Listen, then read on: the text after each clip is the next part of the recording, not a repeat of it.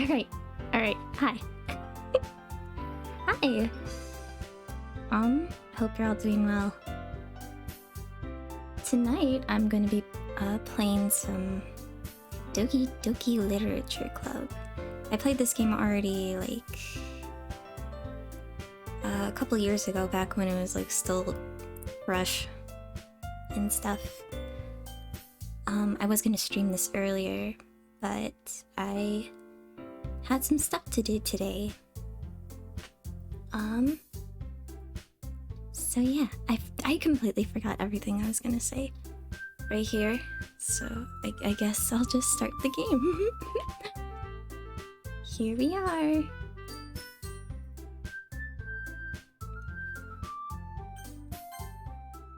I can't wait for what exciting— oh, what? Hold up.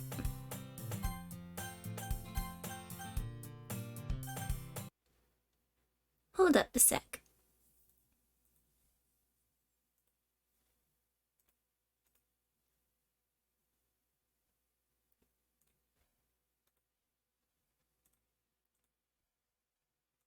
I was testing it earlier, so I think it must have kept the name. I forgot that was my, that's just the screen I have right now, by the way. I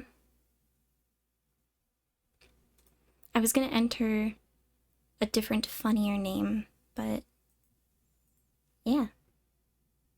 Just, give me a second. Give me a second.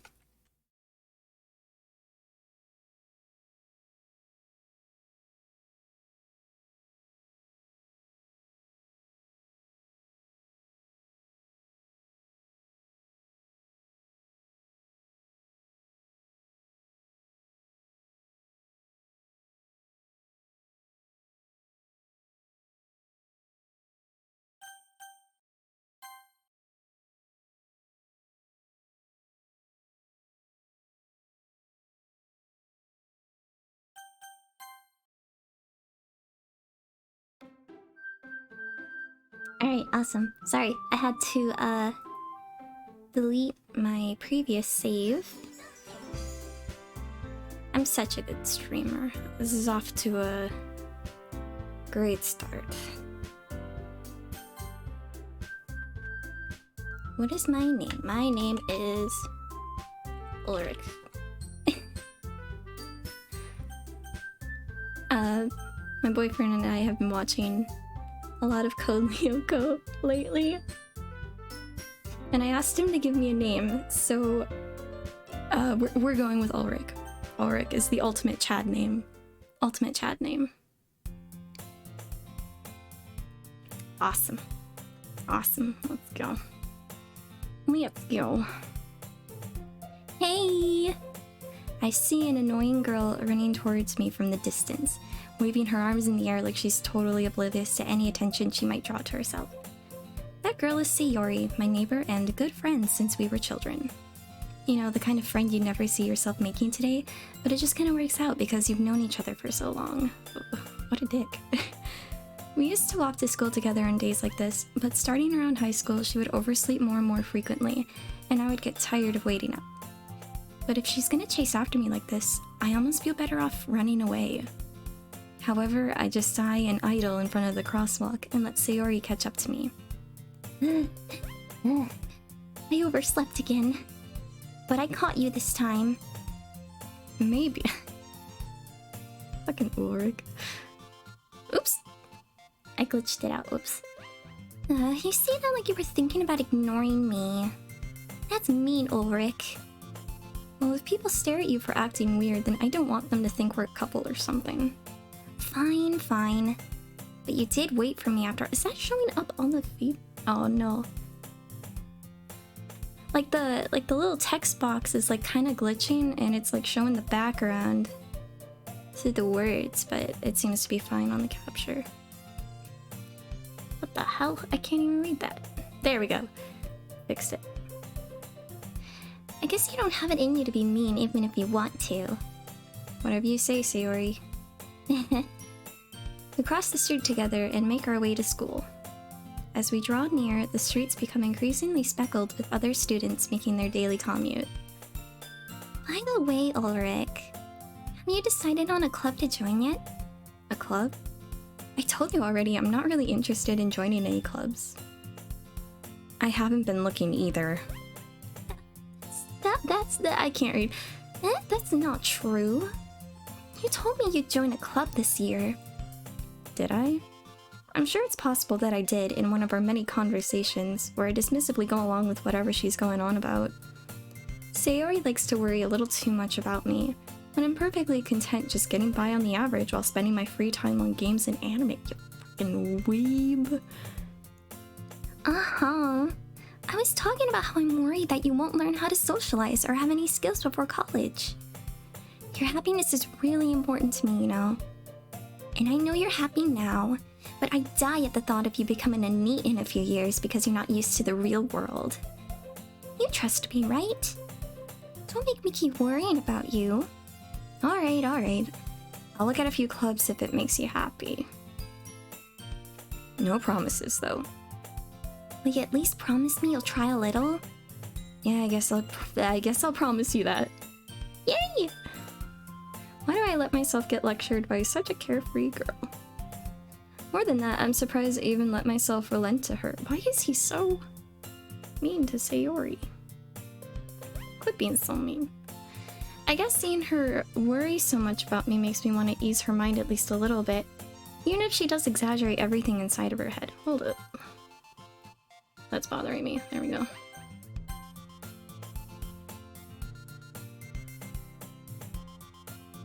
Hold it.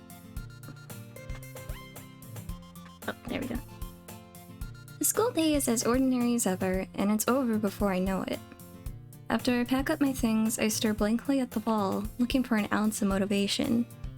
Clubs. Siri wants me to check out some clubs.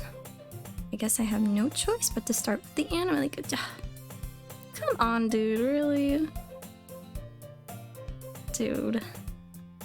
Hello? Sayori? Sayori must have come into the classroom while I was spacing out. I look around and realize that I'm the only one left in the classroom. I thought I'd catch you coming. Jesus, I can't fucking read tonight. I thought I'd catch you coming out of the classroom, but I saw you just sitting there and spacing out, so I came in. Honestly, you're even worse than me sometimes. I'm impressed. You don't need to wait up for me if it's gonna make you late to your own club. Well, I thought you might need some encouragement, so I thought, you know... You know what? Well, that you come to my club. Sayori. Yeah? There is no way I'm gonna join your club. Meanie. Sayori is vice president of the literature club. Not that I was ever aware that she had any interest in literature. She's too stupid, am I right? I'm not right. This main character is just being a dick. In fact, I'm 99% sure she only did it because she thought it would be fun to help start a new club. Since she was the first one to show interest after the one who proposed the club, she inherited the title vice president. That said, my interest in literature is guaranteed to be even less. What a dick! This guy's mean to his friend. Jeez. Yeah, I'm going to the anime club. Later, loser. Come on, please. Why do you care so much anyway? Well, I kinda told the club yesterday I'd bring in a new member. And Natsuki made cupcakes and everything. Don't make promises you can't keep. I can't tell if Sayori is really that much of an airhead or if she's so cunning as to have planned all of this out. I let out a long sigh. Hey, such is the life of a friggin' social outcast. Fine, I'll stop by for a cupcake, okay? Yes, let's go. And thus today marks the day I sold my soul for a cupcake. I dejectedly follow Sayori across the school and upstairs, a section of the school I rarely visit, being generally used for third-year classes and activities. Sayori, full of energy, swings open the classroom door. Everyone, the new member is here. I told you, don't call me a new member. Huh? I glance around the room. Welcome to the literature... It's Can't read despite being in the literature club. Welcome to the literature club. It's a pleasure meeting you. Sayori always says nice things about you. Seriously? You brought a boy? Way to kill the atmosphere. Ah, Ulrich. God, it's... Kolyoko visual novel when? What a nice surprise. Welcome to the club. All words escape me in this situation. This club is full of incredibly cute girls. I'm surrounded by babes in every corner. What are you looking at? If you want to say something, say it. Sorry. Natsuki. The girl with the sour attitude, whose name is apparently Natsuki, is one I don't recognize. Her small figure makes me think she's probably a first year. She's like 2. She's also the one who made cupcakes, according to Sayori. You can just ignore her when she gets moody. Sayori says that quietly into my ear, then turns back towards the other girls. Anyway, this is Natsuki, always full of energy. And this is Yuri, the smartest in the club. Don't say things like that. Yuri, who appears comparably more mature and timid, seems to have a hard time keeping up with people like Sayori and Natsuki. Well, it's nice to meet both of you. And it sounds like you already know Monica, is that right? Oh. Boy, do I. That's right. It's great to see you again, Ulrich. Monica smiles sweetly. We do know each other. Well, we rarely talked, but we were in the same class last year. Monica was probably the most popular girl in class. Most popular girls in high school. Smart, beautiful, athletic. Basically, completely out of my league. So having her smile at me so genuinely feels a little... You too, Monica. Come sit down, Ulrich. We made room for you at the table, so you can sit next to me or Monica. Ooh, I get some choices. Do I? Do I get choices now? I'll get the cupcakes. Hey, I made them. I'll get them. Sorry, I got a little too excited. Then how about I make some tea as well? The girls have a few desks arranged to form a table. As Sayori mentioned, it's been widened so that there's one space next to Monica and one space next to Sayori. Natsuki and Yuri walk over to the corner of the room where Natsuki grabs a wrap tray and Yuri opens the closet. Oh my god, that fucking closet. Still feeling awkward, I take a seat next to Sayori. Natsuki proudly marches back to the table, tray in hand. Okay, are you ready? Ta-da! Whoa! Whoa! What's this? Ooh. Natsuki lifts the foil off the tray to reveal a dozen white, fluffy cupcakes decorated to look like little cats. That's so cute. The whiskers are drawn with icing, and little pieces of chocolate were used to make ears. So cute! I had no idea you were so good at baking, Natsuki. Well, you know. Just hurry and take one. Sayori grabs one first, then Monica. I follow. It's delicious. Sayori talks with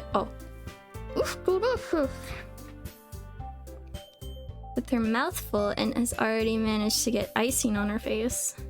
God, she can't do anything for herself, can she? I turn the cupcake around in my fingers, looking for the best angle to take a bite. Oh god, I do that too. Natsuki is quiet. I can't help but notice her sneaking glances in my direction. Is she waiting for me to take a bite? I finally bite down. Yum. The icing is sweet and full of flavor.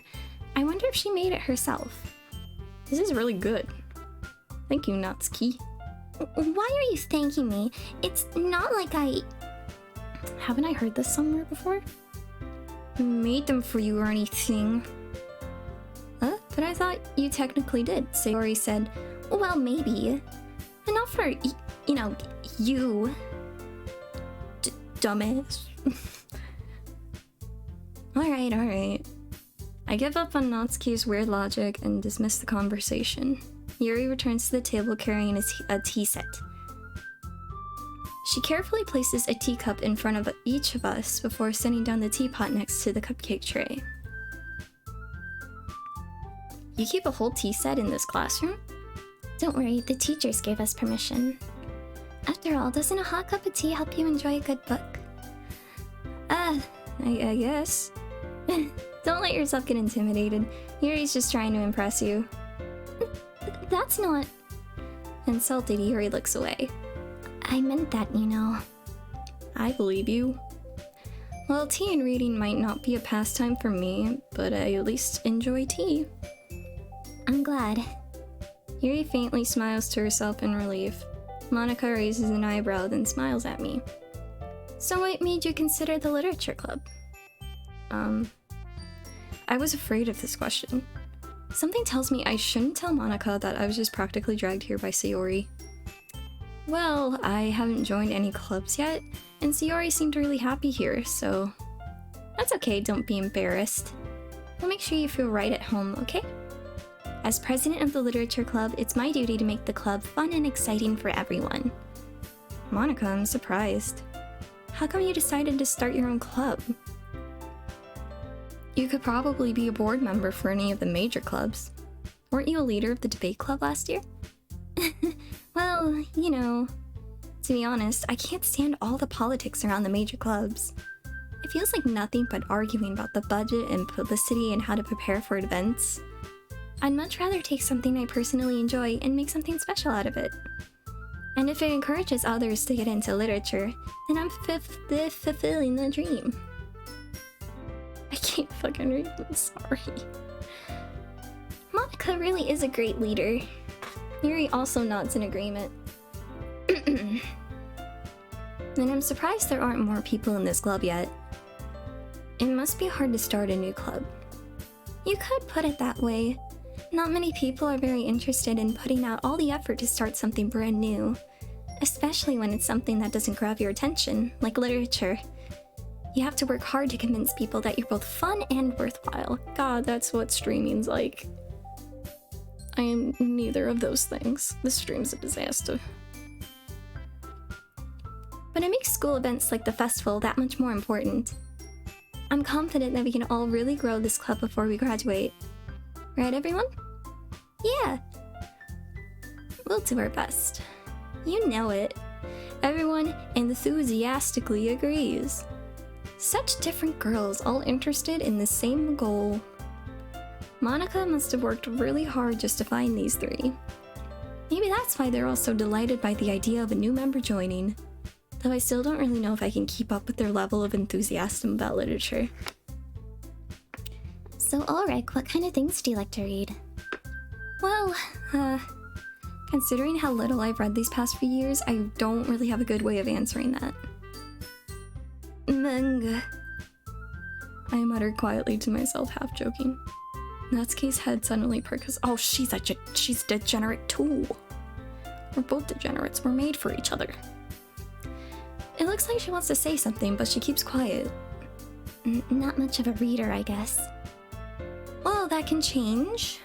What am I saying? I spoke without thinking after seeing Yuri's sad smile. Anyway, what about you, Yuri? Well, let's see. Yuri traces the rim of her teacup with her finger. My favorites are usually novels that build deep and complex fantasy worlds. The level of creativity and craftsmanship behind them is amazing to me. And telling a good story in such a foreign world is equally impressive. Yuri goes on, clearly passionate about her reading. She seems so reserved and timid since the moment I walked in, but it's obvious by the way her eyes light up that she finds her comfort in the world of books, not people. But you know, I like a lot of things. Stories with deep psychological elements usually immerse me as well. Isn't it amazing how a writer can so deliberately take advantage of your own lack of imagination to completely throw you for a loop? Haha. You said it, Yuri. Anyway, I've been reading a lot of horror lately. I read a horror book once. Remember the Goosebumps series? Yeah. I desperately grasp something I can relate to at the minimal level. At this rate, Yuri might as well be having a conversation with a rock. Really? I wouldn't have expected it, Yuri, sorry. I can't read anymore. And now I'm Southern for some reason. For someone as gentle as you, I guess you could say that. But if a story makes me think or takes me to another world, then I really can't put it down. Surreal horror is often very successful at changing the way you look at the world, if only for a brief moment. Ugh, I hate horror. Why's that? Well, Natsuki's eyes stared over to me for a split second. Never mind. That's right, you usually like to write about cute things, don't you, Natsuki? What? What gives you that idea?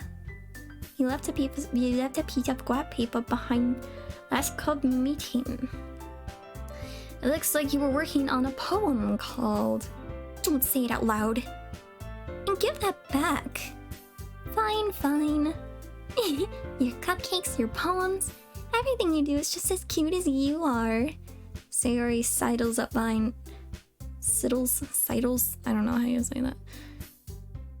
Behind Natsuki and puts her hands on her shoulders. I'm not cute. Natsuki, you write your own poems? Well, I guess sometimes. Why do you care? But Blanca, I think that's impressive. Why don't you share them sometime? No. Natsuki averts her eyes. You wouldn't like them. Not a very confident writer yet. I understand how Natsuki feels. Sharing that level of writing takes more than just confidence. The truest form of writing is writing to oneself. You must be willing to open up to your readers, exposing your vulnerabilities, and showing even your the deepest reaches of your heart. This is gonna be a long night, folks. Do you have writing experience too, Yuri?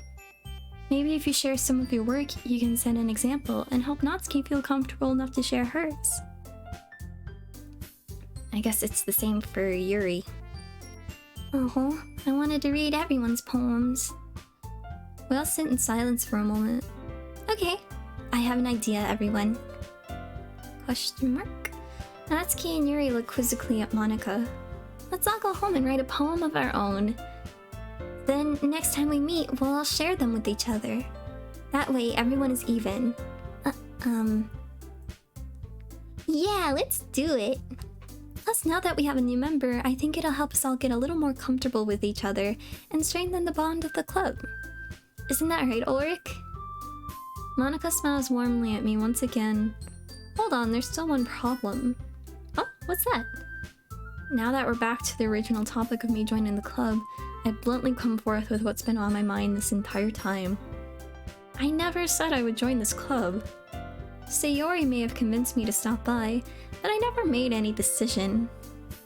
I still have other clubs to look at, and I lose my train of thought. All four girls stare back at me with dejected eyes. But... I'm sorry, I thought... Ulrich... You all... I'm defenseless against these girls. How am I supposed to make a clear-headed decision when it's like this? That is, if writing poems is the price I need to pay in order to spend every day with these beautiful girls. Oh, Jesus Christ. Jesus Christ. Right. Okay, I've decided then. I'll join the literature club. But only for the boobies. One by one, the girls' eyes light up. Yes, I am so happy! Sayori wraps her arms around me, jumping up and down. Hey. You really did scare me for a moment. If you really just came for the cupcakes, I'd be super pissed. Then that makes it official. Welcome to the literature club. Enjoy your stay in hell. Thanks, I guess. Okay, everyone. I think with that, we can officially end today's meeting on a good note. Everyone remember tonight's assignment. Write a poem to bring in the next meeting so we can all share. Monika looks over at me once more. Ulrich, I look forward to seeing how you express yourself. Yeah. I really impressed the class star Monika with my mediocre writing skills. I already feel the anxiety welling up inside me. He just... I imagine him just like ripping a page from like... fucking Sword Art Online or whatever. I'm plagiarizing it. Hey Ulrich, since you're already here, do you want to walk home together? That's alright. Sayori and I never walk home together anymore because she's always stayed after school for clubs. Sure, might as well. Yay! With that, the two of us depart the club room and make our way home. The whole way, my mind wanders back and forth between the four girls. Sayori, Natsuki, Yuri, and of course, Monika. Will I really be happy spending every day after school with boot literature clubs? Sorry, slip of the tongue. Perhaps I'll have the chance to grow closer to these the girls. Alright. I'll just need to make sure... What the fuck? I just need to make most of my circumstances, and I'm sure good fortune will find me. Sorry, I'm thinking about boobs again. And I guess it starts with writing a poem tonight. It's time to write a poem. Yay! Isn't this exciting? Okay. I probably should have thought about what girl I wanted to go for. I'll just go with Sayori. Sadness? Smile? Here? No! Not what I wanted. Lazy? Me too. Shopping? No. Honestly, I don't really know if I like Natsuki that much. Silly, bouncy, tenacious. Honestly, I don't really know if it even matters. Vanilla? No. Waterfall? What the hell? Games? God, am I gonna get Natsuki at this point? Determination. Memories. Promise. Kiss. Socks. Love. Amazing. Doki doki. Happiness. Yay.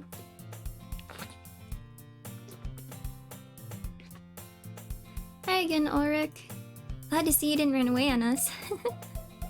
Nah, don't worry. This might be a little strange for me, but I at least keep my word. Well, I'm back at the literature club. I was the last to come in, so everyone else is already hanging out. Thanks for keeping your promise, Ulrich. I hope this isn't too overwhelming of a commitment for you. Making you dive headfirst into literature when you're not accustomed to it.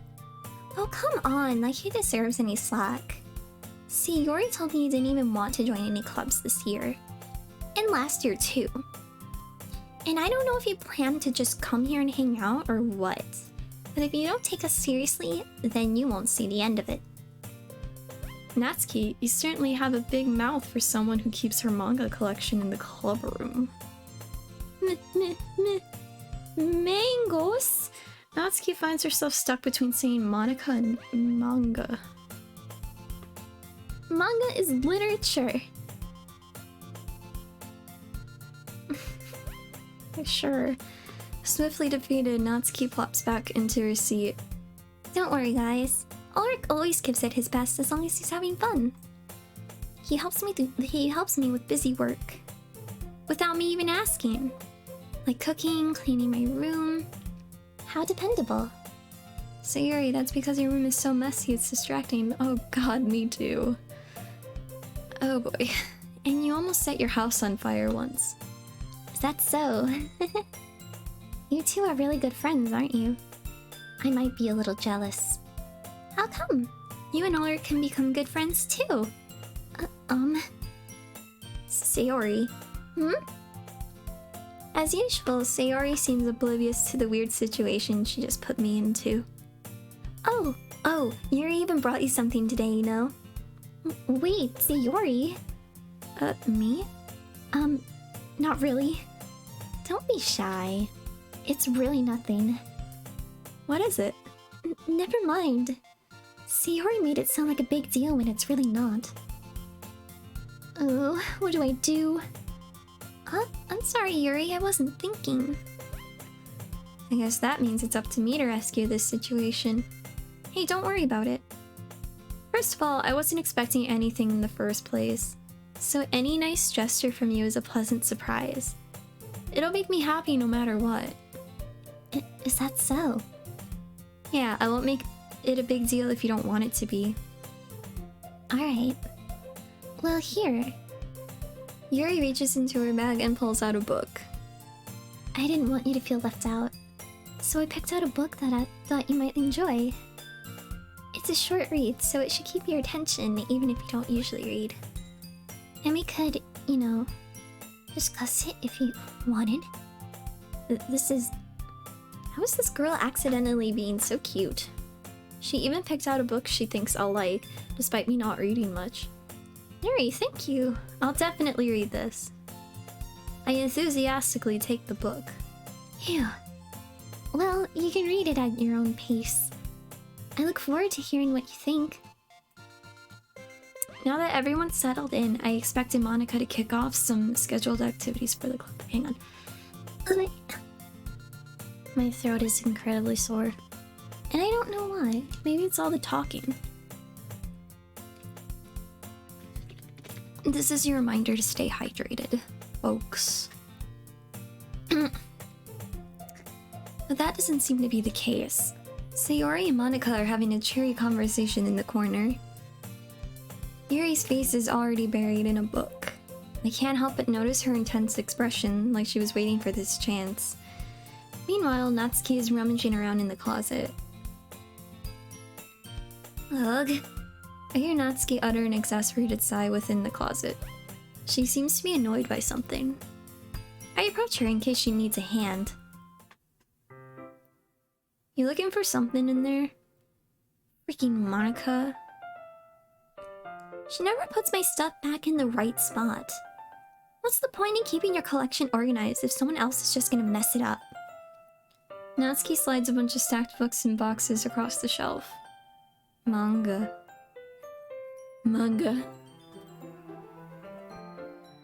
You read manga, right? Sometimes. All the time. Manga is one of those things where you can't admit you're really into it until you figure out where the other person stands. How did you know, anyway? I heard you bring it up at some point. Besides, it's kind of written on your face. What's that supposed to mean?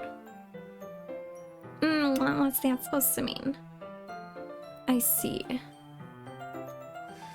There's a lone volume of manga amidst the stack of various books on the side of one of the shelves. Curious, I pull it out of the stack. There it is.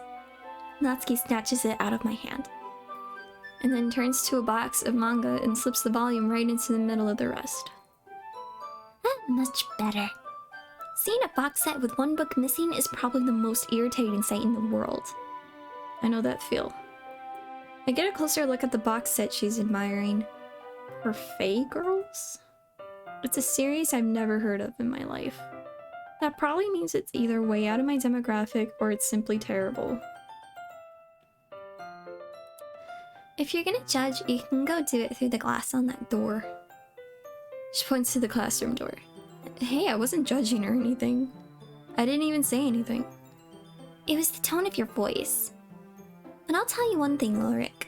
Consider this a lesson straight from the literature club. Don't judge a book by its cover. Totally not foreshadowing anything there. In fact, Natsuki pulls out the first volume of Parfait Girls from the box. I'm gonna show you exactly why. She shoves the book right into my hands. I stare at the cover. It features 4 girls in colorful attire, striking animated feminine poses. It's exceedingly moe. This guy's a nerd.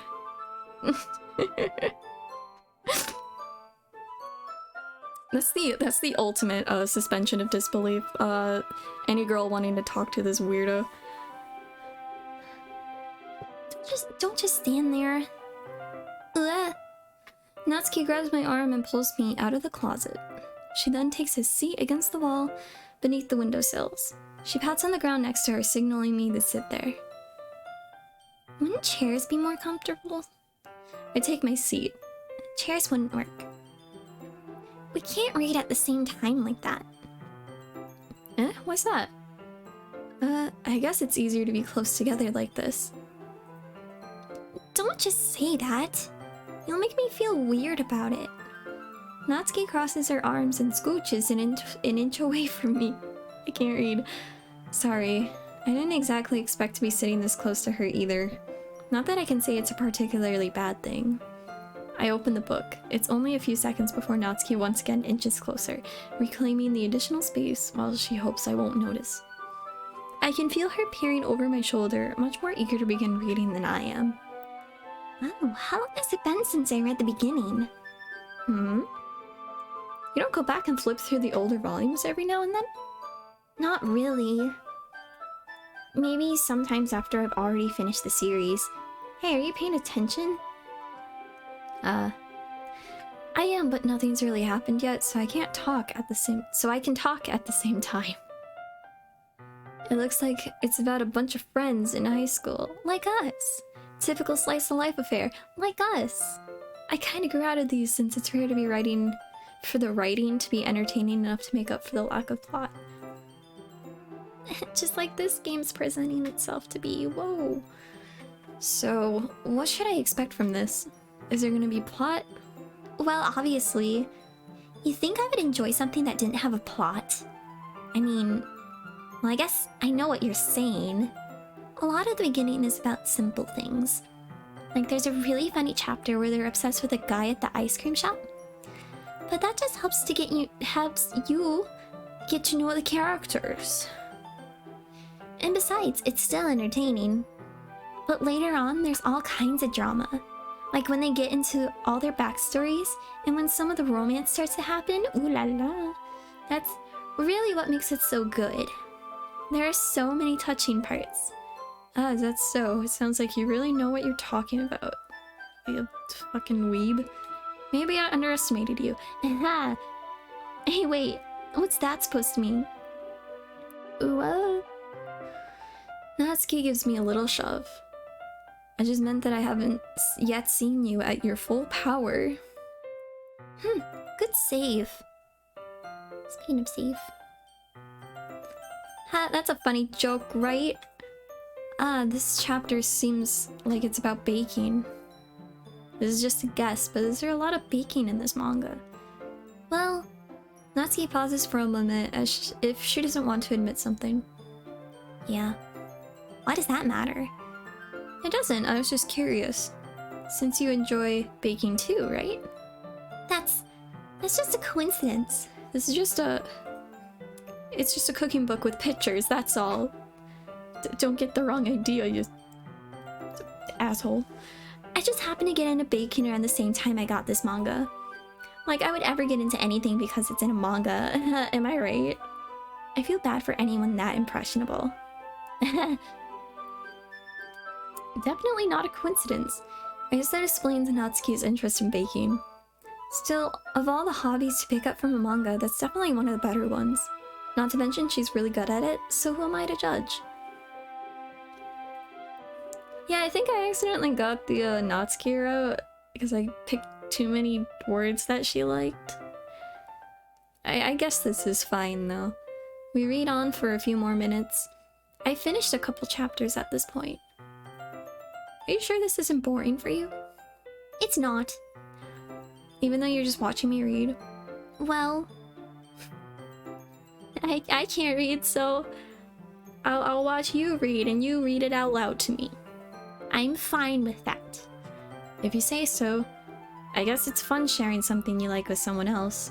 I always get excited when I convince any of my friends to pick up a series I enjoy. Like Code Lyoko. Because my name's from Code Lyoko. Y'all should watch Code Lyoko, by the way. It's kind of bad, but it's also kind of good. You know what I mean? You don't? That's not... Well, I wouldn't really know. What do you mean? Don't you share your manga with your friends? Could you not rub it in? Jeez. Sorry. Like I could ever get my friends to read this. They just think manga is for kids. I can't even bring it up without them being all like, you still haven't grown out of that yet?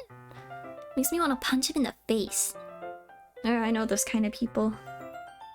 Honestly, it takes a lot of effort to find friends who don't judge, much less friends who are also into it. I'm already kind of a loser. Oh, good, he's self-aware. So I guess I gravitated towards the other losers over time. But it's probably harder for someone like you. Yeah, that's pretty accurate. Wait, which part? I mean, I feel like I can't even keep it in my own room. I don't even know what my dad would do if he found this. Oh... I forgot about her dad. Oh boy. At least it's safe here in the club room. Except Monica was kind of a jerk about it. Ugh, I just can't win, can I? Well, it's paid off in the end, didn't it? I mean, here I am, reading it. Well, it's not like that solves any of my problems. Maybe. But at least you're enjoying yourself, right? So? Jeez, that's enough. Are you gonna keep reading or what? Yeah. I flipped the page. Suddenly, Nartsky starts laughing. I totally forgot that happens. Natsuki puts her finger on one of the panels. Minori is my favorite character. You always feel a little bad for her since she's so unlucky. But it gets especially bad when... I shouldn't be talking about that yet. Just finish this chapter. Natsuki's voice sparkles with excitement. It's a stark contrast to her usual bossy tone. But if she's not used to sharing her favorite manga with her friends, I can understand why. It's hard to express in words the feeling you get when connecting with someone like that. And being able to provide that to Natsuki, for whom it's a rare experience. The thought makes me smile a little to myself. Okay, everyone. Huh? Are you all ready with today's poems? Oh, come on. Could your timing be any worse? Sorry. I just need to make sure we had enough time. So you do look pretty cozy over there. Natsuki suddenly notices how close she's gotten to me. She hastily slides herself a good 12 inches away from me. That's like a whole foot. Alright, guess I'll stop here for now. I close the book and hand it towards Natsuki. You're just giving it back? Don't you want to know what happens? Yeah, but Monica just said... Don't be dumb. Just take it home with you. Gosh. These girls keep giving me books they don't know I can't read. Huh? Is that really alright? I say that mostly because I didn't really plan on using my spare time to read this. Well, of course. It would take forever to finish if you didn't take it home. Just finish that one before tomorrow, so we can start the next one. And if it gets bent, I'll kill you. By tomorrow? I only got partway through the volume so far. I might fall behind on some shows if I try to get... Oh, come on, you dork. Read the books these nice girls gave you. But I suppose that's a necessary sacrifice in exchange for seeing Natsuki's enthusiastic face. Or am I more scared of what'll happen if I don't finish it? Alright then. I stand up. I return to where I put my stuff and carefully slip the book into my bag. By the way, did you remember to write a poem last night? Yeah, I just like mashed a bunch of words together and apparently Natsuki liked it, so yeah. Yeah, my relaxation ends. I can't believe I agreed to do something so embarrassing. I couldn't really find much inspiration since I've never really done this before. He just looked in a thesaurus and put together the words he thought were cool. Well, now that everyone's ready, why don't you find someone to share with? I can't wait. Sayori and Monica enthusiastically pull out their poems. Sayori's is on a wrinkled sheet of loose leaf torn from a spiral notebook. On the other hand, Monica wrote hers in a composition notebook. I can already see Monica's pristine handwriting from where I sit. Natsuki and Yuri reluctantly comply as well, reaching into their bags. I do the same myself. I show my poem to first? Well, it kind of seems like we're... Hang on. It kind of seems like we're heading towards the Natsuki route, so I guess we'll do Natsuki. Even though she's... I don't know. I never really cared for her character all that much, but... I don't know. Maybe this will change my mind. I told Natsuki I was interested in her poems yesterday. It's probably only fair if I shared mine with her first. It even has the words that she likes on it. She reads it and it just says like, fluffy, clouds, sparkle, clean, puppies. Did I say puppies already? Rainbows. Okay, well, let's start with the things I don't like. First of all, Natsuki rereads my poem. Never mind. I don't feel like giving you my opinion. Then what's the point of sharing in the first place? I wrote this when I could have been doing other things, like, watching anime, I guess. Ugh. In fact, remember how I said I wanted to read your poems? That's what I had in mind when writing this. I want to help you feel comfortable enough to share yours, like Monica said. Ugh. Well, I would be more comfortable sharing my poem if yours was really bad. Sorry. You were supposed to show me some dumb poem and make me go, huh, well, it's not that great, but let me show you what real literature looks like. And you went and ruined it. I hope you're happy. So in other words, you're saying you liked it? No. Natsuki's retort gets caught in her throat. You're so... You don't understand anything, do you? I already told you that. You don't have to go announcing it to the world like you're all self-important. Pretty sure you never actually said that. I say that mostly to myself, but also out loud. Not this part though, it's not marked with my name, so it's clearly my thoughts. Natsuki must really hate me or something. I can't figure out if it's a win or a loss that she liked my poem. In any case, you still need to show me yours, right? Grr, fine, I guess. Only because Monica will make me if I don't. Oh boy. Eagles can fly. Monkeys can climb. Crickets can leap. Horses can race. Owls can seek. Cheetahs can run. Eagles can fly. People can try, but that's about it. Good job, Natsuki. We're hanging this one on the fridge. Yeah. I told you that you weren't gonna like it. It's not bad. It'd go in like a children's book, I guess. I like it. It's simple enough for me to read. I know all the words for the most part. Just be honest. I am. Why are you so convinced that I wouldn't like it? Well, because everyone in high school thinks that writing has to be all sophisticated and stuff. So people don't even take my writing seriously. But isn't the point of poems for people to express themselves? Your writing style wouldn't make your message any less valid. Yes, exactly. I like when it's easy to read. Yep. But it hits you hard. Like in this poem, seeing everyone around you do great things can be really disheartening.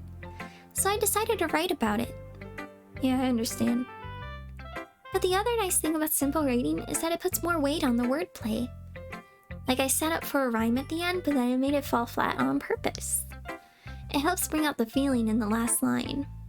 So you did. I guess more went into it than I realized. That's what it means to be a pro. I'm glad you learned something. Didn't expect that from the youngest one here, did you? Yeah, I guess not. I wasn't expecting a 2-year-old to know how to write. Decided to humor her with that last comment. I don't really care how old everyone is, but if Natsuki's feeling proud, then I won't take that away from her. Who should I show my poem to next? I'll do... Sayori. I'll do my girl, Sayori.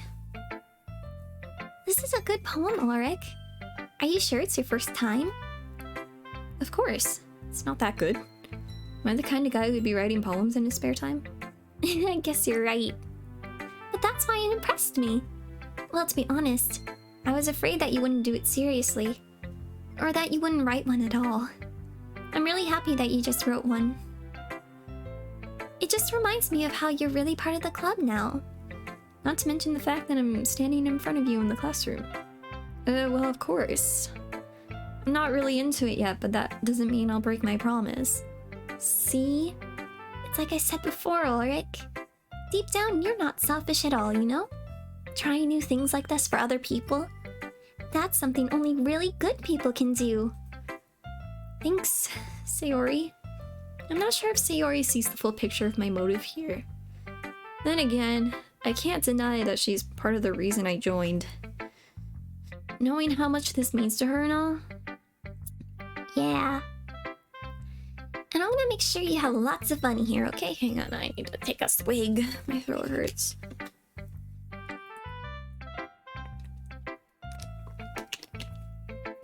Another reminder to stay hydrated. That'll be my way of thanking you. Alright, I'm gonna hold you to that then. Yay! Now you'll read my poem too, right?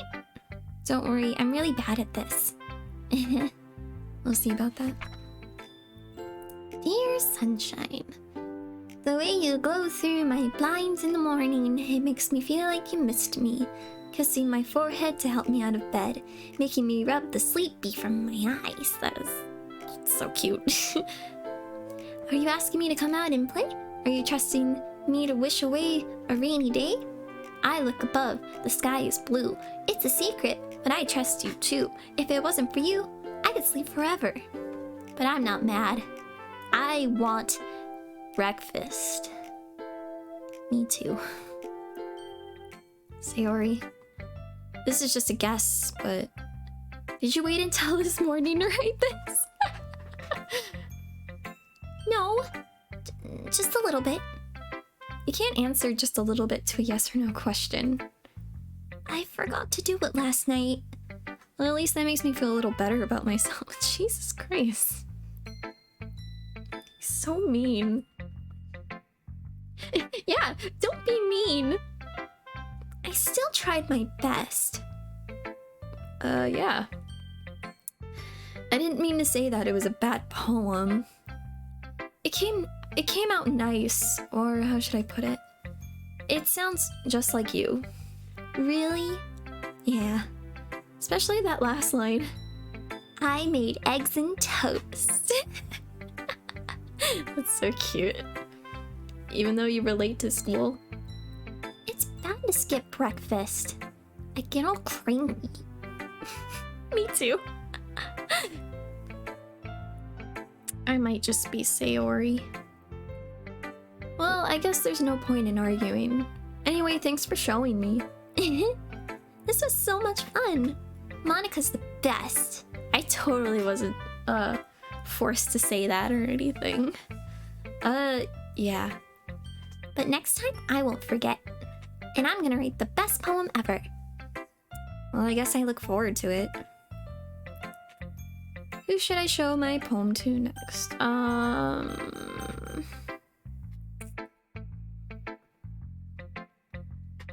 Let's do Yuri. She's like my second favorite. Yuri stares at the poem.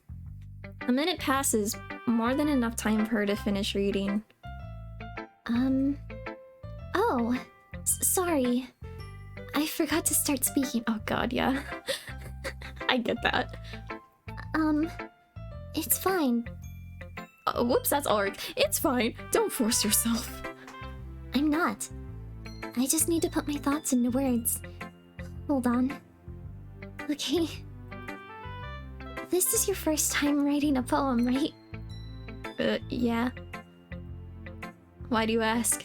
It sucks really bad. It's really fucking bad. We're gonna kick you out of the club now. I'm just making sure, huh? I guessed that it might be after reading through it. Ah, so it's that bad. No! Did I just raise my voice? I'm so sorry. Yuri buries her face in her hands. I couldn't help but notice that it's been several minutes, and we really haven't gotten anywhere. It might take Yuri a while to get used to new people. It's fine, I really didn't notice. What were you saying? Right, it's just that there are specific writing habits that are usually typical of new writers. And having been through that myself, I kinda learned to pick up on them. I think the most notable thing I recognize in new writers is that they try to make their style very deliberate. In other words, they tend to pick a writing style separate from the topic matter, and they form-fit the two together. The end result is that both the style and the expressiveness are weakened. Once Yuri finds her train of thought, it's as if her demeanor totally changes. Her stammering is completely gone, and she sounds like an expert. Of course, that's not something you can be blamed for. There are so many different skills and techniques that go into writing even a simple poem. Not just finding them and building them, but getting them to work together is probably the most challenging part. It might take you some time, but it all comes with practice, and learning by example and trying new things. I also hope that everyone else in the club gives you valuable feedback. Sorry, I can't read. Natsuki can be a little bit... based. Natsuki can be a little based. Natsuki can be a little biased, though. Biased how? Well, never mind. I shouldn't be talking about people like that. Sorry. It's fine.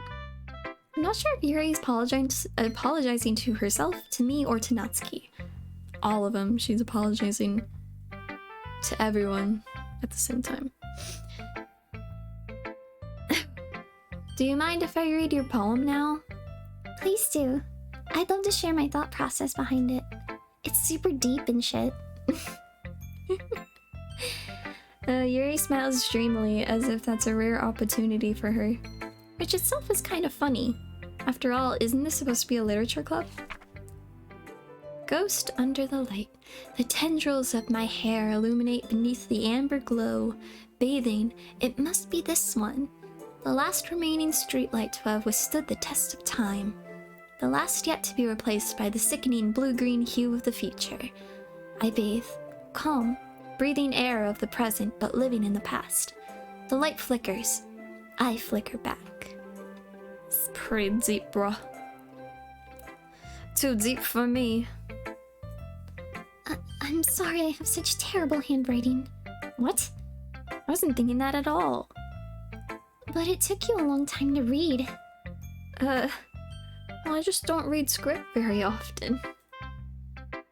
I actually think your handwriting is pretty.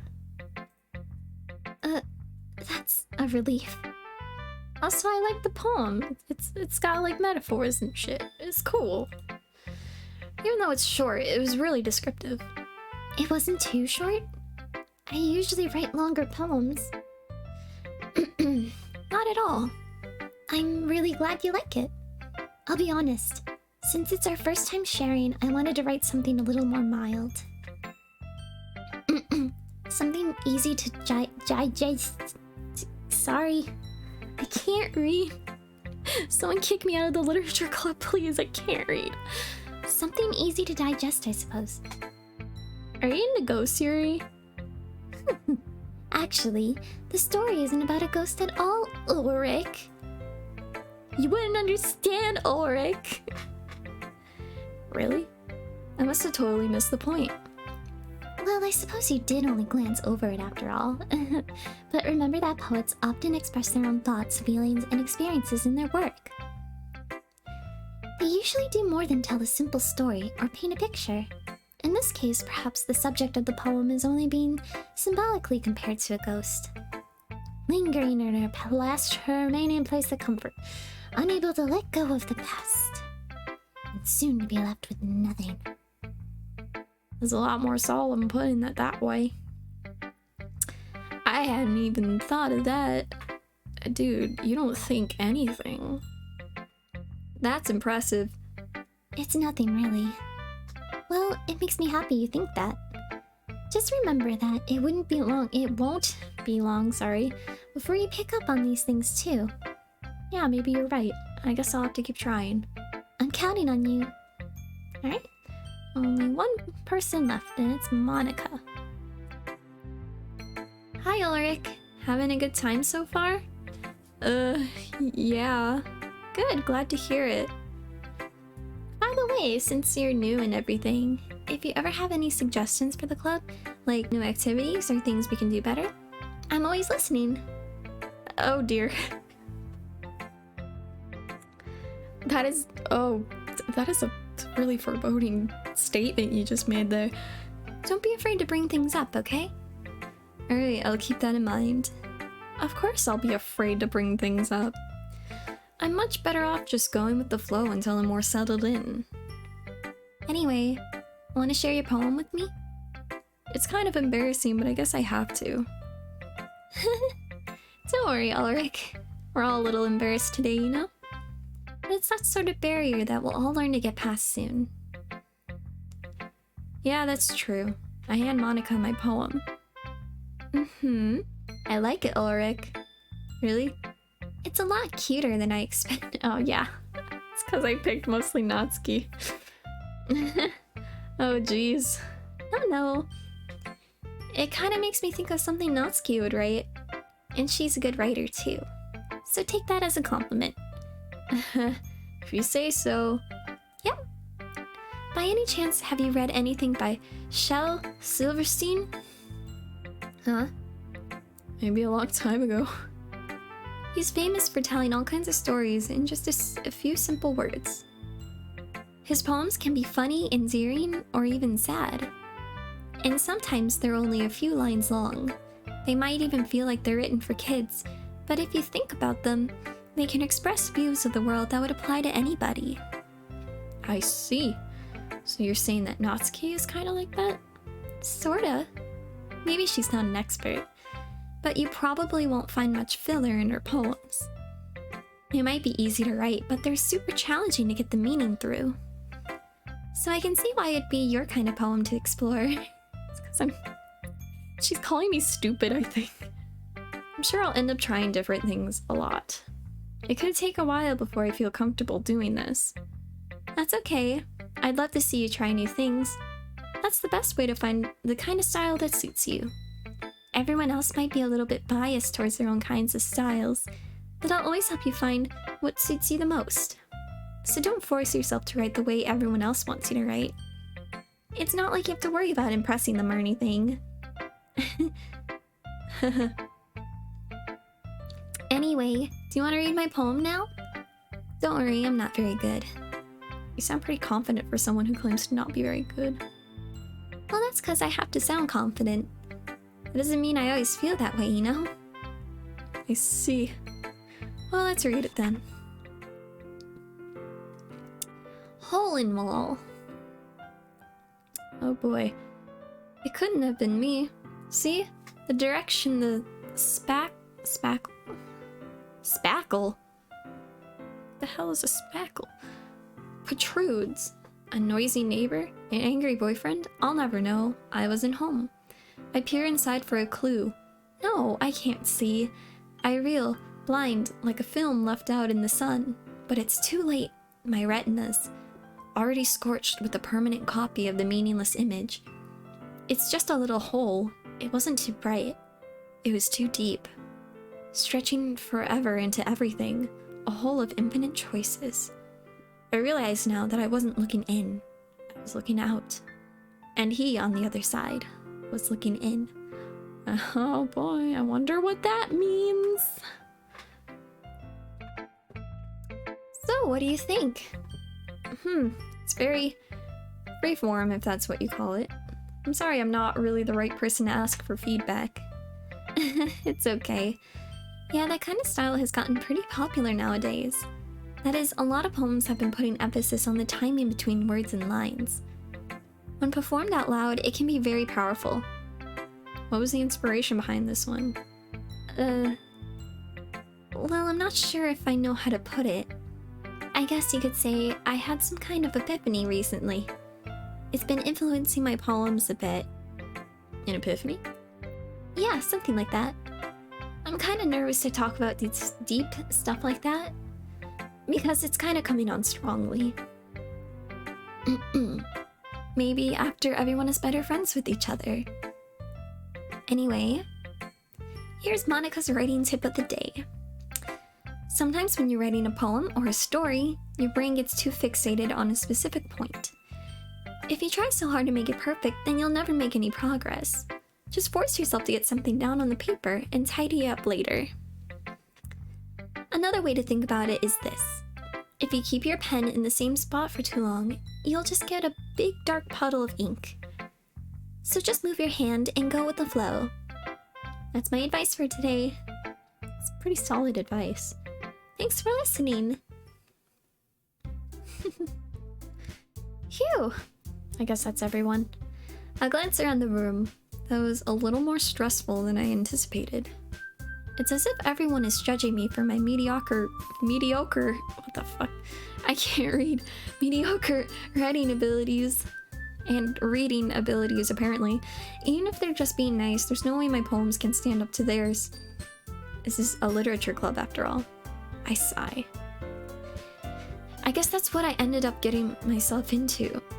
Across the room, Sayori and Monica are happily chatting. My eyes land on Yuri and Natsuki.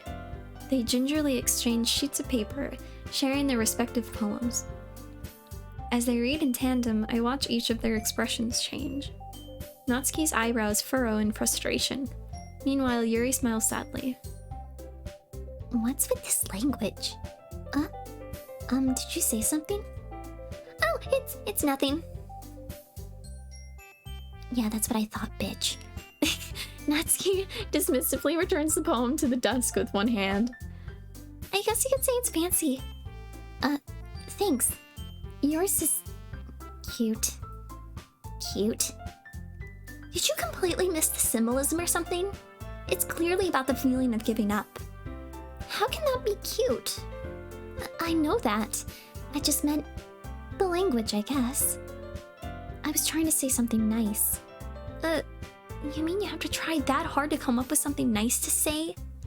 Thanks, but it really didn't come out nice at all. Well, I do have a couple suggestions. If I was looking for suggestions, I would have asked someone who actually liked it. Which people did, by the way. Sayori liked it, and Ulrich did too. So based on that, I'll gladly give you some suggestions on my own. It's getting heated.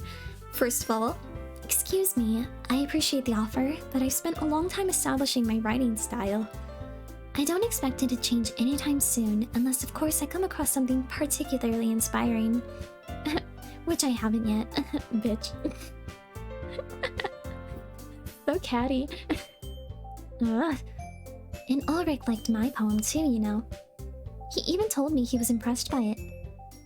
Natsuki suddenly stands up. Oh, I didn't realize you were so invested in trying to impress our new member, Yuri. It's not what I... You're just... Yuri stands up as well. Maybe you're just jealous that Ulrich appreciated my advice more than he appreciated yours. Huh? And how do you know he didn't appreciate my advice more? Are you that full of yourself? No. If I was full of myself, I would deliberately go out of my way to make everything I do overly cutesy. Ugh. Is everyone okay? Well, you know what? I wasn't the one whose boobs... Oh, Jesus. I'm the one whose boobs magically grew a size bigger as soon as Ulrich started showing up. Natsuki? Natsuki, that's a little... This doesn't involve you! I don't like fighting, guys. Suddenly, both girls turned towards me as if they just noticed I was standing there. Ulrich, she's just trying to make me look bad. That's not true. She started it. If she could get over herself and learn to appreciate that simple writing is more effective, then this wouldn't have happened in the first place. What's the point in making your poems all convoluted for no reason? The meaning should jump out at the reader, not force them to have to figure it out. Help me explain that to her, Ulrich. Wait, there's a reason we have so many deep and expressive words in our language. It's the only way to convey complex feelings and meaning Let me try that again, sorry. It's the only way to convey complex feelings and meaning the most effectively. Avoiding them is not only unnecessarily limiting yourself, it's also a waste. You understand that, right, Ulrich? Well, how did I get dragged into this in the first place? It's not like I know anything about writing. Whoever I agree with, they'll probably think more highly of me. Okay, listen, I don't like picking sides. I like to be the middleman. Help me, Sayori. Natsuki? Natsuki glares at me, drying up any words I had in my mouth. So instead I turn to Yuri. Yuri? But Yuri's expression was so defenseless that I can't bring myself to say anything to her. Sayori? Huh? Yeah, everyone's fighting is making Sayori uncomfortable. How can the two of you keep fighting when you know you're making your friend feel like that? That's kind of... Ulrich. Well, that's her problem. This isn't about her. I agree. It's unfair for others to interject their own feelings into our conflict. Yeah, unless Sayori wants to tell Yuri what a stuck-up jerk she's being. She would never. It's your immaturity that's made her upset in the first place. Excuse me? Are you listening to yourself? This is exactly why nobody likes... Stop. Natsuki, Yuri. You guys are my friends. I just want everyone to get along and be happy. My friends are wonderful people, and I love them because of their differences. Natsuki's poems, they're amazing because they give you so many feelings with just a few words. And Yuri's poems are amazing because they paint beautiful pictures in your head. Everyone's so talented. So why are we fighting? Can't we just all get along? Because, well, also, Natsuki's cute and there's nothing wrong with that. And Yuri's boobs are the same as they always were. Big and beautiful. Thanks, Sayori. Sayori stands triumphantly. Monica stands behind her with a bewildered expression. I'll make some tea.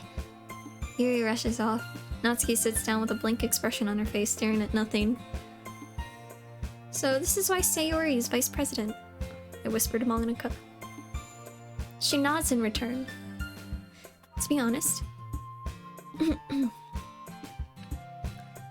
I might come off as a good leader and I can organize things, but I'm not very good with people. I couldn't even bring myself to interject. As president, that's kind of embarrassing for me. Nah, it's not like I can blame you. I wasn't able to say anything either. Well, I guess that just means Sayori is amazing in her own ways, isn't she? You could say that. She might be an airhead, but sometimes it's weirdly suspicious that she knows exactly what she's doing. I see. Take good care of her, okay? I would hate to see herself get hurt. Yep, I'm sure you mean that. That makes two of us. You can count on me. Monica smiles sweetly at me, causing my stomach to knot. Such a genuine person really does make a good president, regardless of what she says. If only I could get the chance to talk to her a little more. Okay, everyone. It's just about time for us to leave. How did you all feel about sharing poems? It was a lot of fun. Well, I'd say it was worth it. It was alright, well, mostly. Ulrich, how about you? Yeah, I'd say the same. It was a neat thing to talk about with everyone. Awesome. In that case, we'll do the same thing tomorrow. And maybe you learned something from your friends too. So your poems will turn out even better. I think to myself, I did learn a little more about the kinds of poem everyone likes. Hang on, give me a sec.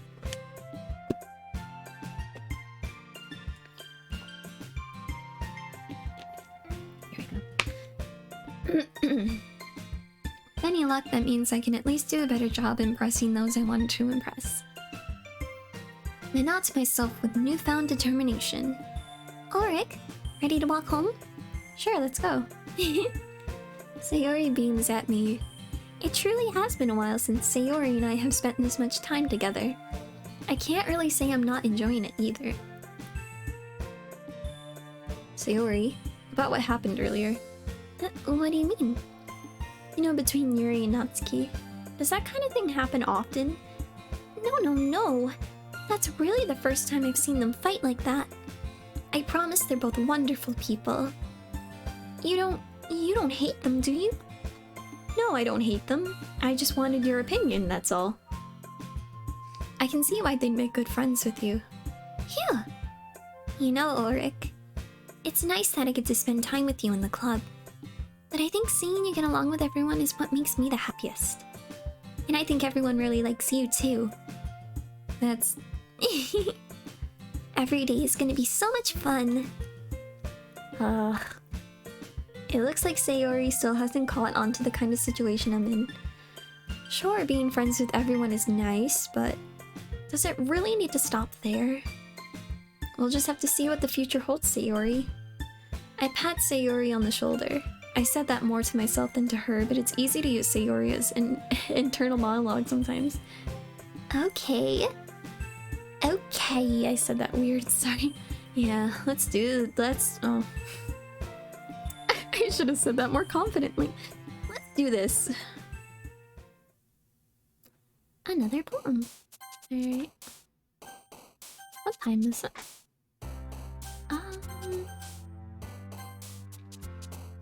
I'll just, Okay. Amazing. Assistant? Lucky? Promise? Childhood? Shopping? Extraordinary? Anxiety? Yeah, me too, girly. Lipstick? Joy? Music? Strawberry? Oh, shoot. Hopeless?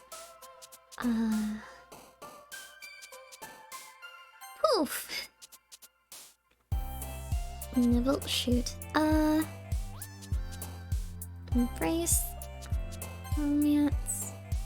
Silly. Blanket? Warm? I'm not really sure what I'm doing. Another day passes, and it's time for the club meeting already. I've gotten a little more comfortable here over the past couple days. Entering the club room, the usual scene greets me. Hi, Ulrich. Yo, Sayori. Sup, home slice? Looks like you're in a good mood today. I'm just still not used to being in the club, that's all. I see. That's a pretty simple thing to get you in a good mood. But I guess it's always the simple things with you anyway. Speaking of which, I'm kinda hungry. Will you come with me to buy a snack? No thanks. That's not like you at all. I have my reasons. Why don't we take a look at your purse, Sayori? Why that, all of a sudden? No reason, really. I just wanted to look at it. Sayori nervously retrieves her coin purse. She fumbles with the latch and gets it open. Then she turns it upside down and lets its contents spill onto the desk. Only 2 small coins fall out. I knew it. I can see right through you, Sayori. I mean, I could buy, like, a stick of gum, right? Not fair. How did you even know? It's simple. If you had enough money in the first place, you would have bought a snack before coming to the classroom. So either you're not hungry and wanted an excuse to take a walk, or you plan to conveniently forget that you spent all your money so that I would lend you some. But there's one more thing. You're always hungry. Me too, girly, me too. And so that only leaves the one option. I give up. Don't make me feel guilty. If you feel guilty, that means you deserve to feel guilty. Yuri suddenly giggles. I didn't notice that she was listening in. Her face is in her book as always. I wasn't listening or anything. It was just something in my book. Yuri, tell Ulrich to let me borrow some money, please. I'm broke. Don't get me involved like that, Sayori. Besides, you should only buy what you can responsibly afford. And frankly, after pulling a mischievous little stunt like that, your suffering is fair enough retribution. I didn't mean that. I got too absorbed into my book. Oh. I really like when you speak your mind, I almost called you Sayori. That's me. I really like when you speak your mind, Yuri. It doesn't happen much, but it's a fun side of you. There's no way you could think that. You were right, though. I did something bad, and now I have to accept the revolution. Retribution. That. Still, coming from you, Sayori. I guess there's a little devil inside all of us, isn't there? Don't let her fool you. Sayori knows exactly what she's doing. After all, she told you guys she was bringing me to the club before she even told me. But you wouldn't have come if it weren't for the cupcakes. So I had to trick Natsuki into making them. Come on, give me more credit than that, Sayori. Oh. Out of nowhere, something smacks Sayori in the face and tumbles onto the desk. Ow. What was... a cookie?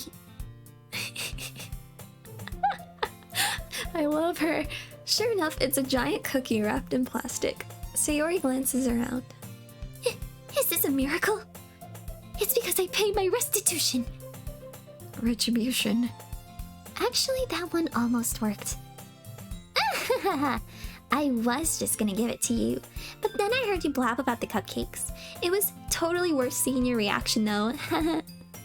Natsuki, that's so nice of you. I'm so happy. Sayori hugs the cookie. Oh my god. Jeez, just eat it. Sayori rapidly tears open the wrapper and takes a big bite. So good. Sayori suddenly claps her hands over her mouth. I bit my tongue. You're going through a lot over just one cookie. Natsuki takes a bite of her own cookie. Yours looks really good too, Natsuki. Can I try it? Jeez, beggars can't be choosers. But yours is chocolate. A fair point, give her a bite. Yeah, why do you think I gave you that one? Fine. Still, I'm really happy that you shared this one with me. Sayori gets out of her seat and goes behind Natsuki, then wraps her arms around her. Ugh, jeez. I get it. Cookie still in hand, Natsuki reaches up to nudge Sayori off of her. Oh.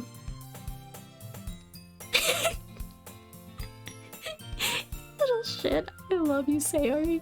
Sayori suddenly leans down and takes a bite out of Natsuki's cookie. Hey! Did you seriously just do that? Mouthful, Sayori trots away to safely. What if she did like a... Never mind, I was gonna make a dumb joke. And we laugh, everyone's laughing. Jeez, you're such a kid sometimes. Monica, can you tell Sayori... Natsuki glances around. Monica isn't in the classroom. Ugh, where's Monica anyway? Good question. Have any of you heard anything about her being late today? Not me. Yeah, I haven't either. That's a bit unusual. I hope she's okay. Of course she's okay. She probably just had something to do today. She's pretty popular after all. Eh? You don't think she has a... I wouldn't be surprised. She's probably more desirable than... Stop kissing up to her, come on. Come on now. That's true. Excuse me? Suddenly, the door swings open. Sorry, I'm super sorry. There you are. I didn't mean to be late. I hope you guys weren't worried or anything. Eh? Monica chose the club over her boyfriend after all. You're so strong-willed. But boyfriend? What on earth are you talking about? Monica quickly glances at me. Never mind that. What held you up anyway? Well, my last period today was study hall. To be honest, I kinda just lost track of time. That makes no sense, though. You would have heard the bell ring at least. I must have not heard it since I was practicing piano. Piano? I wasn't aware you played music as well, Monica. I don't really. I kinda just started recently. I've always wanted to learn piano. That's so cool. You should play something for us, Monica. Monica looks at me. Maybe once I get a little better, I will. Yay! That sounds cool. I'd also look forward to it. Is that so? In that case, I won't let you down, Ulrich. Monica smiles sweetly. I didn't mean any pressure or anything like that. Don't worry. I've been practicing a whole lot recently, and I'd really love the chance to share once I'm ready. I see. In that case, best of luck. Thanks! So I didn't miss anything, did I? Not really. I chose to leave out Sayori's mischievous escapade. I'm sure Natsuki will end up complaining to her anyway. It looks like everyone has already settled down. Sayori somehow already finished her entire cookie. Oh, hang on.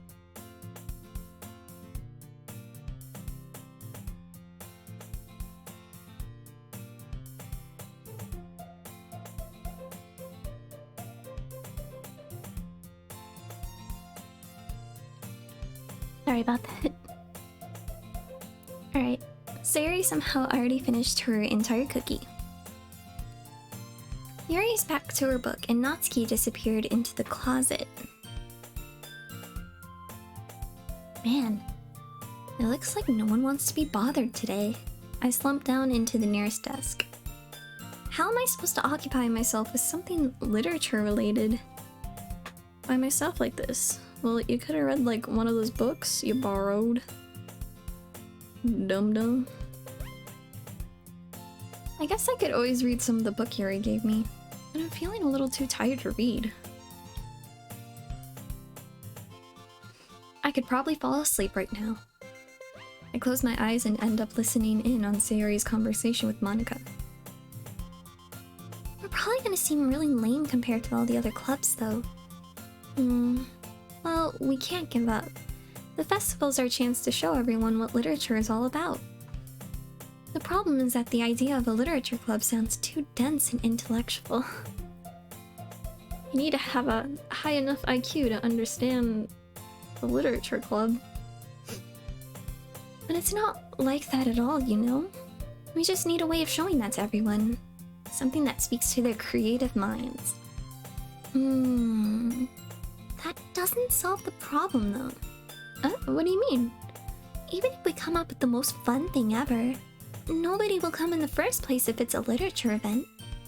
So it's more important to figure out how to get people to show up in the first place, you know? And after they come, we can do the thing to speak to their creative minds. What's this? Sayori is taking this really seriously. It's rare to hear her deliberating like this. I can't read. Huh, that's a good point. In that case, do you think food will do the trick? What kind? Well, I guess we could... Cupcakes! Good thinking. Natsuki would love to do that. Ah, you're right. Natsuki makes the best cupcakes. That works out perfectly. That wasn't why you suggested it? Cupcakes speak to my creative tummy. Me too. Cupcakes it is then. I'm hungry. Anyway, we still need to work out the details of the event itself. I find myself smiling. In the end, Sayori is still her usual self. But therein lies the unexpected reason I admire her. Unlike me, who has trouble finding any motivation at all, Sayori can put her mind to things and make them come to life. I suppose that's why I end up letting her get on my case about things. I can't help but wonder what it would be like to see the world through her eyes. Yeah, right there, I guess. Ooh, ah. I open my eyes to find Sayori's face filling my vision. I nearly fall out of my chair. Sorry. Wait. Actually, I'm not sorry at all. It's your fault for sleeping like that. This isn't the napping club. Oh god, I wish. I wish we had a napping club back in high school. Does our school have a napping club? You're staying up late again, aren't you? Or you're staying up late again, aren't you? Wasn't the right inflection. Now that you're in a club, you're gonna have less time for anime, you know? You degenerate. You need to get used to it. Don't say that so loud. I glance over my shoulder to see if Monica overheard. She hears everything, dude. It's not worth it. It's true though. Yeah, I know. You're always looking out for me, Sayori. It's what I do best. That's a problem. What about you? You look out for me better than you look out for yourself. You're still oversleeping every day, aren't you? Not every day. That's not very convincing. How many days this past week have you gotten up on time? It's a secret. I knew it. Come on, at least give me the benefit of the doubt. I can't even do that. Look, Sayori, it's written all over you. Huh? Sayori glances around at herself. How's it written all over me? You were clearly in a rush this morning. Look, your hair's sticking out all around here. I ran my fingertips down the side of Sayori's hair, trying to straighten it out. Man, you really need a brush for this. My hair is just really hard to get right. I won't fall for that. There's more than just your hair. Look, your bow isn't straight either.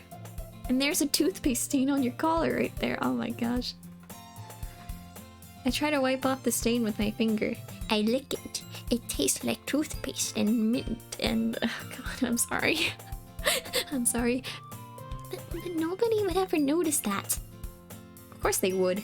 Nobody's gonna tell you about it since they don't want to embarrass you. Unfortunately, I really don't care about that. Hey, you meanie.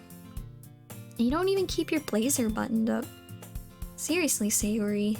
Why do you think you don't have a boyfriend? Jesus. He's so mean. That's super mean. Sorry, but you'll thank me later. I start to button her blazer from the bottom. Once you see how much better it looks, you'll change your mind. Oh. Isn't that so sweet? This is so funny. What is? Well, I was just thinking how weird it is to have a friend who does these kind of things. Huh? Don't say that. You'll make me feel weird about it, stupid. It's okay though. I'm happy we're like this, aren't you? I guess. Hey, be careful. The button might come off. Why is this one so hard to close? I struggle to fully... Oh, Jesus. I struggle to fully close the button near her chest. Does this thing even fit you properly? It did when I bought it. If you ever buttoned it, you would have noticed sooner that it doesn't fit you anymore. What are you smiling about? It means my boobs got bigger again. Jesus. Don't say that out loud. Anyway, you look much better now, so... Why does it feel strange to see Sayori's blazer buttoned up like that? It's so stuffy. It's not worth it at all. Sayori hastily unbuttons her blazer once more. Phew. So much better. Sayori puts her arms around and twirls around. So if I keep it unbuttoned, then I won't get a boyfriend, right? What kind of logic is that? And why are you saying that like it's a good thing?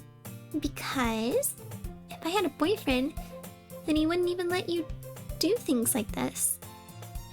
And you take care of me better than anyone else would anyway. So that's why I'm keeping it unbuttoned. Stop saying these embarrassing things. I didn't say anything embarrassing. Jeez. Well, anyway, let's focus on waking up a little earlier, yeah? Only if you focus on going to bed earlier. Oh god. I need to work on both of those things, to be honest. Fine, fine. It's a deal. Hehe. I guess we really are better at taking care of each other than we are at taking care of ourselves. Yeah, I guess so, huh? So maybe you should come wake me up in the— oh, whoops, that is Sayori. So maybe you should come wake me up in the morning. You're doing it again, Sayori. Oh, but I was joking that time. Man, it's impossible to tell with you sometimes. Okay, everyone. Huh? Monica suddenly calls out. Why don't we share the poems we wrote now? Yay! Ulrich, I can't wait to read yours. Yeah, same. They failed to sound enthusiastic, but Sayori still trots away to retrieve her poem. Who should I show my poem to first? Well, obviously Sayori. Because that's— I guess that's who we're going for now. Yeah. I didn't really have a plan for which girl to go for, as I'm just kind of doing. Oh my goodness. This is so good, Ulrich. Huh? I love it. Especially after yesterday's poem. Ugh. You're too honest sometimes, Sayori. No, but really, I want to put this on my wall. Can I? Sayori, you must be seriously overreacting. I'm not a good writer at all. I honestly have no idea what I'm doing.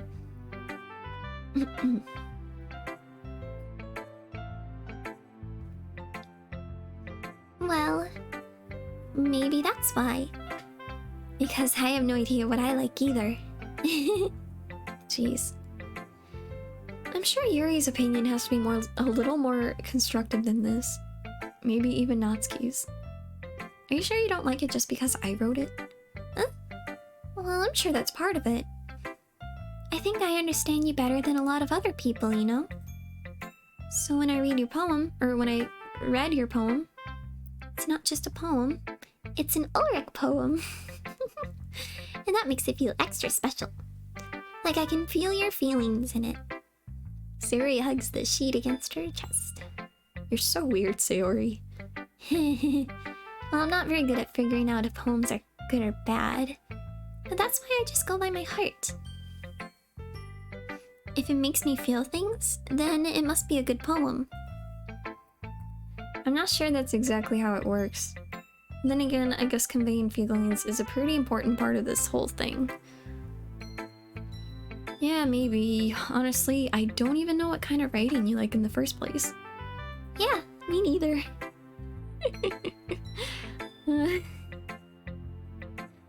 Why don't you at least try giving it some thought? Oh, you want to write something for me? That's so sweet. Yeah, right. But you're always thinking about other people. You need to think about yourself once in a while. If you don't, you might don't say that, buddy. If you don't, you might end up getting hurt at some point. Well, I don't really know what you mean, but I'll try to keep it in mind. Well, whatever. Anyway, let's see. I guess I like happy poems. Wait, sometimes I like sad poems too. Sometimes a little bit of both. There's a word for that, right? What's the word I'm looking for? Bittersweet. Yeah, I like things that are happy and things that are sad. Happy and sad? I can't see you liking something sad, Sayori. Well, I like happy the most, but sometimes when you have a little rain cloud in your head, a sad poem can help give the rain cloud a little hug. Oh, she is so sweet. I love her. And make a nice happy rainbow. Sayori, that's unexpectedly poetic. It is. Maybe I'm getting better at expressing my feelings after all. Thanks, Ulrich. I should go write that down then. You can read my poem now, okay? Alright, bottles. This one's a bit long. I pop off my scalp like the lid of a cookie jar. It's the secret place where I keep all my dreams. Little balls of sunshine all sorry, I can't read.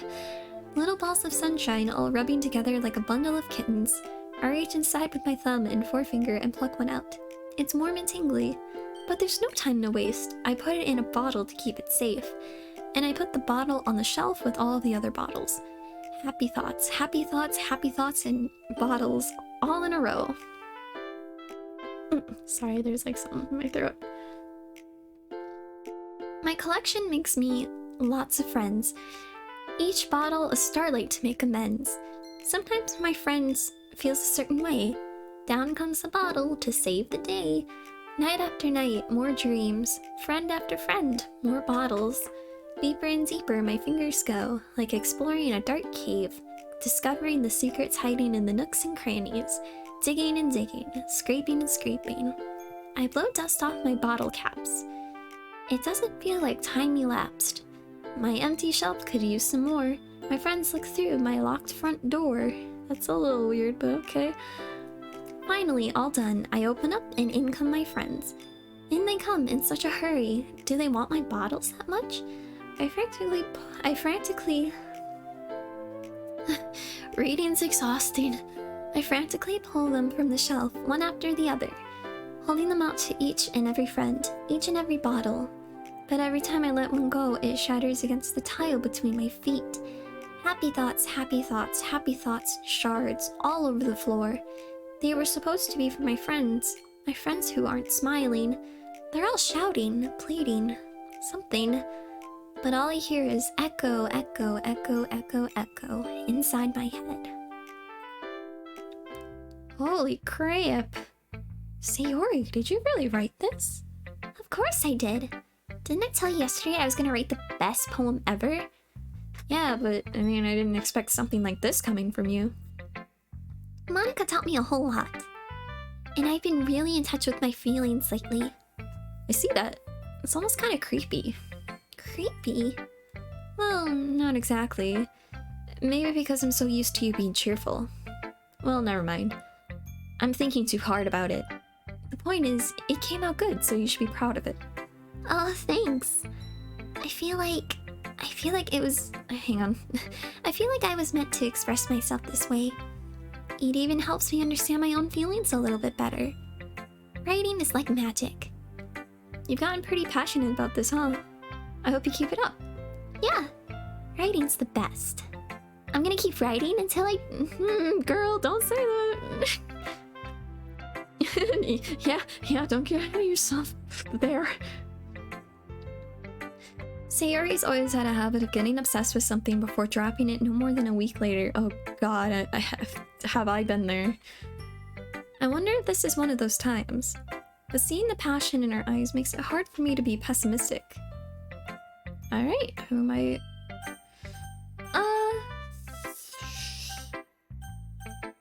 We'll do Yuri. Let's see what you've written for today. Well done, Ulrich. Your skills are already improving. Really? Thanks, Yuri. Coming for you, that means a lot. It's nothing. I'm just happy to help inspire fellow writers. I know you're new to this, so don't worry so much if it seems like you can't get your poem to feel perfect. You don't need to be afraid to be a little more daring. Metaphors can go a long way. Don't feel like you need to work your brain like turning a bunch of... Oh, sorry. That sentence didn't make sense to me at first. Don't feel like you need to work your brain like turning a bunch of gears. Try letting your mind wander through your feelings. And write down the things you see and hear. That's one way to truly enable your reader to see into your mind. It's a very intimate exercise. I see. That's a certainly interesting technique. Thanks for sharing. I have, well, an example of that if you'd like to read it. Of course. Is this the poem you wrote for today? Yuri nods and timidly hands me her poem. The Raccoon. It happened in the dead of night while I was slicing bread for a guilty snack. My attention was caught by the scuttering of a raccoon outside my window. Outside my window. That was, I believe, the first time I noticed my strange tendencies as an unordinary human. I gave the raccoon a piece of bread, my subconscious well aware of the consequences, well aware that a raccoon that is fed will always come back for more. The enticing beauty of my cutting knife was the symptom. The bread, my hungry curiosity. The raccoon, an urge. Girl. Oh, a little concerning. The moon increments its phase. Is that what it says? Yeah. I can't read. The moon increments its phase and reflects that much more light off of my cutting knife. The very same light that glistens in the eyes of my raccoon friend. I slice the bread, fresh and soft. The raccoon becomes excited. Or perhaps I'm merely projecting my emotions onto the newly satisfied animal. The raccoon is taken to following me. You could say that we've gotten quite used to each other. The raccoon becomes hungry more and more frequently, so my bread is always handy. Every time I brandish my cutting knife, the raccoon shows me its excitement. A rush of blood, classic Pavlovian conditioning. I slice the bread and I feed myself again.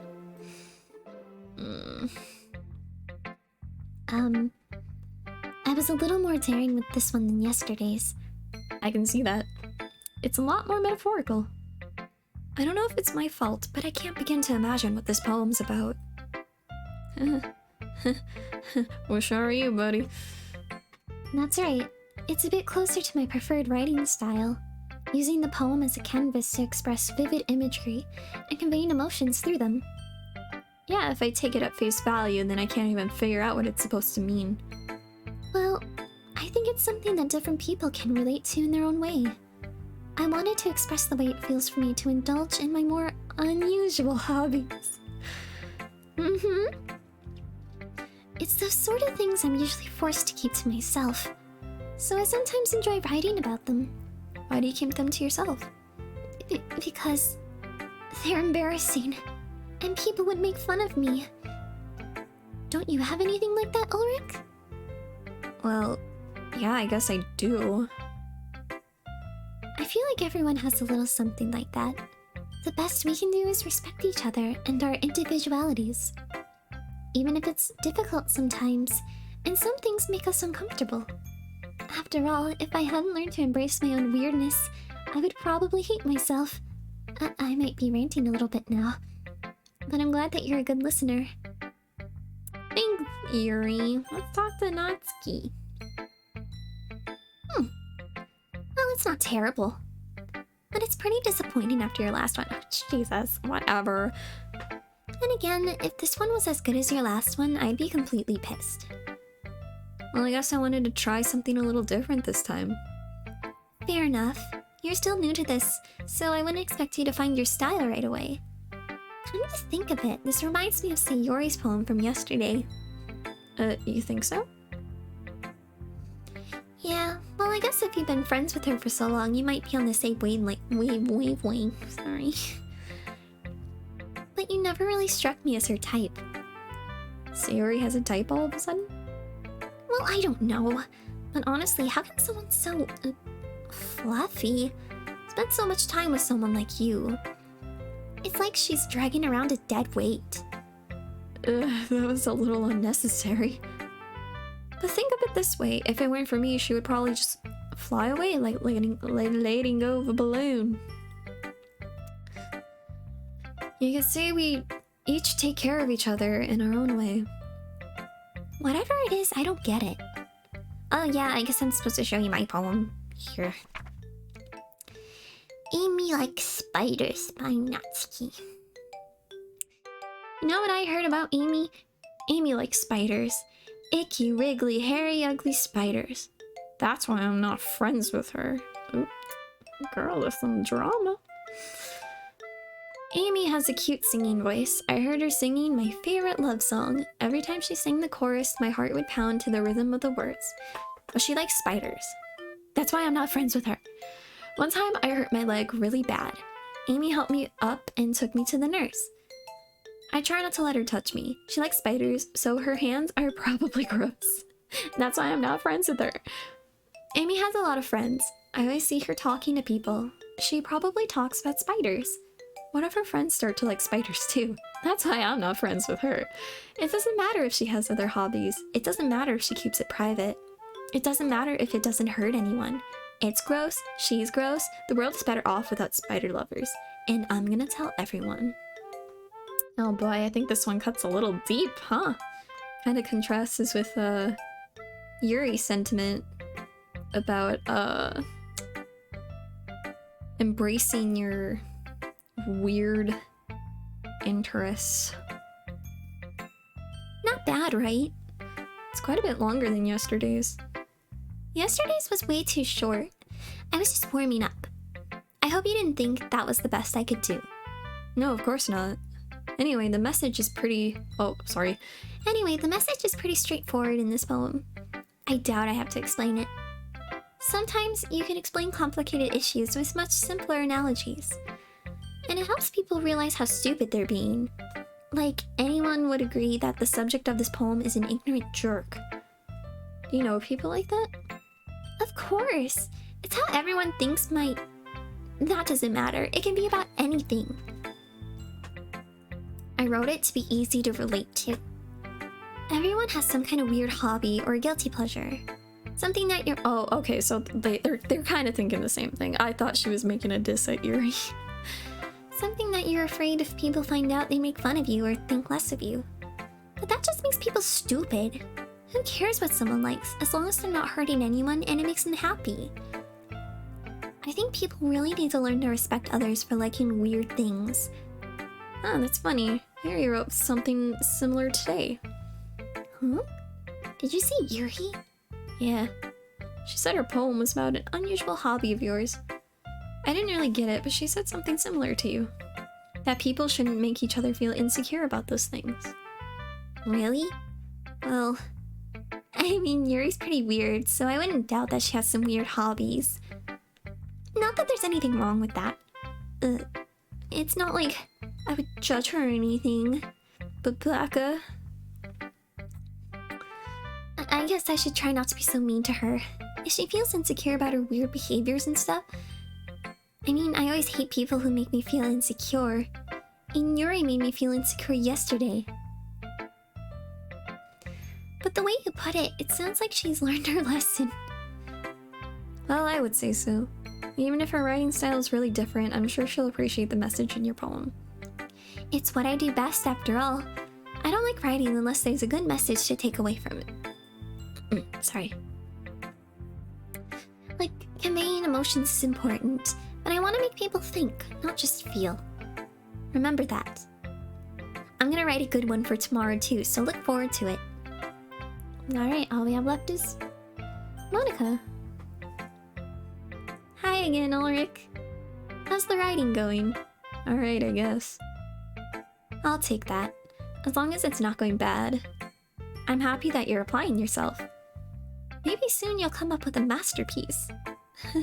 I wouldn't count on that. You never know. Want to share what you wrote? Want to share what you wrote for today? Sure, here you go. I give my poem to Monica. Alright, I like this one. It makes me think of something Sayori would like. I chose words just for her. That's so. You and Sayori are really good friends, right? I wouldn't be surprised if you had these sort of things in common. Well, we may be good friends, but Sayori and I are actually really different. Well, that may be the case. But maybe there are also some similarities that you wouldn't expect. The way she talks about you, it sounds like the two of you really care. God, it's getting to the point. I'm getting tired. It sounds like the two of you really care about each other's well-being. Even if you show it in different ways, it ends up being more similar than you'd think. So I think that's the kind of vibe I get when reading your poem. Sure you're not reading into it too much? I could be. Oh gosh, I sound like Yuri. Can't stand that bitch. But in any case, Sayori's writing has a kind of gentle feel to it. I can tell that she likes exploring with emotions like happiness and sadness. I know that someone so happy would enjoy sad things too. Yeah, that's totally unexpected. That's totally valid though. I'm kind of the same way. Well, to each their own. And you shouldn't be afraid to experiment a little bit either. But anyway, you want to read my poem now? I like the way this one turned out, so I hope you do too. Alright, let's take a look. Save me. Oh boy. Oh boy, Monica. Save me. The colors, they won't stop. Bright, beautiful colors. Flashing, expanding, piercing, red, green, blue, an endless cacophony. I think that's how you say that. Cacophony of meaningless noise. The noise, it won't stop. Violent, grating waveforms. Squeaking, screeching, piercing. Sine, cosine, tangent. Like playing a chalkboard on a turntable. Like playing a vinyl on a pizza crust. Whatever you say. An endless poem of meaningless. Meaning of meaningless, yeah. Load me. That's a little sketch. It's even more abstract than your last one, huh? I guess it's just the way I write. I'm sorry if you don't like it. No, I never said that. It's just the kind of thing I never really seen before, I guess. I kinda like playing with my space on the paper. Choosing where and how to space your words can totally change the mood of the poem. It's almost like magic. The way I wrote the lines really short makes it feel like they're trying to speak over the noise. I see. It's still hard for me to tell what it's about, though. You wouldn't get it. Sometimes asking what a poem is about isn't the right question. A poem can be as abstract as a physical expression of a feeling, or a conversation with the reader. Ha ha ha ha. I see what you did there, Monica. You ain't slick. So putting it that way, not every poem is about something. Anyway, here's Monica's writing tip of the day. Sometimes you'll find yourself facing a difficult situation. When that happens, don't forget to save your game. You never know when you might change your mind, or when something unexpected may happen. Wait, is this tip even about writing? What am I talking about? That's my advice for today. Thanks for listening. Thanks, Monica. Okay, everyone. We're all done reading each other's poems, right? I have something extra planned today, so if everyone could come sit at the front of the room... Is this about the festival? Well, sort of. Ugh, do we really have to do something for the festival? It's not like we can put together anything good in just a few days. We'll just end up embarrassing ourselves instead of getting any new members. That's a concern of mine as well. I don't really do well with last-minute preparations. Don't worry so much. We're gonna keep it simple, okay? We won't need much more than a few decorations. Sayori has been working on posters, and I've designed some pamphlets we can give out during the event. Okay, that's great and all, but that doesn't tell us what we're actually going to be doing for the event. Sorry. I thought you heard about it already. We're gonna be performing. Performing? Monica. Yeah, we're gonna be having a poetry performance. Each of us are gonna choose a poem to recite during the event. But the cool part is, we're also gonna let anyone else come up and recite poems too. Sayori's putting it all on the posters, in case anyone wants to prepare ahead of time.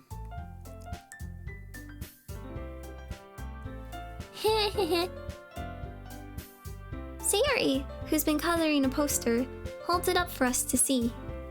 Are you kidding me, Monica? You didn't already I can't read. You didn't already start putting those posters up, did you? Well, I did. Do you really think it's that bad of an idea? Well, no. It's not a bad idea. But I didn't sign up for this, you know.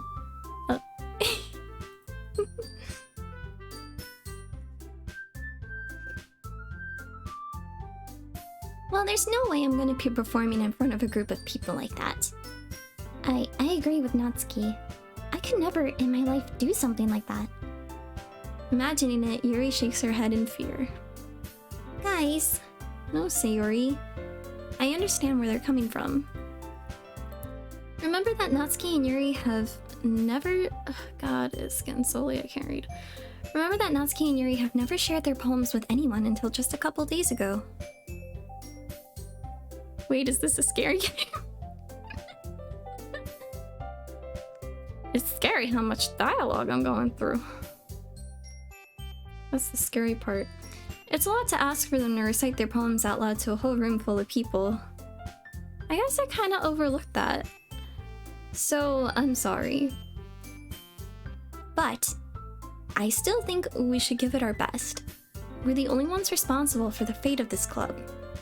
If we start the event and each put on a good performance, then it will inspire others to do the same. And the more people who perform, the better we'll be able to show everyone what literature is all about.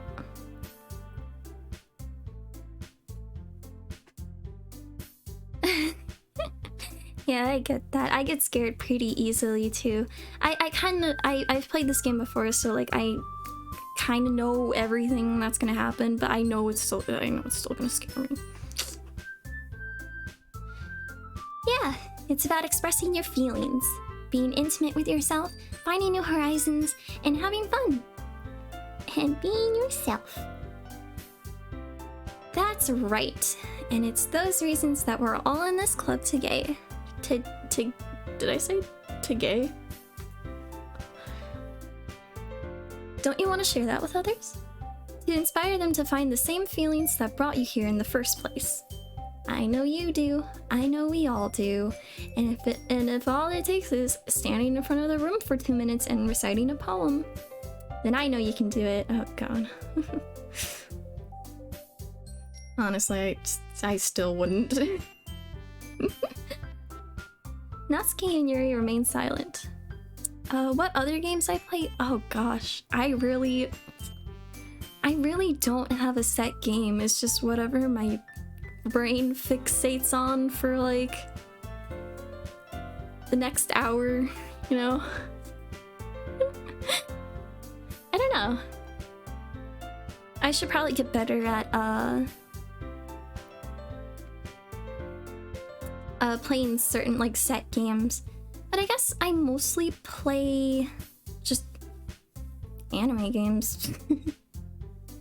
I just like rhythm and like RPGs, like JRPGs. I should probably be more consistent with what I stream though. Oh, thanks. Yeah. It's hard to like not be genuine, you know? I want to play what I want to play. Even if no one's ever heard of it, or if anyone like just doesn't care about it. I want to play what I want to play. And whatever's fun for me. I don't think it's too much to ask. I think that Sayori and Monica have been trying really hard to get new members. The least we can do is help them out a little bit. Well, maybe, but It looks like Natsuki doesn't have any arguments left. I kind of haven't been paying attention. Are they still talking about the festival? I think they are. Okay, fine. I guess I'll just have to get it over with. Alright. Phew. Thanks, Natsuki. What about you, Yuri? Yuri dejectedly glances around at everyone else's expectant faces. I guess I really don't have a choice. That's everyone. You're the best, Yuri. This club is seriously gonna be the death. It's gonna be the death of me. Oh gosh, you'll be fine, Yuri. But anyway, let's move on to the main event. I want each of you to choose a poem of yours. We're going to practice reciting them in front of each other. No way! Monica, this is too sudden. Well, if you can't recite your poem in front of the club, how do you expect to do it in front of strangers? You don't. Yes, that is foreshadowing.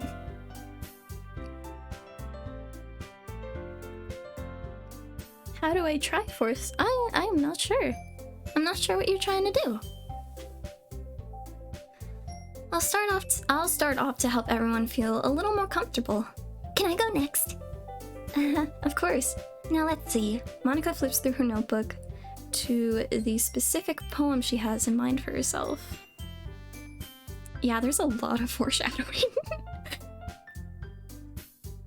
The title of this poem is The Way They Fly. Ahem. Monica begins reciting her poem. Her clear, confident voice fills the room. More than that, her inflection is pristine. She knows exactly how to apply emotion behind each line she recites, bringing the words to life. Is this something she's done before, or is she simply natural? I glance around me. Everyone has their eyes on Monica. Sayori looks amazed. Yuri has an intense expression on her face that I don't understand. Finally, Monica finishes the recitation. Sorry, I can't read. The four of us applaud. Monica takes a breath and smiles. That was so good, Monica. Thank you so very much. I was just hoping to set a good example. Are you ready to go next, Sayori? I'll go next. Ugh, Yuri's fired up all of a sudden. Yuri clutches a sheet of paper between her hands and stands up. Keeping her head down, she walks quickly over to the podium. This poem is called...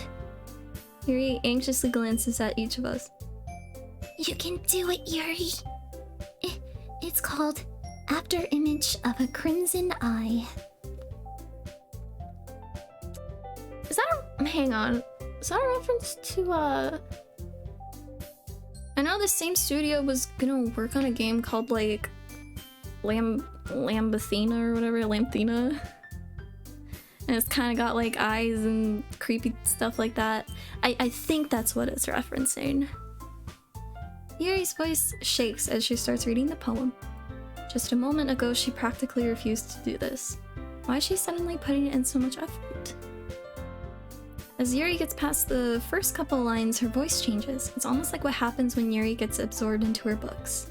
Her quivering words transform into the sharp syllables of a fierce and confident woman. The poem is full of twists and turns in its structure that she enunciates with perfect timing. Oh god, it feels like I'm sitting through like a forensics tournament again. Oh my god. This must be a rare glimpse into the whirling fire Yuri keeps concealed inside her head. Suddenly she's finished. Everyone is stunned. Yuri snaps back into reality. Oh, there goes gravity. Oh, sorry.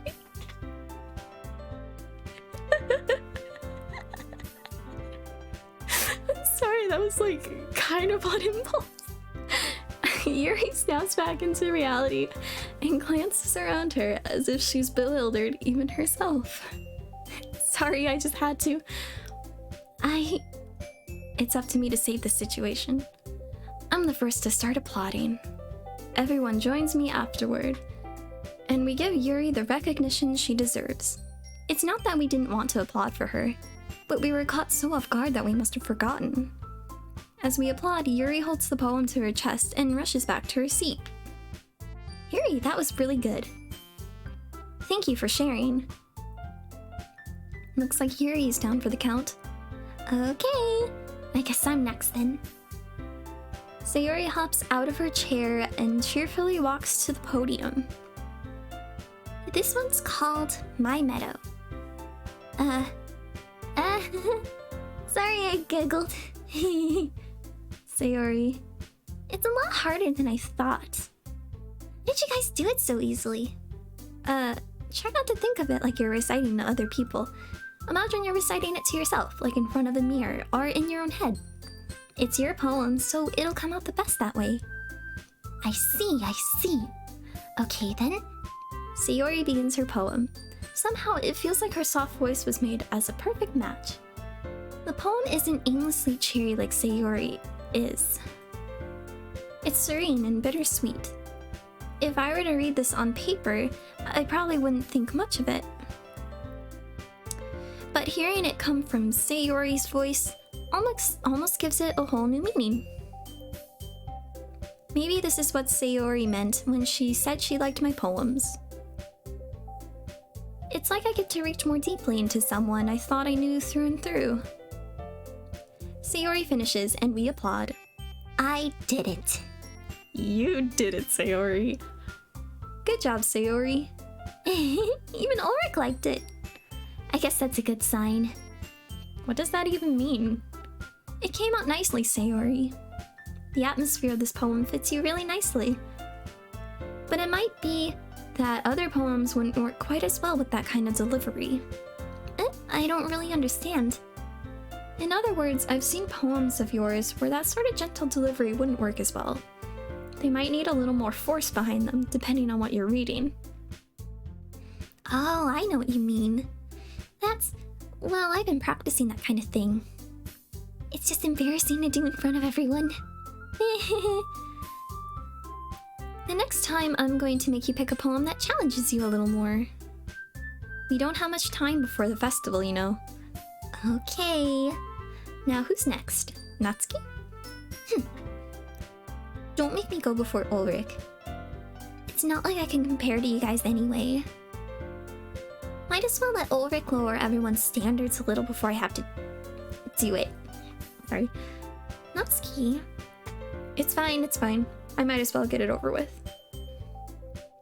But it's not like I have much of a selection of what to read. Just read an excerpt from the freaking Parfait Girls manga you were reading earlier. I stand up and step in front of the podium. Everyone has their eyes on me, making me feel terribly awkward. Oh god, yeah. It's awkward even right now. I can't stand, like, I have such a weird thing with, like, people looking at me, even if they're, like, game characters like this. It bothers me. I recite my poem. Since I'm not exactly confident in my own writing, it's hard to put energy into it. Despite that, once I finish, I receive applause anyway. Sorry, I'm not really as good as everyone else. Don't worry about it so much. I think it's less about your abilities and more about your lack of confidence in your writing. That's something that'll improve over time, though. Yeah, maybe. Alright then. That just leaves you, Natsuki. Yeah. I'm glowing. Natsuki begrudgingly gets out of her seat and makes her way to the podium. Yeah. Yeah, it is creepy. The poem is called... Why are you all looking at me? Yeah, now you know how I felt. Because you're presenting. Anyway, the poem is called Jump. Jump around. Natsuki takes a breath. Once she starts reciting the poem, her sour attitude disappears a little. While she's still a little unenthused, her poem has a rhythm and rhyme to it. It's Natsuki's trademark style, and it works surprisingly well when spoken out loud. The words feel like they bounce up and down as if giving life to the poem. It's like it's jumping, oh my god. Natsuki finishes and everyone applauds.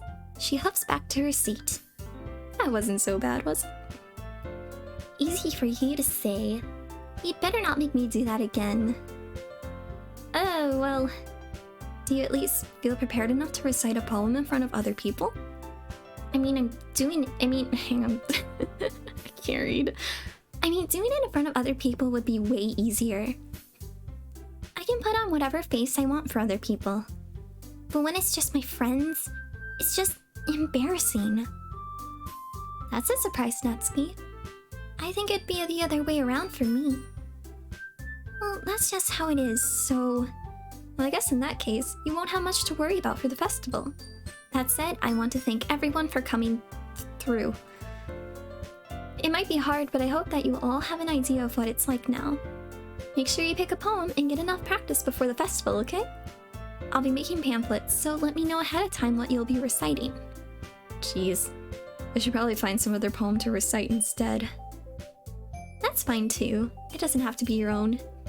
I'm already pleasantly surprised that you're putting in all this effort for the club. It makes me really happy. Yeah, no problem.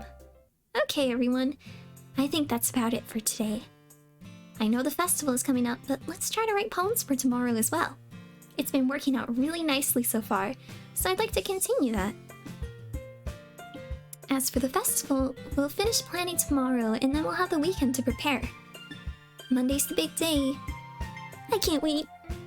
I can do this. Alright. I stand up. There's no way I'll be able to find the same enthusiasm as Sayori and Monica, but I'll do my best to get through it. If it's for the sake of the club and impressing Monica, then I'll have to do my best. Ready to go, Sayori? Yep. Look at you two, always going home together like that. It's kind of adorable, isn't it? Jeez, guys, don't make such a big deal out of it. It must be a little nice, though. Well, how am I supposed to respond to that? It's okay, Ulrich, you don't have to say it. Whatever, let's go already. I walk home with Sayori once more. Even though it's only been a few days, a lot of things have already changed. But today, Sayori is being a little quieter than usual on the way home. Hey, Sayori. Sorry, I was spacing out. No wonder. I was thinking about something from earlier. I like how we get to... Sayori fumbles with her words. So, let's just say that one day, Yuri asked to walk home with you. Huh? What would you do? What kind of question is that? You're kind of putting me on the spot here. Ooh, my first choice. My first choice.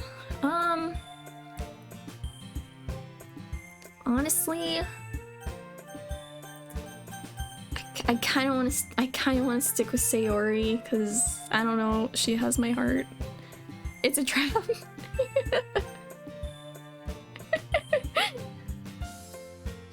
But I love Sayori, so I gotta go with my girl Sayori.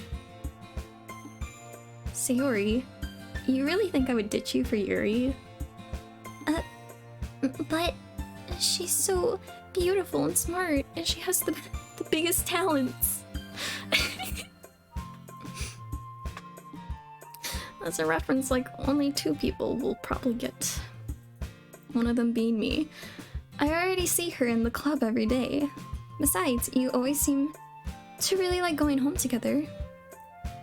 I wouldn't just ruin that for you. You're so silly, Ulrich. You think about me too much sometimes. Yuri would deserve it if she wanted it, so... Sayori, I've already made up my mind. I really can't figure you out sometimes. Sorry. Besides, God, I'm sorry, I cannot read. Besides, what's the point in speculating something that's never going to happen? The conversation trails off. It's kind of a weird thing for Sayori to care so much about. But I want to respect her and keep her happy too.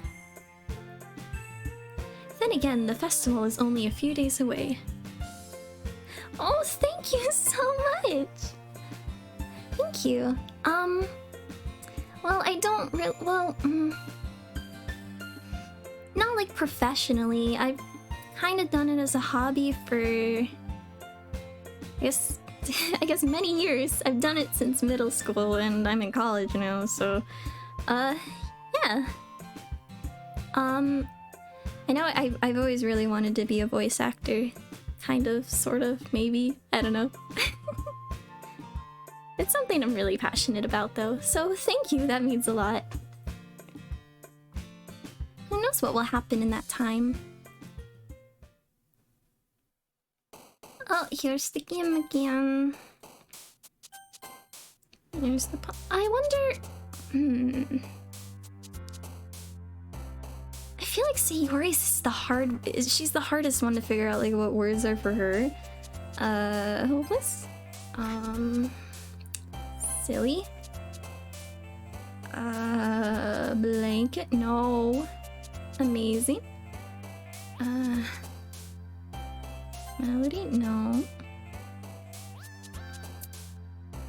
Jump? No. Aura? No.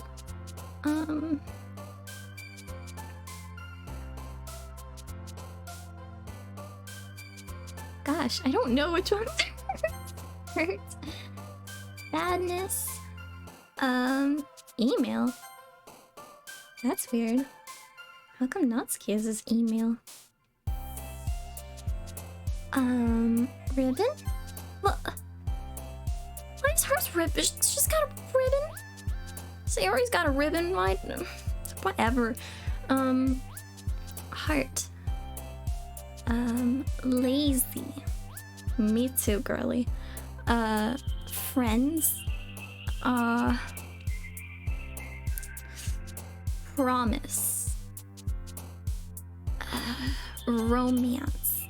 No. Hope. Pure.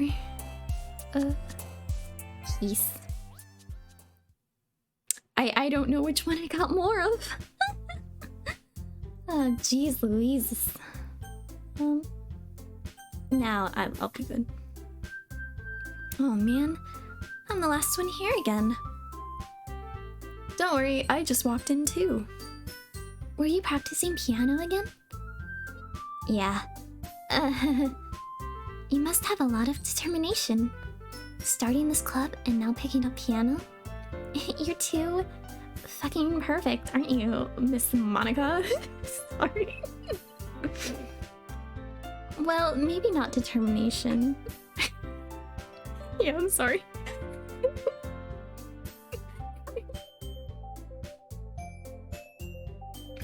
But I guess passion. Remember that the club wouldn't be here if it wasn't for all of you. And I'm super happy that you're all willing to help out for the festival too. Can't wait for the festival. It's gonna be great. Huh? Weren't you complaining about it just yesterday, Natsuki? Well, yeah. I'm not talking about our part of the festival. But it's a whole day of school where you get to play and eat all kinds of delicious food. Ugh, I get you there. You sound a bit like Sayori all of a sudden. Monica, do they usually have fried squid? Squid? That's a pretty specific thing to look forward to. Oh, come on. Are you saying you don't like squid? You of all people? I didn't say I don't like it. Besides, what do you mean by you of all people? Because it's right in your name. Monica. That's not how you say my name at all. Also, that joke makes no sense in translation. That's funny. Never mind. Let's just focus on our own event for now, okay? Oh god, that little joke reminds me that I have, my classes start back up tomorrow. Fine. Your reactions aren't as fun as Yori's or Sayori's anyway. You know, that's another funny thing too. Like, okay, this I don't know if you guys mind me talking like kind of spoiler territory or whatever. I know there's a lot of ways that they differentiate like Monica from the rest of the characters. Like hers being like the only English name and like the dark colored socks and whatnot. Her reactions are a lot more like, I guess, realistic. Well, not realistic, but like kind of, I don't know. It feels like these other characters are kind of acting more like the archetypes they're supposed to represent. Like they feel a bit more like, well, they're not one-sided, but like I don't know. You guys know what I mean, probably. If you don't, I'm sorry. This wasted like a minute of your time. Okay, anyway. Excuse me. Where's Sayori anyway? Oh, there you are. Sayori is sitting at a desk in the corner of the room, looking down at nothing. I walk over to her. Hey, Sayori. I wave my hand in front of her face. You're spacing out again. Sorry. Don't mind me. You can go talk to everyone else. Is everything alright? Of course. Why wouldn't it be? It just feels like you're a little off. Sorry for assuming things. Jeez, you worry too much about me. I'm fine, see? Sayori shows me a big smile. That is cute. don't let me distract you from having fun with everyone. Well, alright. If you say so. I worriedly glance at Sayori before turning back towards everyone else. I don't know where I got around from. Monica is aware. But the conversation has already dispersed, with everyone back at their usual activities. Maybe I should ask Monica if she's noticed anything about Sayori recently. Since they've been preparing for the festival, they must be spending a lot of time together. I timidly approach Monica, who's shuffling through some papers at her desk. Ulrich, what's up? Sorry, that was a voice crack. Hey, this might sound a little strange, but have you noticed anything up with Sayori recently? Anything up with her? In what way do you mean? Maybe I'm reading into it a little too much, but she seems a bit downcast today. Oh, you think so? I can't say I've noticed anything about her. Monica peers across the room at Sayori, who is idly dragging a rubber eraser up and down her desk. Maybe there is something on her mind. And I'm surprised I'm not the one asking you, Ulrich. You certainly know her a lot better than I do. Yeah, but she's never really like this. She's always talked to me about things that bothered her. But this time when I asked her, she was really dismissive. Sorry, I know it's not your problem. I just wanted to ask if you knew anything, so I'll drop it now. No, it's important to me too. I mean, I'm also friends with her, and I also care about the well-being of my club members, you know. Maybe I'll try talking to her myself. Are you sure about that? She seemed like she wanted to be left alone. Are you sure? Maybe she just has a hard time bringing it up with the person of interest. Person of interest? What do you mean by that? I'm saying that maybe the thing on her mind is you, Ulrich. Me? How on earth would you come to that conclusion? Well, I probably shouldn't say too much, but Sayori talks about you more than anyone else, you know? Huh? She's been so much happier ever since you joined the club. It's like an extra light. Sorry. It's like an extra light was turned on inside of her. What? No way. Sayori is always like that. She's always been full of sunshine. It's not any different now than it always has been. You're so funny, Ulrich. Have you thought that maybe you've always seen her as so cheerful? Because that's just how she is when she's around you? I've said too much. I'm sorry, what do I know anyway?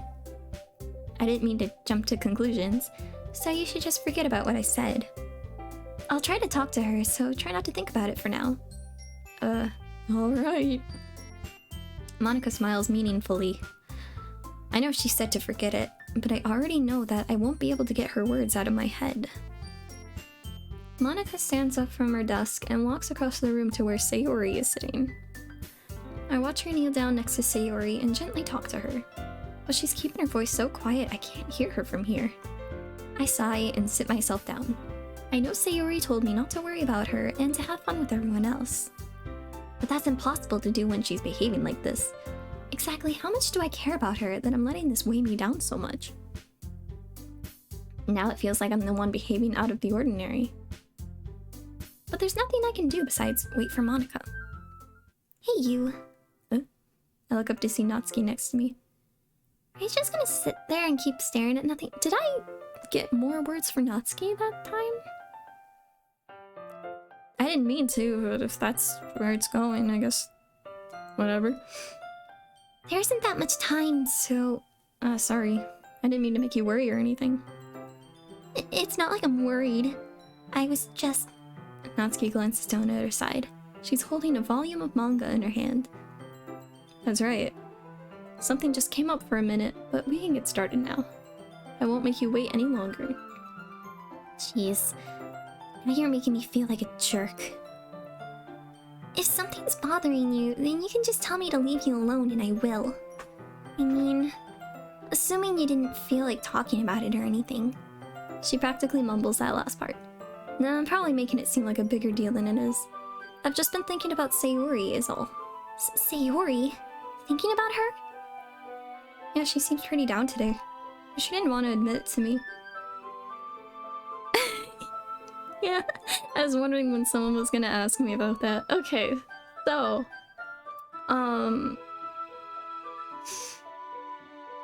so I watched this show like these last couple weeks. It's called Code Lyoko. This is so weird talking about it. But yeah, there's this show on Netflix. It's an old French cartoon from the 2000s called Code Lyoko, and one of the characters is named Ulrich. My boyfriend suggested the name for the main character in this game, so I went with it. It's a Chad name. So yeah. If you're looking for something to watch, that could be something.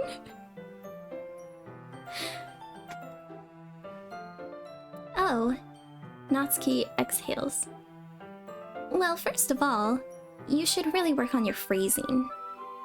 But anyway, you're her best friend, right? Yeah, I guess so. Yeah, then in that case, I think you should trust her a little more. If she needed you, then you would be the first person she would go to, right? Well, I guess that's true. I mean, some people just have those days. You can't always avoid it. If anything, she probably doesn't want you to worry about her because it's not important. Yeah, that's kind of what she said to me.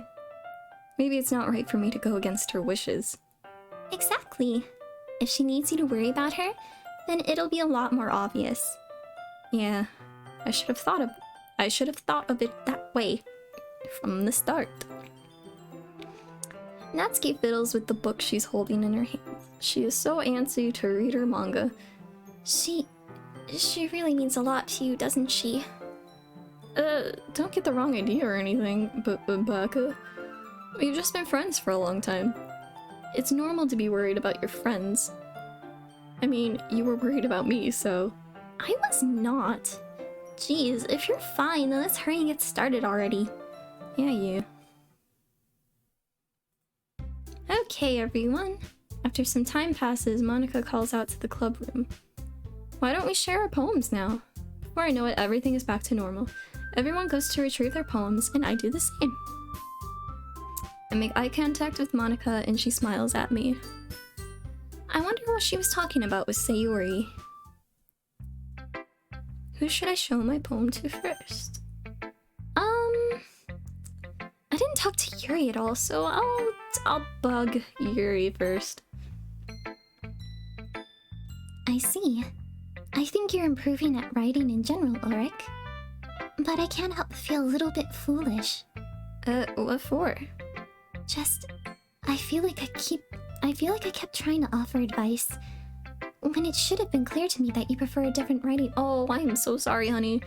It's because I didn't choose any of your words. I should stop neglecting you. I like you.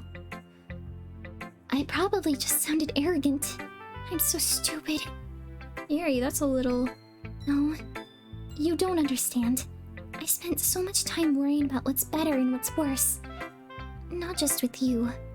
With Natsuki and Sayori. It's obvious now why nobody has fun when talking. Don't say that! And because of that, I'll just keep my mouth shut about your poem. Yuri buries her head into her arms on her desk. It's not the first time I've seen her do that. I don't think it's ever as bad as you make it sound in your head. I think if people really didn't like talking to you, then it would be a lot more obvious. I know that you like to read deeply into things, but some things are just worth taking at face value.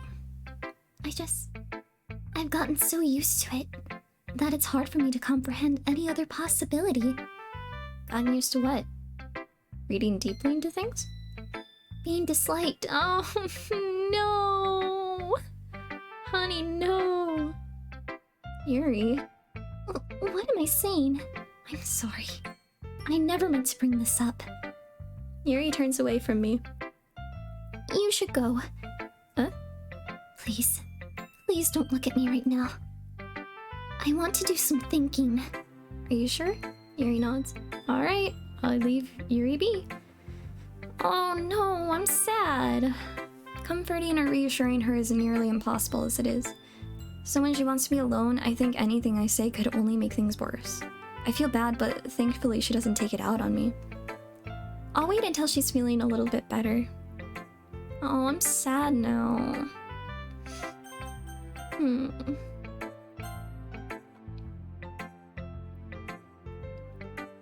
This is your best one so far. It's really, really nice, Ulrich. Thanks. Sayori, you've been a little quiet today. Is everything alright? Of course. Everything is fine. Maybe I'm just a little tired today. You want a nap or something? No, that's silly. Don't worry about me, okay? I only want to see smiles on your faces. On your face, specifically your face, sorry. Well, alright. Hey, Ulrich. I'm still a little surprised. I really thought that you would try writing your poems like the way Yuri does. Or even Natsuki. But in the end... Yeah, I guess you're the one who likes this one the most. Why? You don't want to get closer with everyone else? Wait, of course I do. But that doesn't mean I need to try so hard to impress them. I still understand you the most, Sayori. I know you have to sometimes put up with me, and I have to sometimes put up with you. But we have a wavelength or something. And this is how the poem came out. Sometimes it feels like you're the only exciting thing in my life. So sometimes it's just easier to write when thinking about you. Oh, that's sweet. Sayori? No. Ulrich, I don't deserve this. You're too nice to me. Why are you doing this? Sayori has trouble keeping her voice steady all of a sudden. If you had fun with everyone else instead, this would be so much easier. Sayori? I glance around the room to make sure nobody has noticed this. Sayori, I've probably never said this before, but I don't understand what you're feeling right now. Tell me what will cheer you up. Sayori shakes her head. She sniffles and keeps shaking her head. I know, right? It makes me super sad too. Really touching stuff like this gets to me. Finally, she gathers herself and puts on a smile. It's nothing, Ulrich. It's just a little rain cloud. I'm sorry you had to see that. I promise it won't happen again. Just smiles from everyone, okay? That's all that matters. Go play with everyone else. I'm gonna go home a little bit early today. Sayori. Tell Monica I wasn't feeling well, okay? I'll see you tomorrow. Before I can say anything else, Sayori cheerfully walks out of the classroom humming to herself. Okay. I gotta say, I'm getting weird vibes on this day. Things are a little weird right now.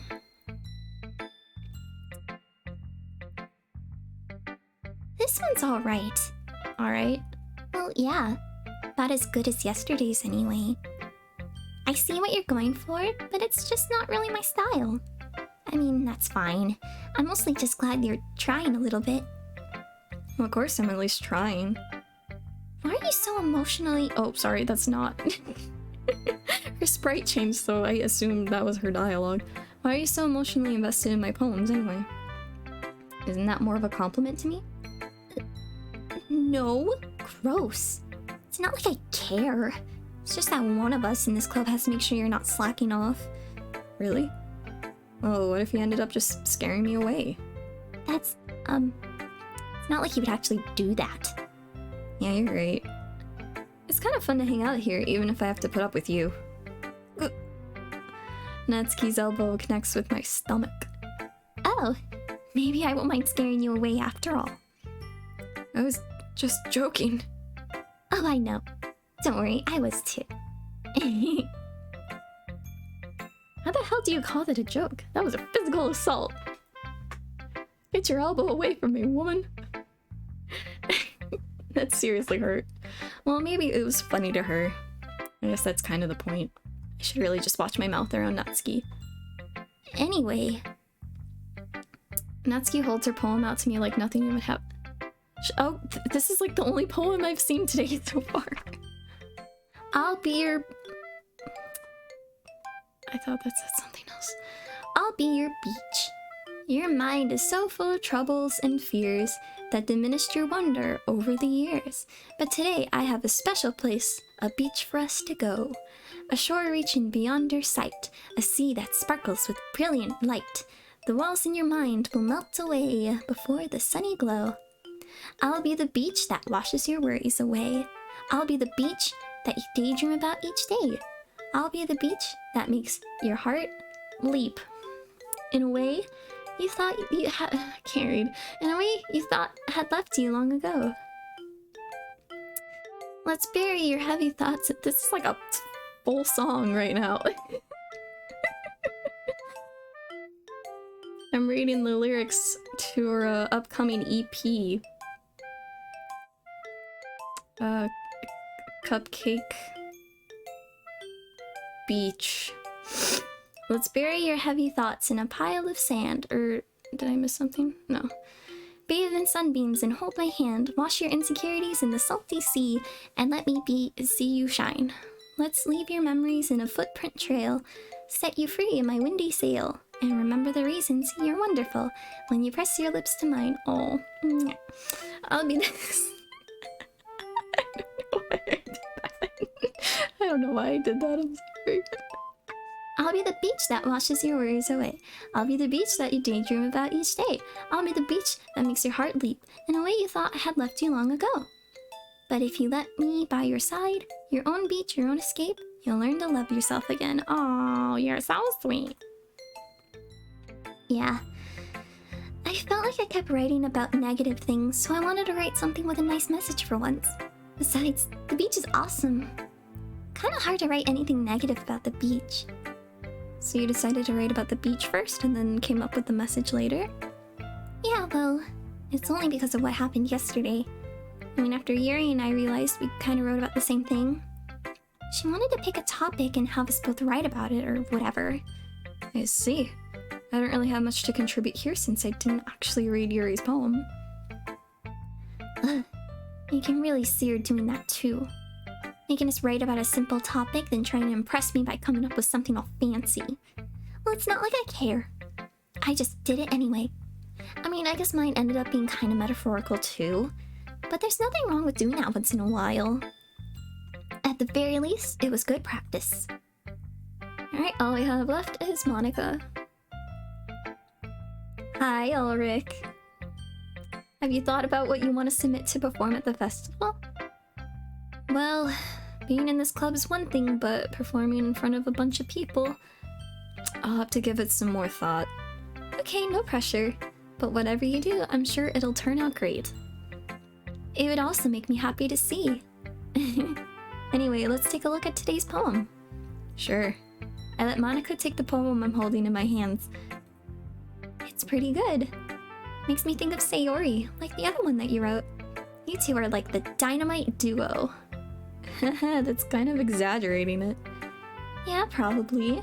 But you do spend a lot of time with her even in this club, don't you?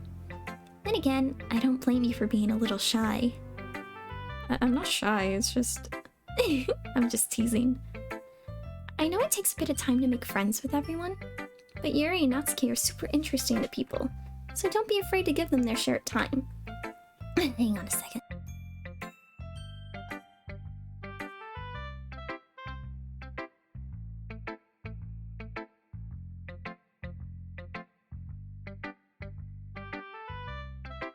Okay, this is your reminder to stay hydrated. But Yuri and Natsuki are super interesting people, so don't be afraid to give them their shared time. Yeah, I know I need to be better at that, I'm sorry.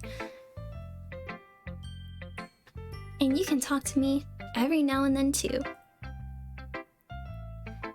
I'm not like unapproachable or anything, am I? No, it's nothing like that. I'm just still getting used to being here, that's all. Yeah. I'm sorry if I was putting pressure on you or something. I really didn't mean it like that. No, don't worry. I get what you're saying. Well, alright. Anyway, I'll share my poem with you now, alright? Alright. The lady who knows everything. What a cool topic, Monica. An old tale tells of a lady who wanders Earth, the lady who knows everything. A beautiful lady who has found every answer. All meaning, all purpose, and all that was ever sought. And here I am, a feather. Lost adrift the sky, victims of the currents of the wind. Day after day, I search. I search with little hope, knowing legends don't exist. But when all else has failed me, when all others have turned away, the legend is all that remains. The last dim star glimmering. I read that wrong. The last dim star glimmering in the twilight sky. Until one day, the wind ceases to blow. I fall, and I fall and fall, and fall even more, gentle as a feather, a dry quill, expressionless. But a hand catches me between the thumb and forefinger, the hand of a beautiful lady. I look at her eyes, and find no end to her gaze. The lady who knows everything knows what I am thinking. Before I can speak, she responds in a hollow voice. I have found every answer, all of which amount to nothing. There is no meaning, there is no purpose, and we seek only the impossible. I am not your legend. Your legend does not exist. And with a breath, she blows me back afloat, and I pick up a gust of wind. That one was kind of cool. You know, I feel like learning and looking for answers are the sort of things that give life meaning. Not to get too philosophical or anything, but it was kind of on my mind, so that's what I wrote about. I see.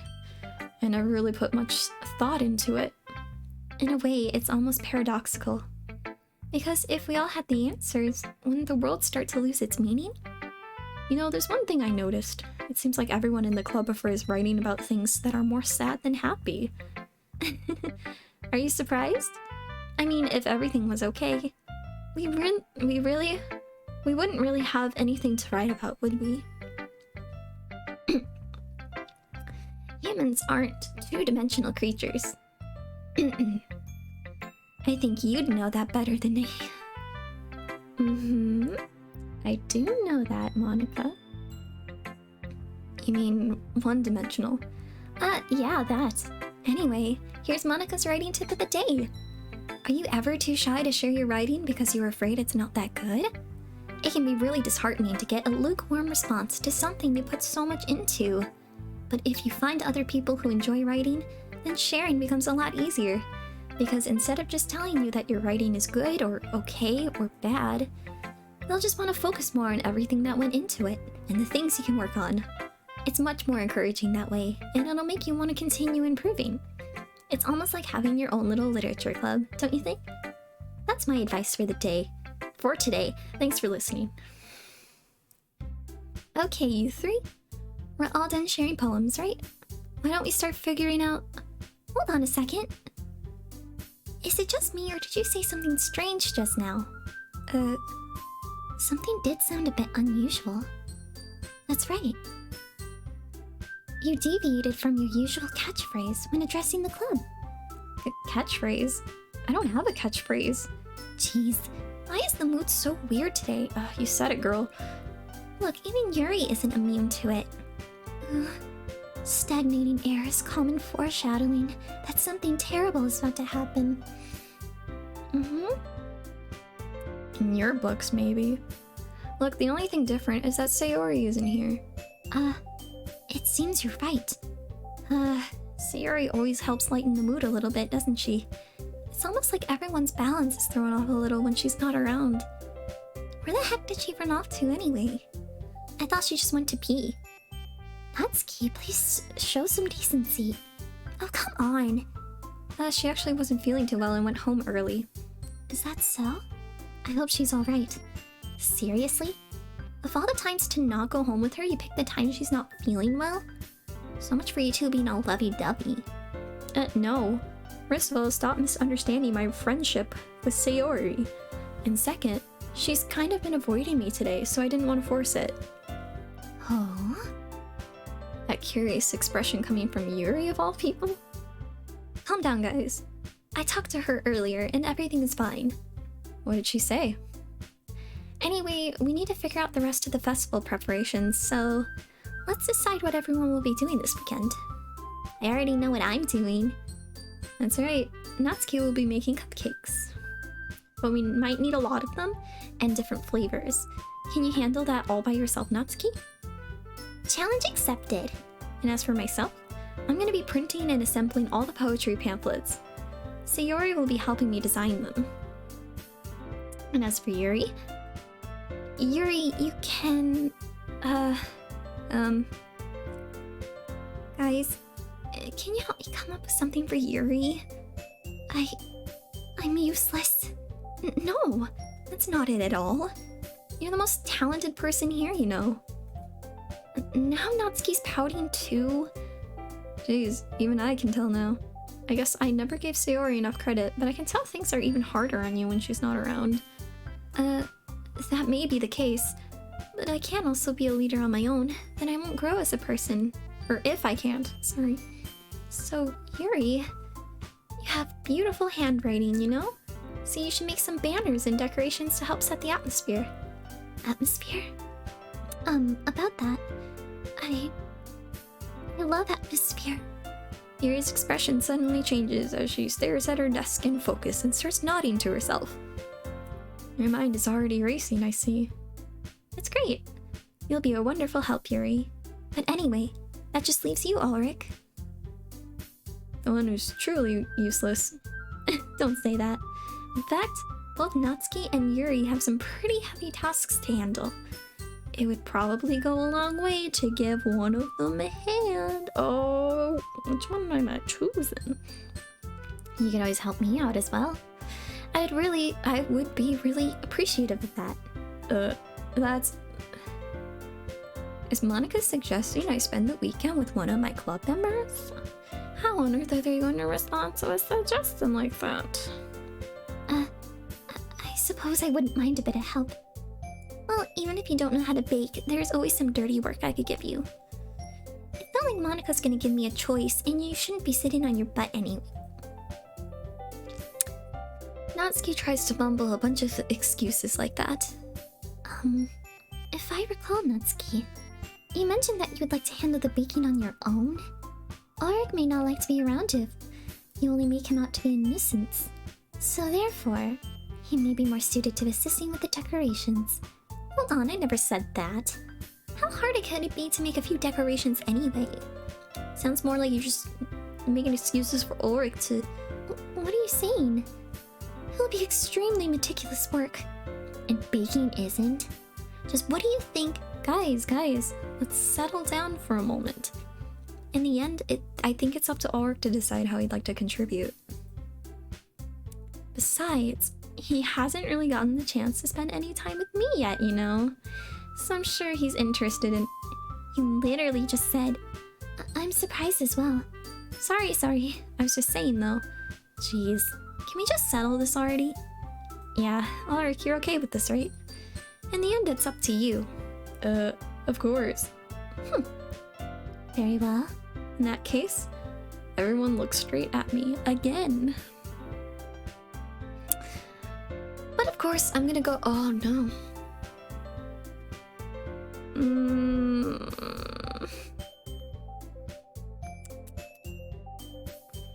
I just don't know. Because I've been kind of neglecting Yuri. I've literally done nothing for Monica. But I'm also very concerned for Sayori. I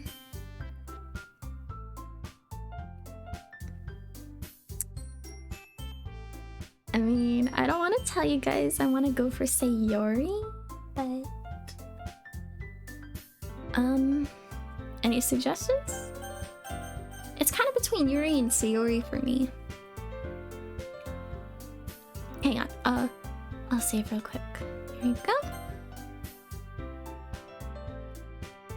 Yes. Yes, I was hoping someone would validate me. Sayori it is.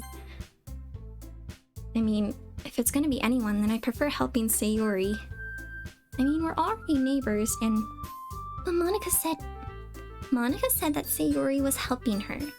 Jeez, do you really hate us that much? No. Sorry, I didn't mean for this to be difficult.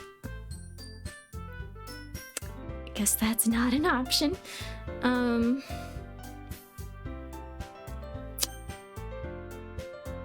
Well, I guess Yuri was my second option, so I'll go with Yuri. I've been neglecting Yuri. Let's go with Yuri. Well, I'll probably be most useful helping out Yuri. Me? Are you serious? Why would you... Natsuki, I can already tell you're about to say something mean. No, I was just saying. Ugh. So you'll be helping Yuri then, Ulrich. Yeah, that's what I'm gonna do. I'm glad. I have a bad habit of overthinking these sort of things. So I think your assistance will be very useful. That's great to hear. Natsuki, will you be able to handle the baking yourself? I mean, yeah. I already said I'd be fine. Okay. Everyone can tell that Natsuki is feeling a little sour. So is that everything we needed to go over? Yeah, that should be about it. Are you guys excited? Well, excited might not be the right word, but I suppose I'm looking forward to it a little bit. Do you feel the same way, Ulrich? Me? I guess you'd say I'm interested to see how it'll turn out. Not like I care or anything. You lamos. That's good enough for me. What about you, Natsuki? Natsuki? What? Why is everyone yelling at me? I didn't even do anything. No, that's not what I meant at all. Yuri anxiously glances between everyone in the room. I'm sorry for this. I don't really know why Ulrich picks me. And also, your cupcakes are the best cupcakes I've ever had. They go really well with my tea.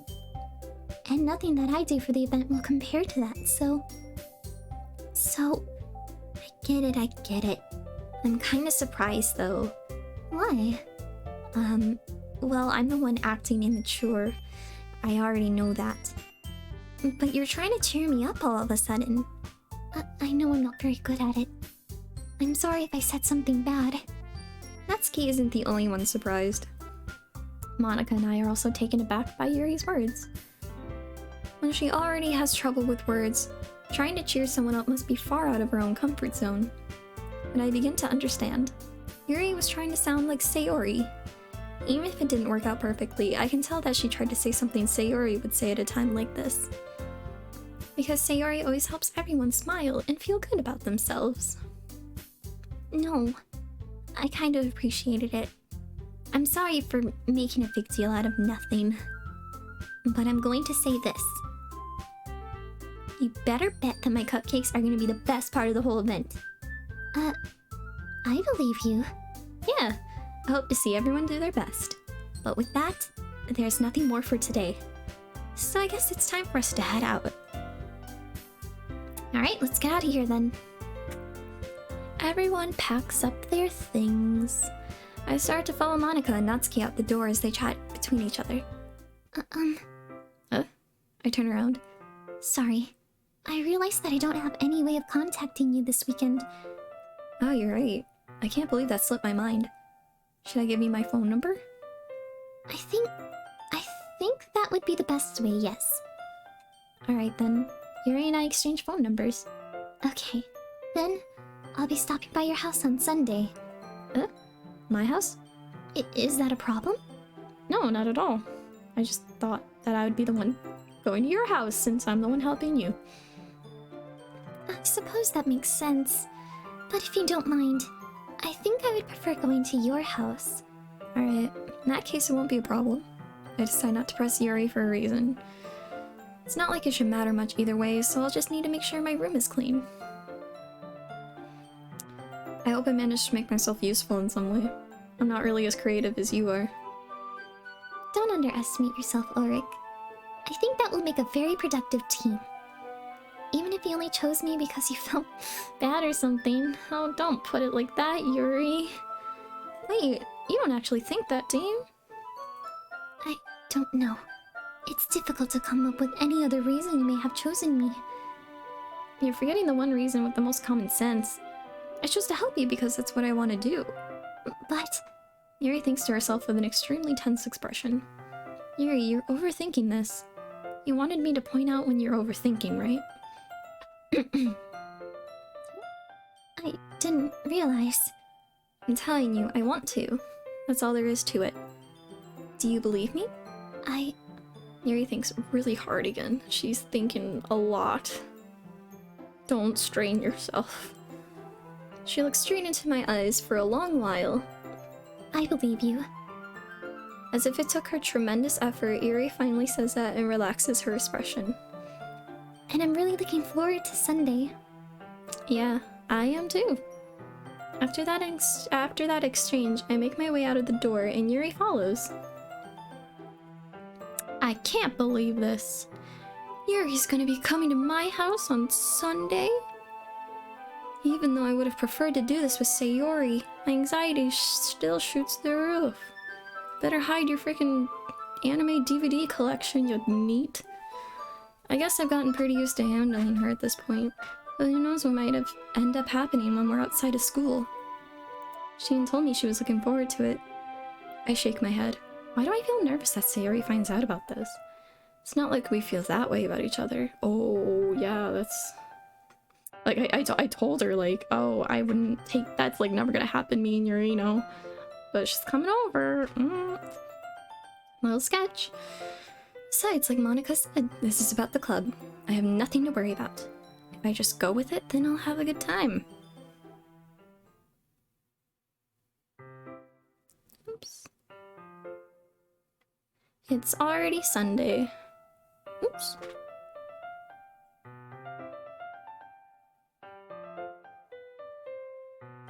Oh, sorry about that.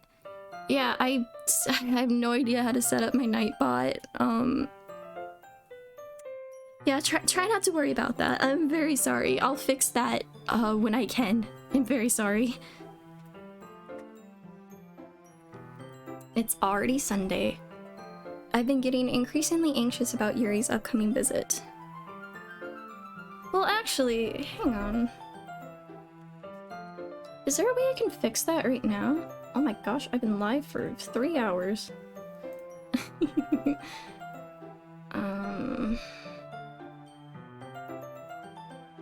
Hang on.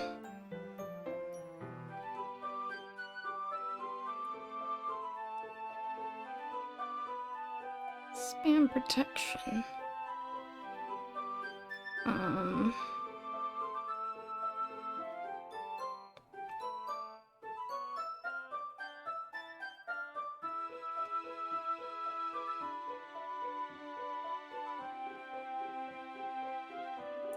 Okay, I think I disabled the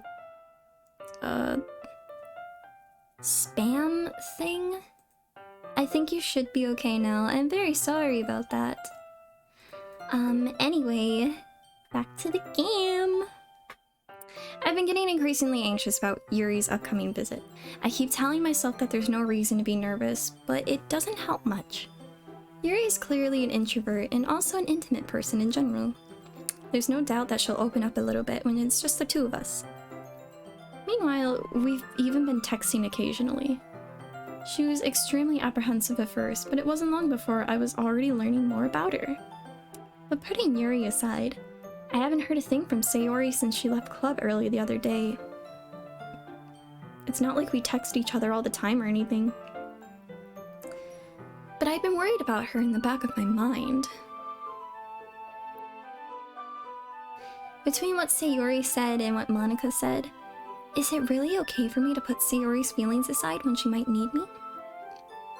Oh good, I'm glad to see it works. Yeah, sorry, I'm still pretty, like... I'm not the best with streaming. I haven't had a bot for very long, so I'm still trying to, like, work this stuff out, but... I'll get better, hopefully. I decide to visit Sayori before Yuri comes over. Rather than asking, I simply tell her I'm coming over, much like we've done in the past. Once I reach Sayori's house, I knock on the door before entering it myself. Again, we used to play it so often that we've made it a habit of simply entering each other's houses like we're family. The house is quiet. Sayori isn't anywhere on the first floor, so I assume she's up in her room. It's already strange of her not to run down and greet me. I head up to her bedroom where I finally found her. Sayori? Hi, Ulrich. Don't worry, you'll get there. Oh, thanks for the encouragement. I sit down in her room. Also, I'm looking at this weird, like, robot bird that's on her windowsill. What the heck is that? I really like that cow, though. That cute little cow. I would own something like that. And her little cat shirt that's on the chair. And her ripped up calendar. Sayori forces a smile, but it's easy to tell that she's different. There's a minute of silence between us. You haven't come over like this in a long time, have you? I guess you're right. It has been a long time. Not much has really changed, has it? Sayori's room is as messy as it's always been. I also... Oh, the game is stuck? Did I mess something up? Oh no, I am so sorry. I don't know how to fix that.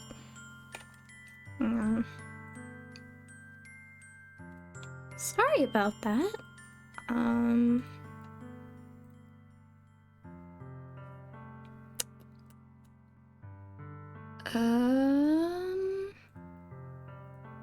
No, that doesn't work. Oh, I forgot that was my, forgot I set that as my, game not found screen. Alright, Is it working now? do you see anything now?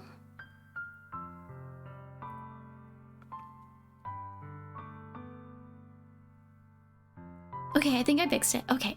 I think we're good. We're good. We're good. We're good. We're back on, folks. We're doing it live. If you came over more often, it wouldn't be such a mess. That's because I end up cleaning it for you. How come you suddenly wanted to come over today? Aren't you supposed to see Yuri today? Yeah, but... Wait, how did you know that? Sayori had already left by the time we decided that last meeting. Monica told me. It's only natural for her to keep me informed about the festival preparations, right? Ah, that's true. But what about you? Aren't you gonna be helping Monica today? Of course. But I'm just helping her online. We didn't plan to meet up or anything. Yeah. He's a funny bird. He's a funny bird. He's like kind of like a robot, I guess. I think he's supposed to be a robot. Ah, so it's just me and Yuri then. Yep. There's more silence between us. Sayori stares in a random direction. Everything about her behavior is really uncharacteristic. I finally get to the point. I just wanted to see how you were doing. After you left on Friday. When something's wrong, you can't hide it from me. I know you too well. So, Sayori smiles, shaking her head. That's no good, Ulrich. Huh? Why can't it just be like it's always been? This is all my fault. If I didn't get so weak and accidentally express my feelings, if I didn't make that stupid mistake, then you wouldn't have been worried about me at all. You wouldn't have come here. You wouldn't have even been thinking about me right now. But this is just my punishment, isn't it? I'm getting punished for being so selfish. I think that's why the world decided to have you come over today. It just wants to torture me. Sayori, I grab Sayori by the shoulders. What on earth are you saying? Are you listening to yourself right now? I know something happened to you. There's no other explanation for you to be like this, so tell me already. Until I know, I won't be able to stop thinking about it. Sayori gives me an empty smile. You really put me in a trap, Ulrich. But you're wrong. Nothing happened to me. I've always been like this. You're just seeing it for the first time. Seeing what? What are you talking about, Sayori? You're really just gonna make me say it, aren't you, Ulrich? I guess I have no choice this time. Thing is, I've had really bad depression my whole life. Did you know that? Why do you think I'm late to school every day? Because most days, I can't even find a reason to get out of bed. What reason is there to do anything when I fully know how worthless I am? Why go to school? Why eat? Why make friends? Why make other people put their energy and caring to waste by having them spend it on me? That's what it feels like. And that's why I just want to make everyone happy. Without anyone worrying about me. Oh god, girl, no. Girl, no, you deserve better. This makes me so sad.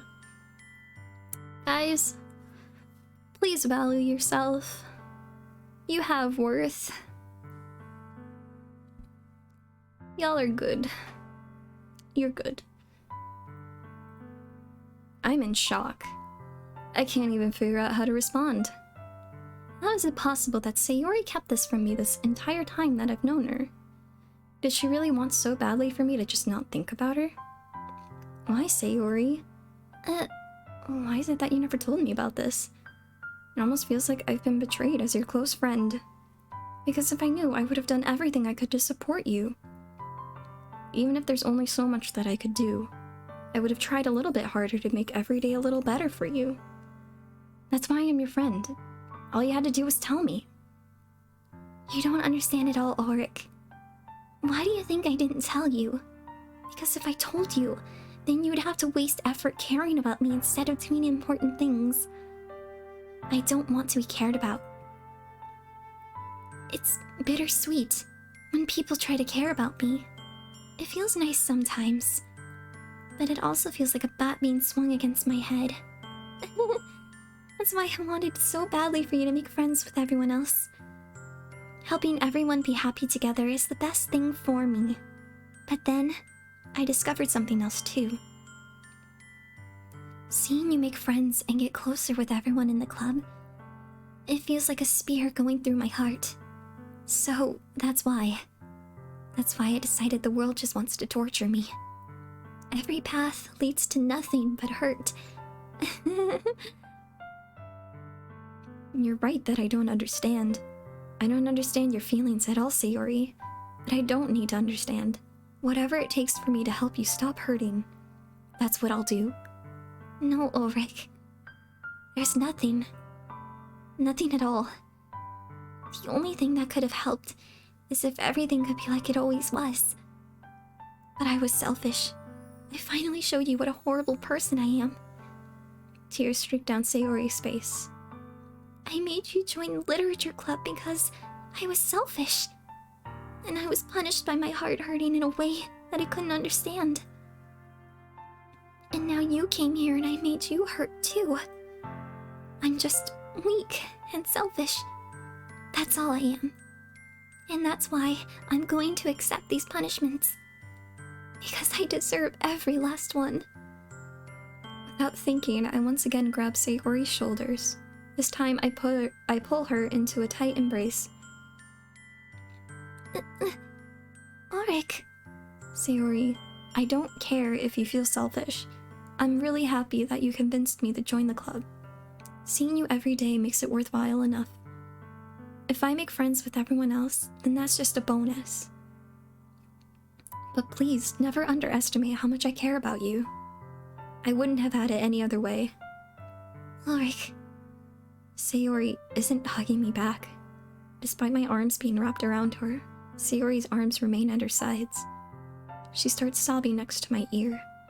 No. Don't do this to me. Please don't do this. Ulrich, Sayori barely manages to speak between her sobs. I don't know if I'm doing the right thing, but all I want is for her to know that I care. If you have it in you to call yourself selfish, then you have to let me be selfish too. No matter what it takes, I'll figure out what needs to change. I'll make these feelings go away. And if there's anything that you need me to do, then you'd better tell me. I'll get mad if you don't. I don't know. I don't know. Gently, Sayori finally puts her arms around me in return. I don't know anything. It's all really scary. I don't understand any of my feelings, Ulrich. The only time I'm not feeling nothing is when I'm feeling pain. But your hugs are so warm. And that's really scary too. Sayori lets me go. As she does so, I let her go as well. The festival is tomorrow. Sorry, my throat hurts.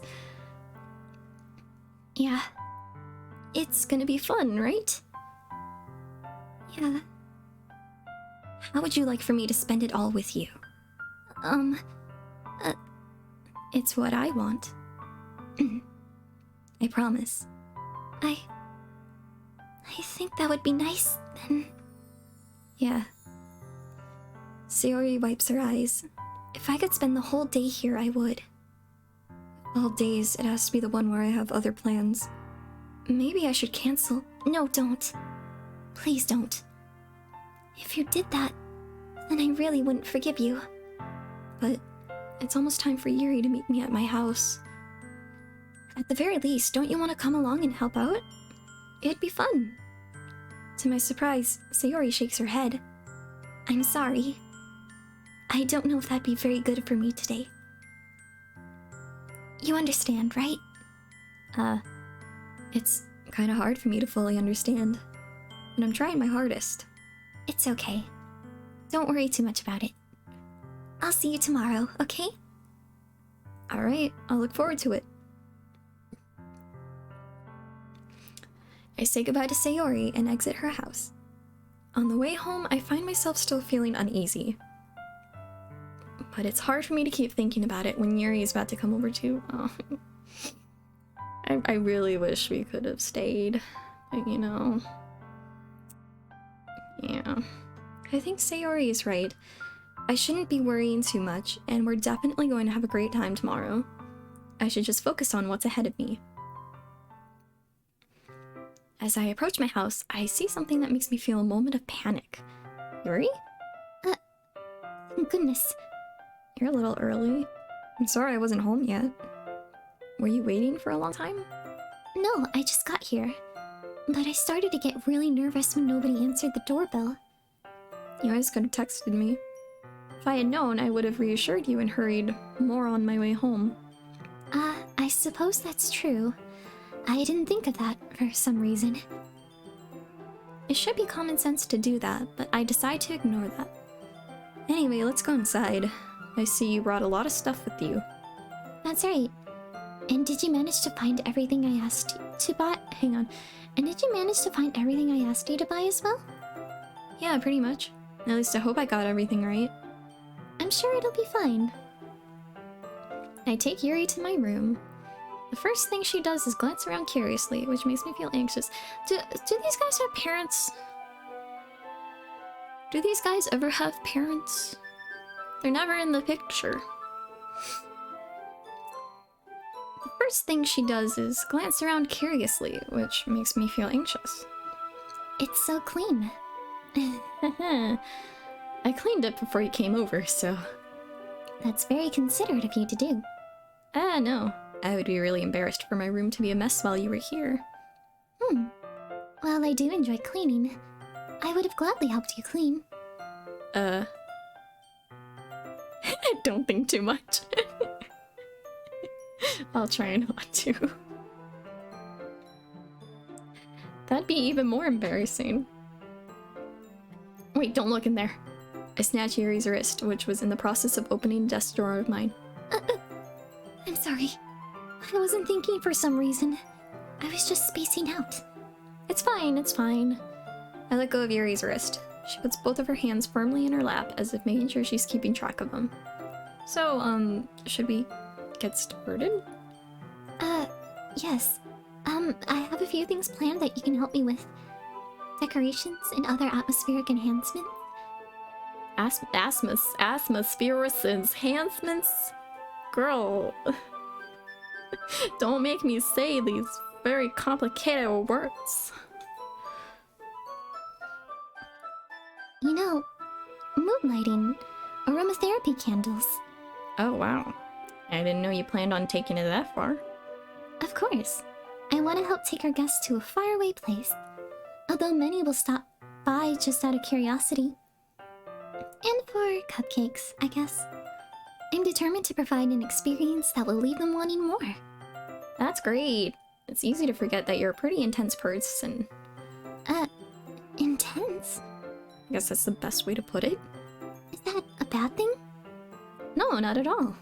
It's something that I like about you, actually. Is that so? That makes me feel relieved. And kind of happy. Yeah, no need to be so anxious. You can relax a little. Relax. I brought some things for relaxation. I was gonna use them during the poetry event. Oh yeah, like what? Let's see. Yuri rummages through her bag. She pulls out a few candles and a wooden, cylinder-shaped object. I did some shopping on the way here, so I happen to have these in my bag. I plan to cover the windows in black paper and use the candles to light the room. I think that'd be amazing, don't you? Yeah, that'd be really neat. What's that wooden thing, though? Oh, this? It's a diffuser for essential oils. How familiar are you with aromatherapy? Not familiar at all. Ah, is that so? It's one of my favorite contributors to a positive atmosphere. Depending on the oils or herbs you use, you can change the mood of the air itself. Is it herbs or herbs? Whatever.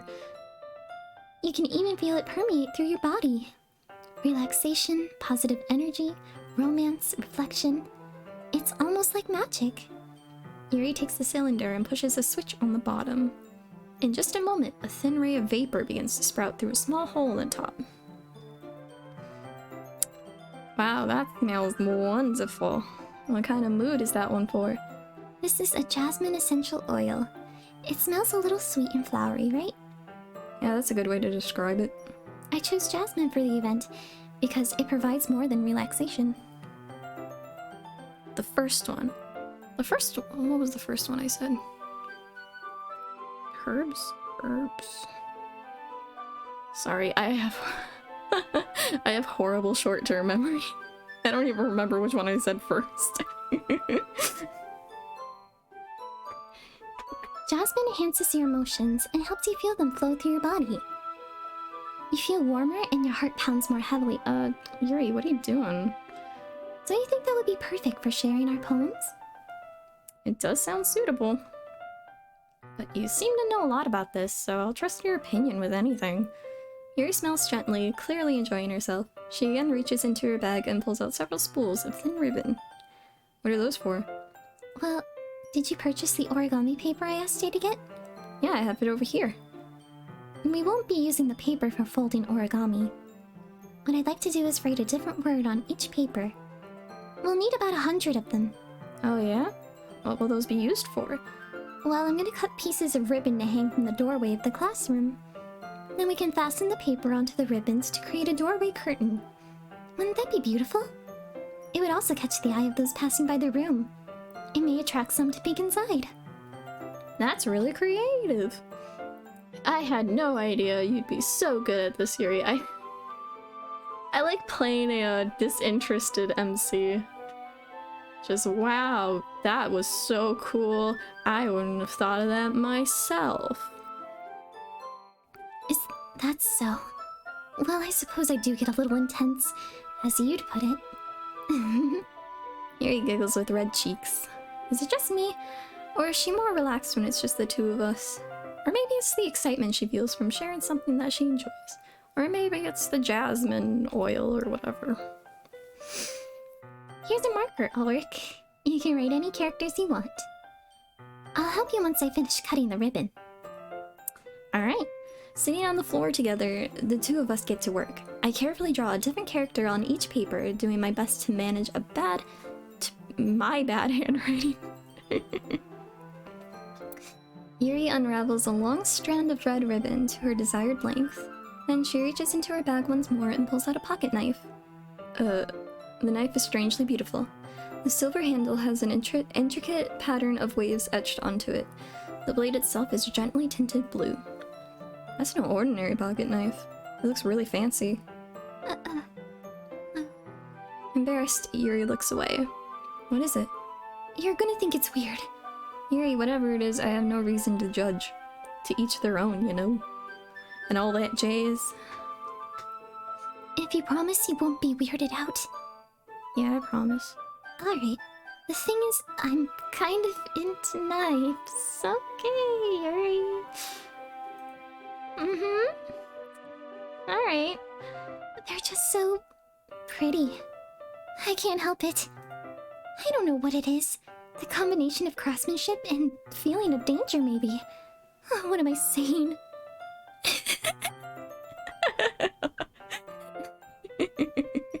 That's a major red flag. Please don't think I'm weird for this. Your laugh? Oh. You're laughing at me. No, I'm not laughing at you. It's just funny how nervous you got about sharing. It's an interesting thing to be into, I guess. Please leave my house. But I think it suits you. Suits me.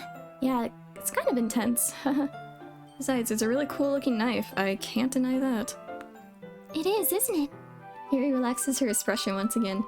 Would you like to hold it? No. I'm really bad with holding knives. Sure, I'll check it out. Yuri carefully hands me the knife with the handle facing me. I take it and turn it around in my hands. It feels heavy and extremely solid. Where do you even get a knife like this? Curious of its sharpness, I feel the point of the knife with my index finger. Ow! Ulrich, why did you do that? I didn't expect it to be that sharp. God, you're dumb. I barely touched it at all. It's my fault. I should have warned you. This knife is extremely sharp. It can cut through skin like it's paper. Oh no. A small drop of blood trickles down the side of my finger. Yuri takes my hand and gives the wound a closer look. She stares at it and noticeably fidgets. If you're squeamish, I'll go wash it off now.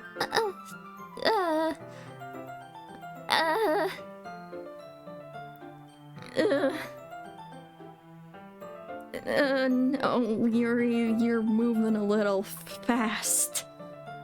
Without warning, Yuri puts my finger in her mouth and licks the wound. I feel her tongue curl around my finger. That's a little,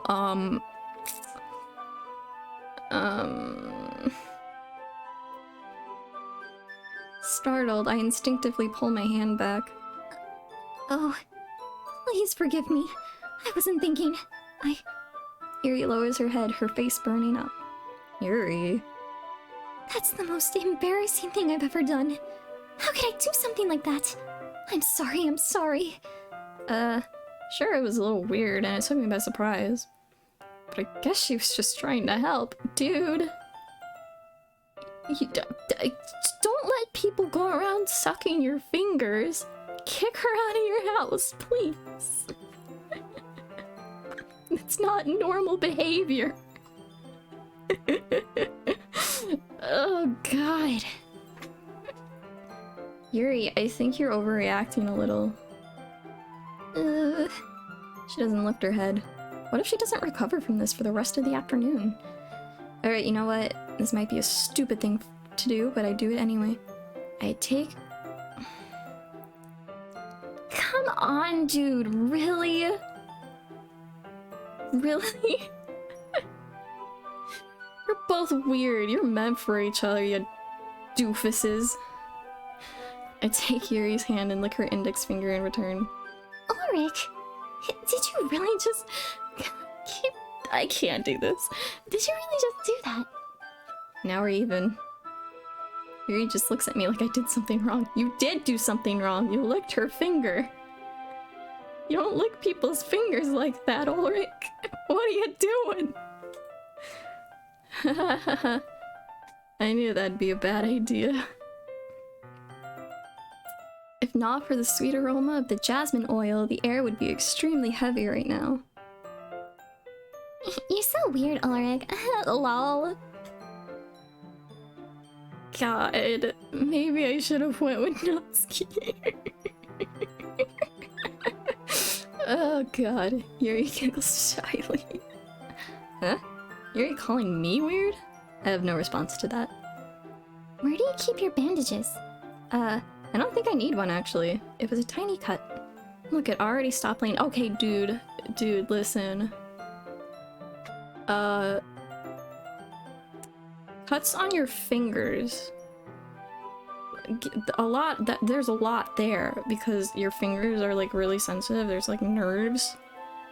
Like, dude, I don't know.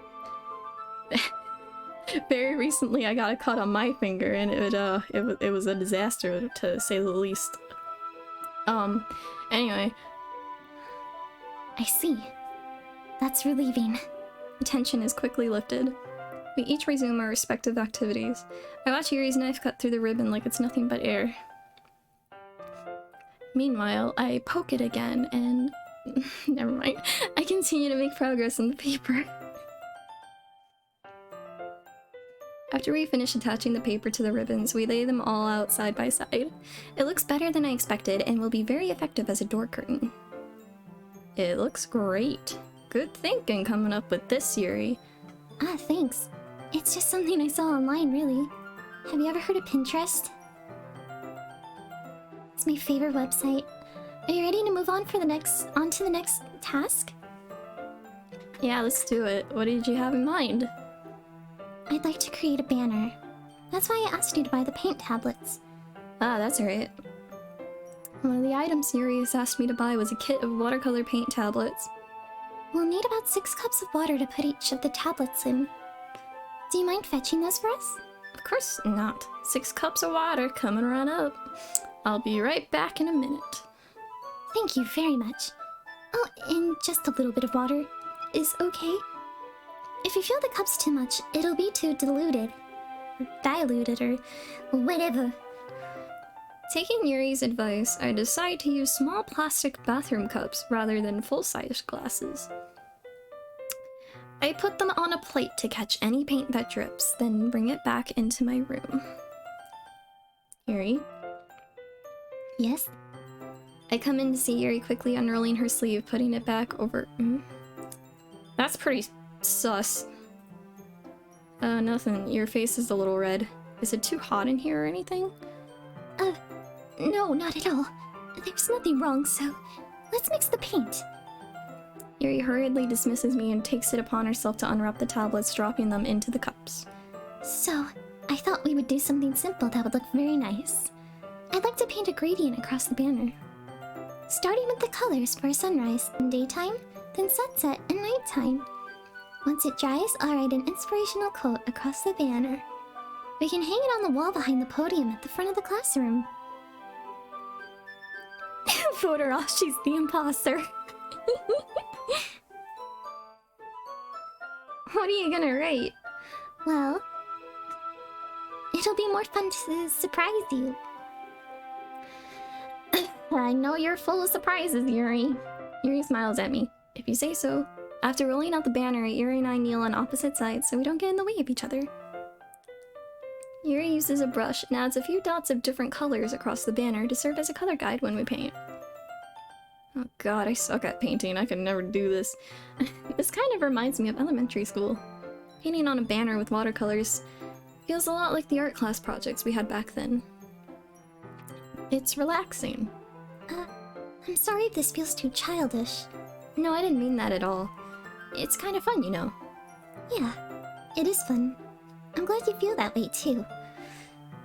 Yuri stops painting for a moment, thinking to herself. For me, I don't need to go out and do crazy things to have fun. In fact, I usually don't even want to. I just like when I can spend time with one other person. Even if it's something simple like reading, it doesn't even matter if we don't talk much. Just having a friend next to me makes things feel a little bit nicer. I think that's all it takes for me to be happy. That's so.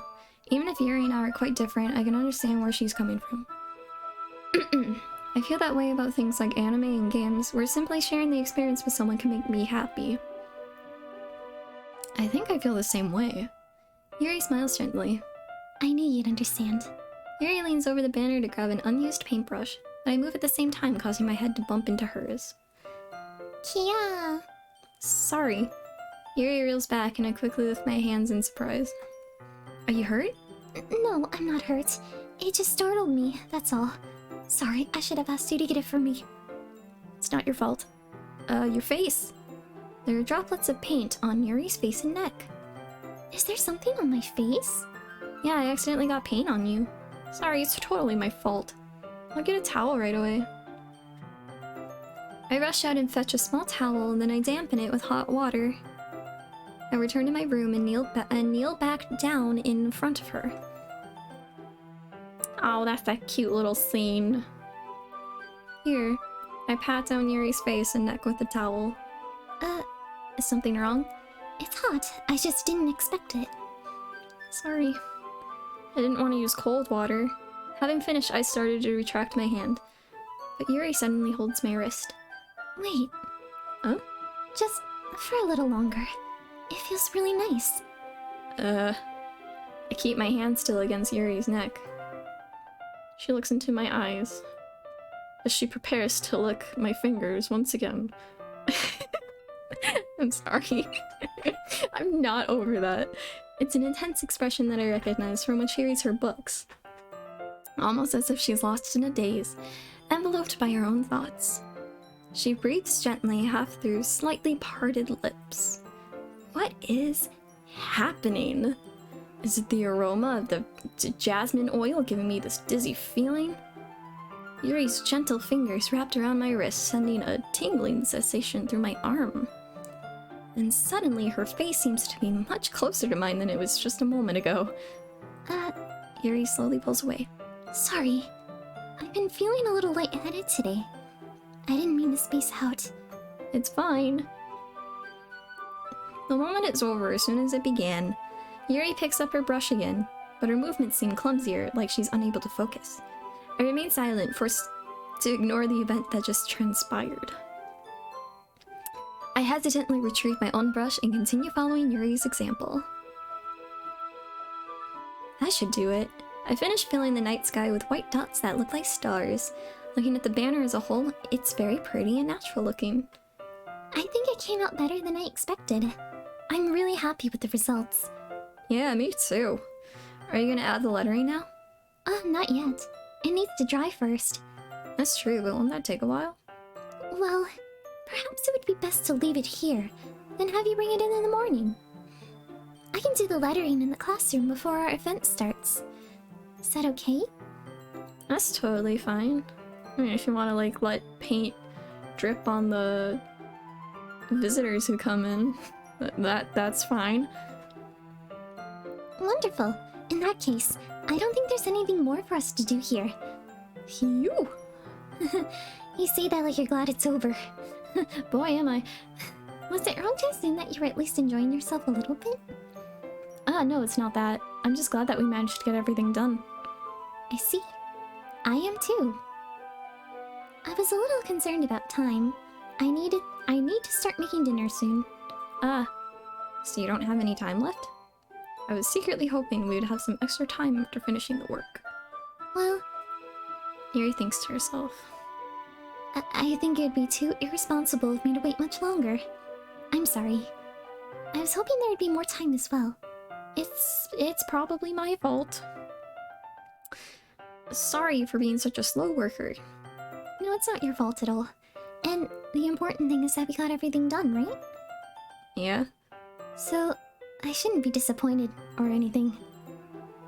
Even though she clearly is. Gathering all of her things, Yuri seems to look a little downcast. I understand why.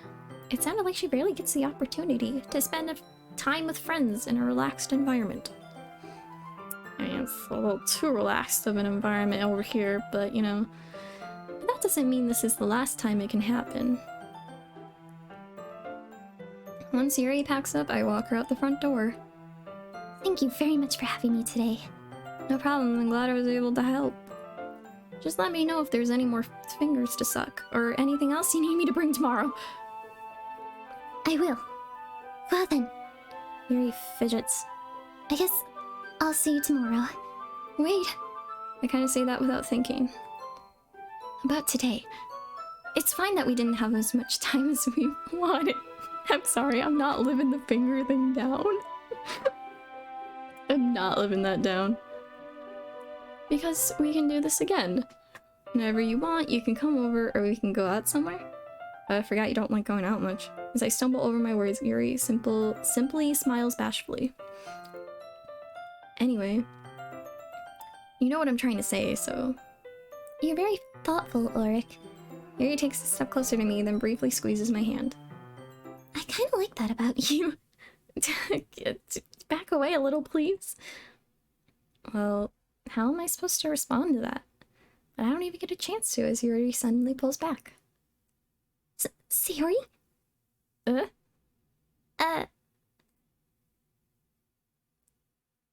Hi, Ulrich. Oh no. Oh no. Sayori. Just now we weren't... It's okay, Ulrich. I just stopped by to say hi. Well, it's nice to see you. I'm sorry, but I'm already on my way to leave. Oh, really? That's too bad. I'm sorry. But we'll all be together at the festival tomorrow, so that's fine, right? Of course. Sayori beams. Yes, so... I'll see you tomorrow. Clearly embarrassed, Yuri hurries off. Sayori waves goodbye after her. Sayori, I thought you didn't want to come over today. With all of these flags, we can start a flag shop. Oh god, yes. Well, I tried staying in my room, but my imagination was being really mean to me. So I had to come here and see it for myself. Oh god, no, don't hurt me this way. See what? What are you talking about? You know, how much fun you were having with Yuri, and how close you got to her. It makes me really happy that you've made such good friends. That's all that matters to me. Tears start to fall down Sayori's face. That's all that matters to me. Why am I feeling this way, Ulrich? I'm supposed to be happy for you.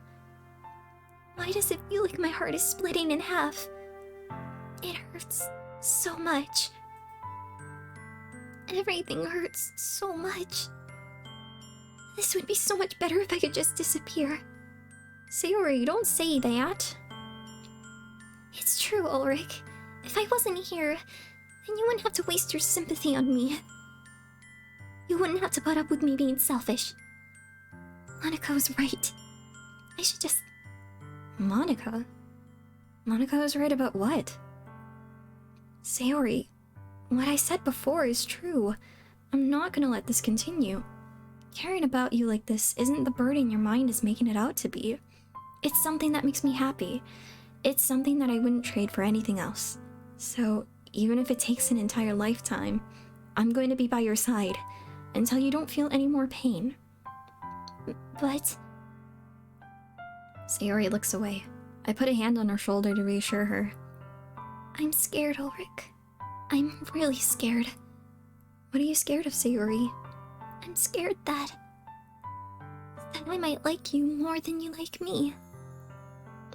Hey, trucker nuts!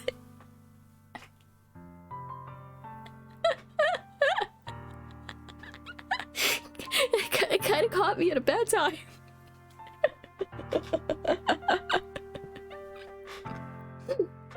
How's it going? Sayori. It's true, isn't it? It was weak and started to like you too much. I did this to myself. We're all just gonna be crying. Ulrich, I like you so much that I want to die.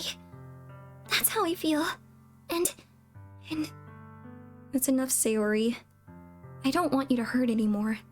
I slide my hand down Sayori's arm and squeeze her hand in my own.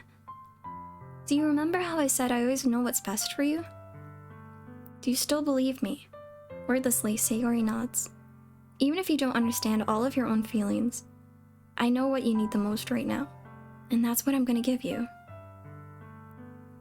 Oh, Sayori.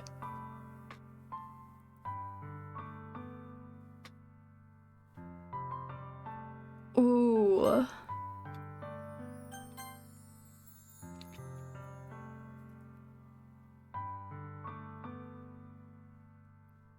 Oh no. Cause she's gonna get sad if I say I love you, but like I don't wanna like reject her. Whatever, Sayori, fuck it, I love you. I love you. Those are my true feelings, so there's no way you could like me more than I like you. I should have realized it sooner.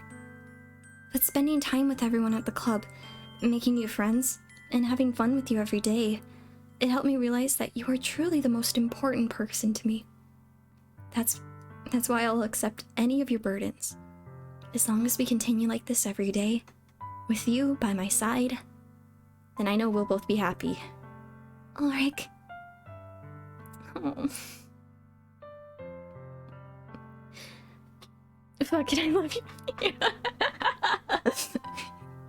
Sorry. Suddenly, Sayori wraps her arms tightly around me. Ulrich, is this really okay? Yeah. I hold Sayori in my arms and pull her closer. You'll never have to let go of me again. I love you, Ulrich. I want to be with you forever. Me too. I feel Sayori's grip around me weaken a little bit. Aw, shiz. You'll do something bad if I reject you, so I love you now, I guess. No, I like Sayori. What is this? Sayori? I'm supposed to be happy right now. I always thought this would be the happiest moment for me. But why? Even now. I want the rain clouds go away. They're not going away at all, Ulrich. It's okay, Sayori. It might take some time for things to get better again. But no matter how long it takes, I'll be there every step of the way. That's all that matters right now. Okay. I trust you. Sayori and I slowly release each other.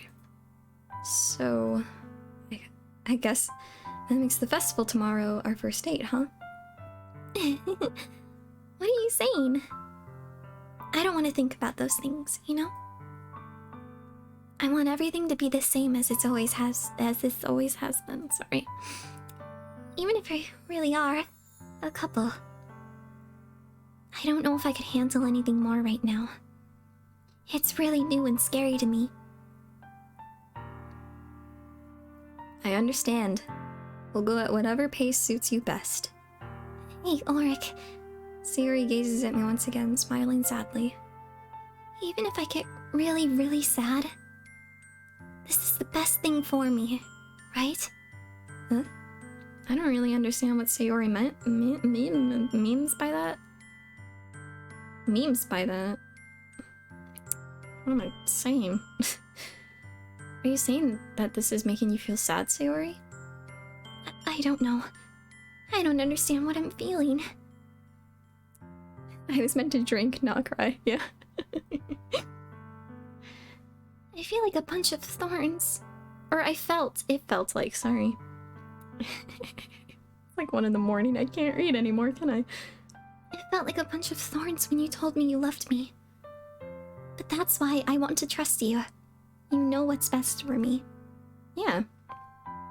I do. That's my promise. I say that, but in reality, I've never felt more uncertain when it comes to Sayori. I know that I love her, and she loves me, but I'm having as much trouble understanding Sayori's feelings as she is. Even though I can comfort her, I keep wondering if I should be doing something more, or something different.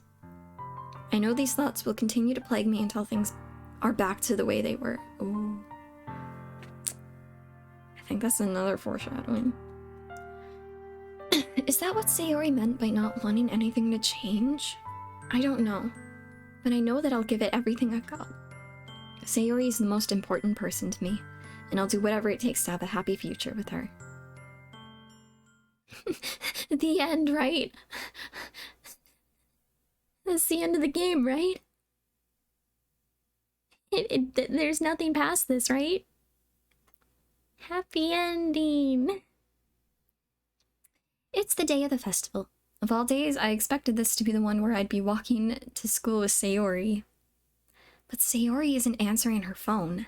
I considered going to her house to wake her up, but decided that's a little too much. Meanwhile, the preparations for the event should be nearly complete. The banner Yuri and I painted as try, I gently rolled it up to take with me. She sent me a pleasant text to remind me not to forget anything, and I reassured her. Funnily enough, I probably feel the same way as Natsuki about the event. I'm more excited for it to be over so I can spend time with Sayori and Yuri at the festival. But knowing Monica, I'm sure the event will be great too.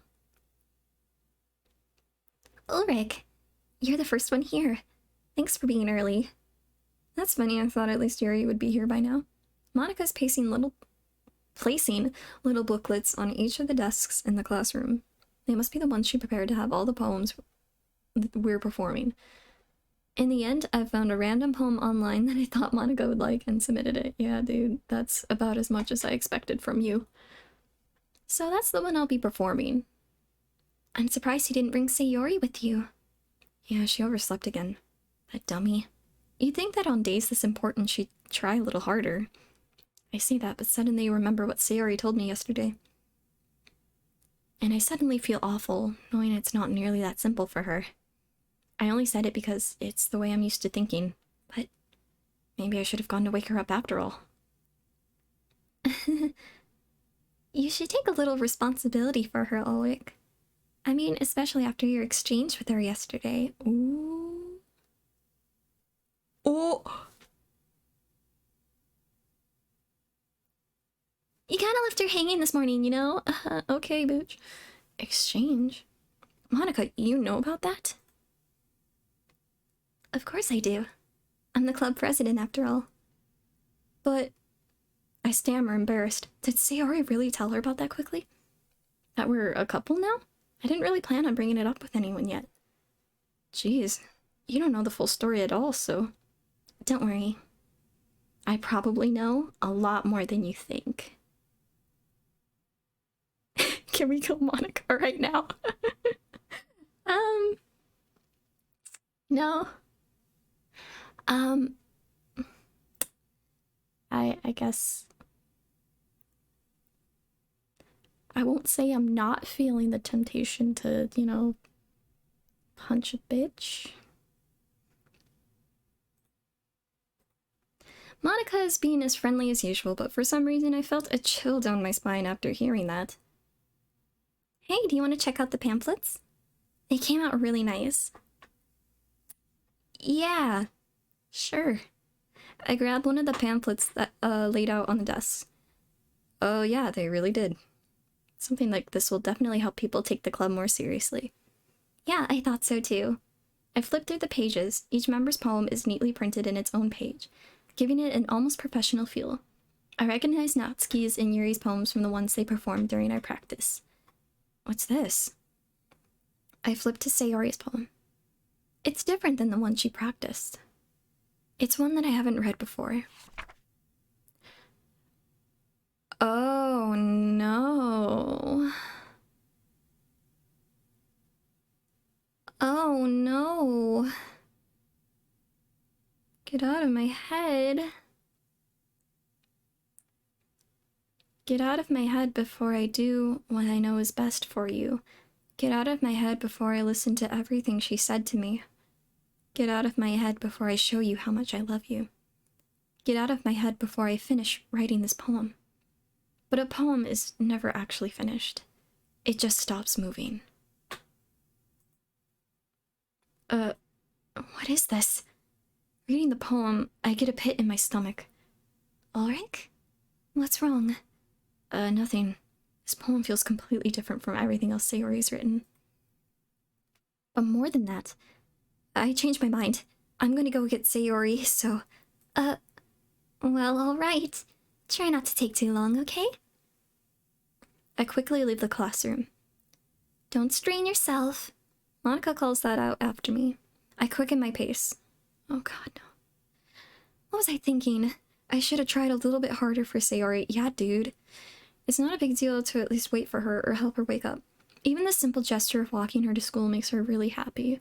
Besides, I told her yesterday that things will be the same as they always have been. That's all she needs, and that's what I want to give her.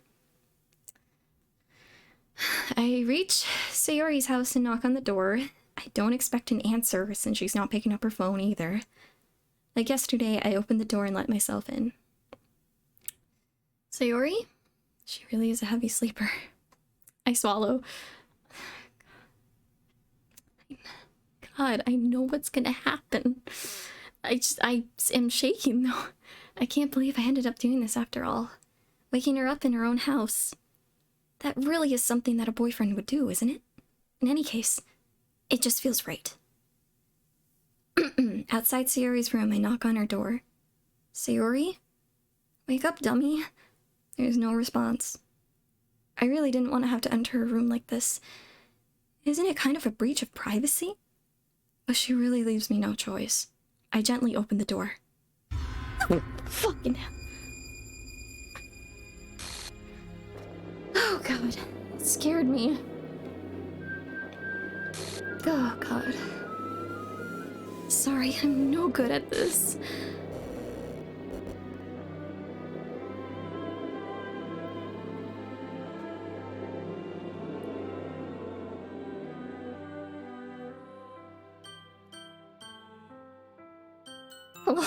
Oh, this game is fun. Yes, it sure is. I'm having a great time here. What the hell? What the hell? Is this a nightmare? It has to be. This isn't real. There's no way this can be real. Sayori wouldn't do this. Everything was normal up until a few days ago. That's why I can't believe what my eyes are showing me. I suppressed the urge to vomit. Just yesterday, I told Sayori I'd be there for her. I told her I know what's best, and that everything will be okay. And why? Why would she do this? This game is bugged, refund, yes. Except it was free. That's the thing, this game's free. This trauma is free. I'm getting this for free. It's a heavy price. How could I be so helpless? What did I do wrong? Confessing her. I shouldn't have confessed to her. It's not what Sayori needed at all. She even told me how painful it is for others to care about her. Then why did I confess to her and make her feel even worse? Why was I so selfish? This is my fault. My swarming thoughts keep telling me everything I could have done to prevent this.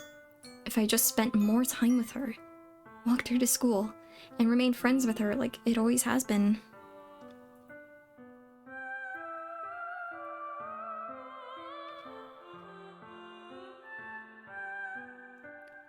Then I could have I know I could have prevented this.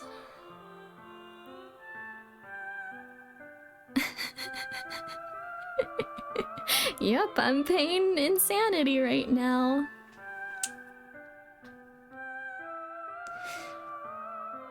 Screw the literature club. Screw the festival. I just lost my best friend. Someone I grew up with. She's gone forever now. Nothing I can do. Nothing I do can bring her back. This isn't some game where I can reset and try something different. Yeah, I get it. I only had one chance and I wasn't careful enough. Now I'll carry this guilt with me until I die. Nothing in my life is worth more than hers. But I still couldn't do what she needed from me. And now, I can never take it back. Never. Never. Never. Never. Never. God damn it. The end. Oh,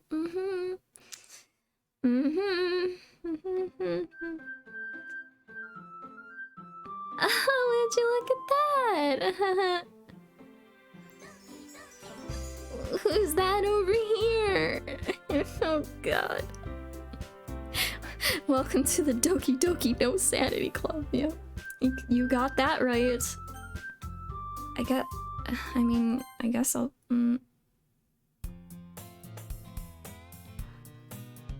That's not correct. I don't think this is correct.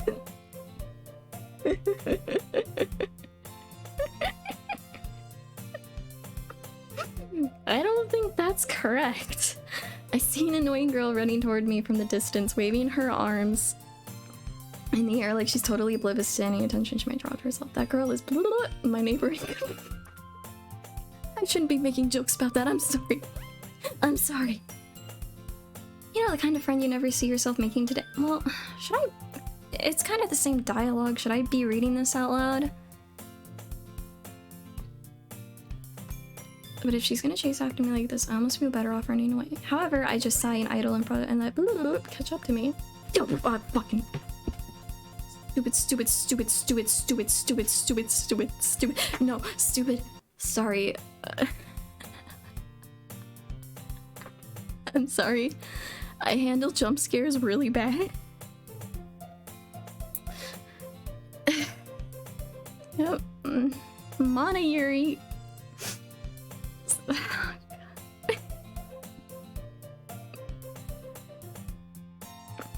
Also, I don't appreciate your name.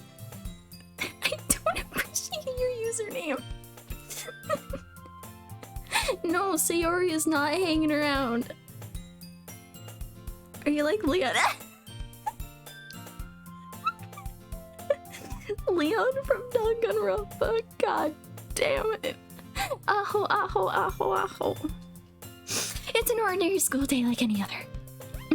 Mornings are usually the worst, being surrounded by couples and friend groups walking to school together. Meanwhile, I've always walked to school alone. I always tell myself it's about time I meet some girls or something like that. Wow. But I have no motivation to join any clubs. I'm perfectly content just getting by on the average while spending my free time on games and anime. There's always the anime club, but it's not like there'd be any girls in it anyway. God, get over yourself, buddy. The school day is as ordinary as ever. Oh, yep, it sure is. And it's over before I know it. After I pack up my things, I stare blankly at the wall looking for an ounce of motivation. Clubs.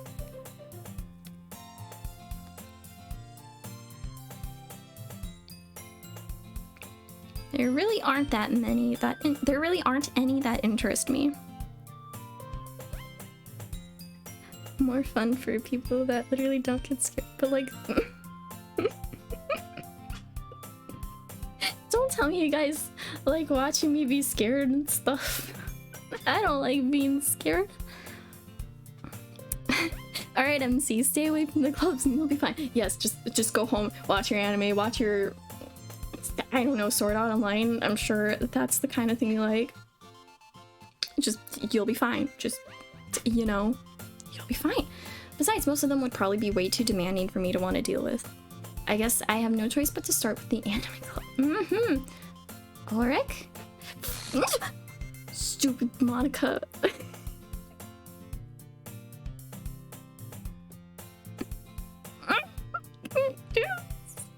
It's like 1:30 in the morning. I can't do this. Oh my goodness, I totally didn't expect to see you here. It's been a while, right? Yeah, it has. Monica smiles sweetly.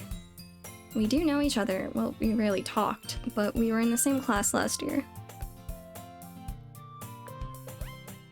And here in Anime Club, we rank this anime 8 out of 10. Very good beginner. That'd be an interesting take.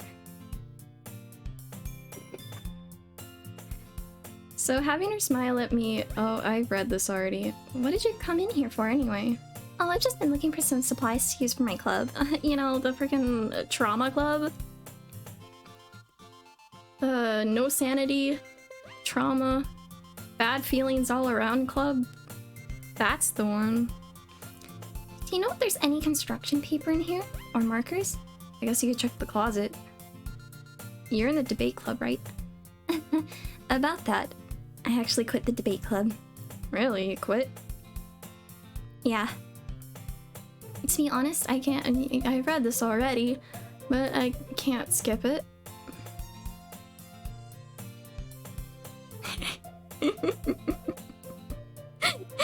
You guys are so funny. Moonika? That's an interesting one. Well, I guess to be fair, like, I thought, for some reason, like, back when I first started playing it, like, I pronounce it like Monica. Because, I don't know, that's just... Because I don't know. No. I know what you're doing.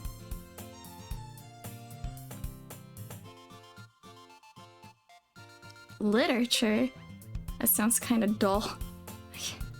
Guys, I don't know if I can handle these jump scares. How many members do you have so far? It's kind of embarrassing, but there's only 3 of us so far. It's really hard to find new members. Wait. 3 of us. Wait. Oh, yeah, that makes sense. Because, Sayori is kind of out of the picture. It's really hard to find new members for something that sounds so boring. Well, I can see that. But it's really not boring at all, you know. Literature can be anything. Reading, writing, poetry, visual novels. Sorry, what? I mean, one of my members even keeps her manga collection in the club room. Like, really? It's hard to find new members, sucks to suck you. Get out of there. She always insists that manga is literature too. I mean, she's not wrong, I guess. And besides, a member's a member, right? Did Monica say she? Oh. This club's got braves in it. I might have to take her up on her offer. Don't do it, Ulrich. Don't fall for it yet. Oh, God. Hey, Ulrich. By any chance, are you still looking for a club? I can't do this. I mean, I guess so, but... In that case, is there any chance you could do me a big favor? I won't ask you to join, but if you could, at the very least, visit my club, it'd make me very happy. Please? Well, I guess I have no reason to refuse. Besides, how could I ever refuse someone like Monica? She's so perfect in every way, isn't she, guys? Sure, I guess I could check it out. Awesome. You're really sweet, Ulrich, you know that? It's nothing really. Oh no. Like Sayo isn't like Sayori. Sayonara. That's not okay. I'll look for the materials another time. You're more important. I'm sure I am. And this today marks the day I sold my soul to Monica in her irresistible smile. I timidly followed Monica across the school and upstairs. Let's say, hang on a second.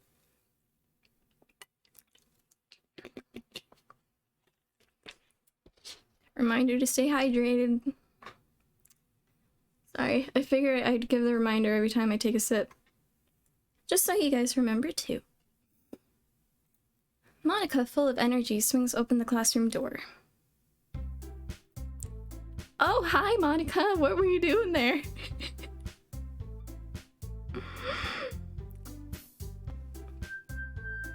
I'm gonna be back here in a while. Hopefully I'll still be around. Although it is getting pretty late. It is 1:37 right now for me. And I brought a guest with me. Oh, I hope it's not one of your glitchy friends. God! Monica, you are testing me right now. A guest? Seriously, you brought a boy. Oh, no. They kill the atmosphere. Don't be mean, Natsuki. I'm on edge right now. But anyway, welcome to the club, Ulrich. Oh, words escape me in this situation. This club is full of incredibly cute girls. No, dude, don't fall for it. Get out of here. Do not fall for it. So, let me guess. You're Monica's boyfriend, right? What? No, I'm not. Natsuki. The girl with the sour attitude, whose name is apparently Natsuki, is one I don't recognize. Her small figure makes me think she's probably first year. Anyway, this is Natsuki, energetic as usual. And this is Yuri, the vice pre- It's nice to meet you. Who appears comparatively more. Oh my gosh, a lot of it's just like repeat dialogue, I think. It's nice to meet both of you. So I ran into Ulrich in a classroom and you decided to come check out the club. Isn't that great? Wait, Monica, didn't I tell you to let me know in advance before you brought anyone new? I was going to, well, you know. Sorry. I didn't forget that, but I just happened to run into him. In that case, I should at least make some tea, right? Yeah, that'd be great. Why don't you come sit down, Ulrich? Yuri walks to the corner and opens the closet. Monica, sit. Blah, blah, blah. So I know you didn't really plan on coming here, but we'll make sure you feel right at home, okay? As president of the literature club, it's my duty to make the club fun and exciting for everyone. I'm surprised there aren't more people in this club yet. Must be hard to start a new club. You could put it that way. Not many people are very interested in putting out all the effort to start something brand new. Especially when it's something... I read this already. Sorry, it's all repeat. But I can't... Oh, can I skip it? No. Right, Natsuki? Well, I guess. Natsuki reluctantly agrees. Such different girls, all interested in the same goal. Monica must have worked really hard to find these two. Yuri returns to the table, carrying a tea set.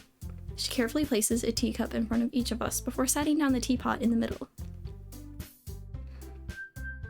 Keep a hold to the teachers gave us permission. Don't let yourself get intimidated. Yuri's just trying to impress you.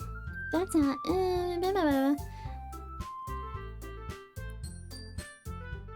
I'm glad. So, or like, what kind of things do you like to read?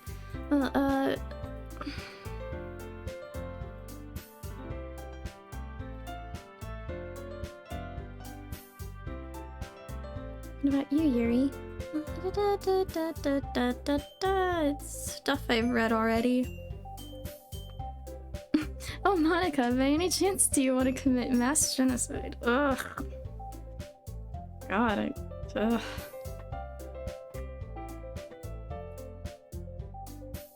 You know, I like a lot of things. Stories with beep, beep, beep. Yeah, We're living one right now, Yuri. Uh-huh. Oh, this is so incredibly ironic, Yuri. I read a horror book once. God, Monica scares me like every time she pops in and out. It's her personality.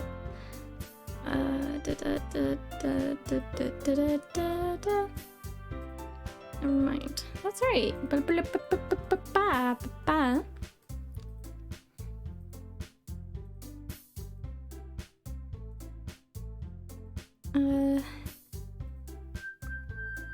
That's cute. Averts her eyes. You wouldn't like them. It's not like I like you or anything. Yada yada.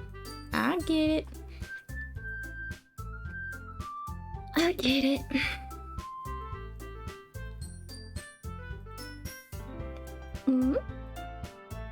We're gonna write a poem. Yep, and nothing's gonna go wrong. Right? Right. Nothing's gonna go wrong. We should probably start finding activities for all us to participate. I did decide to take on the responsibility of vice president after all. I need to do my best to nurture the club as well as its members. Besides, now that we have a new member, it seems like a good step for us to take. Do you agree as well, Ulrich? Still one problem. I didn't join the club. Except I'm going to anyway.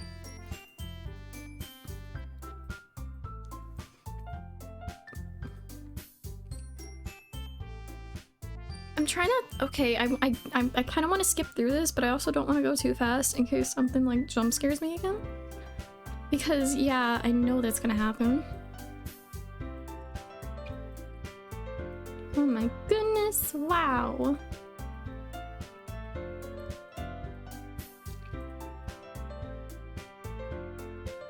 Okay, everyone.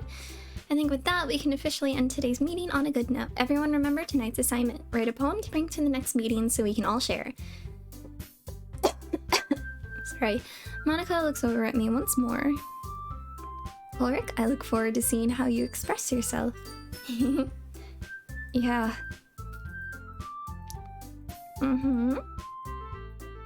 Guess I'll be on my way. Okay, I'll see you tomorrow then. Can't wait. Oh, I sure can. With that, I depart the club room and make my way home. The whole way my mind wanders back and forth between the three girls. Natsuki, Yuri, and of course, Monica. Will I really be happy spending every day after school in a literature club? Perhaps I'll have the chance to grow closer to one of these girls. Alright, I'll just need to make the most of my circumstances, and I'm sure good fortune will find me. And I guess that starts with writing a poem tonight.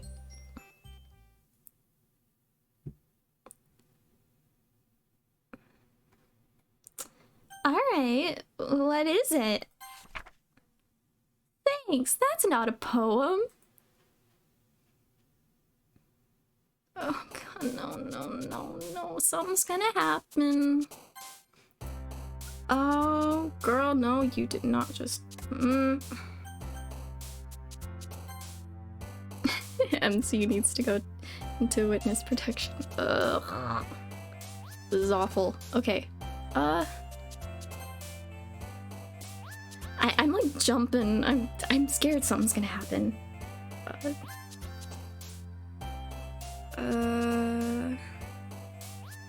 Incongruent. Extraordinary. Philosophy. Horror? Oh god, I don't want to do this! Frightening. Interesting.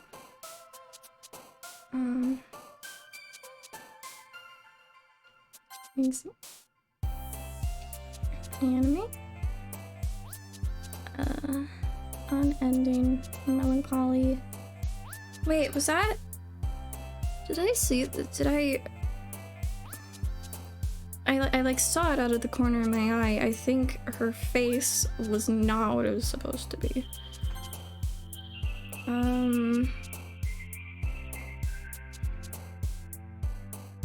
Kawaii. Pleasure? Nightgown? Agonizing. God, if it isn't that what that is right now. Boop. Unrestrained. Essence. I hate this.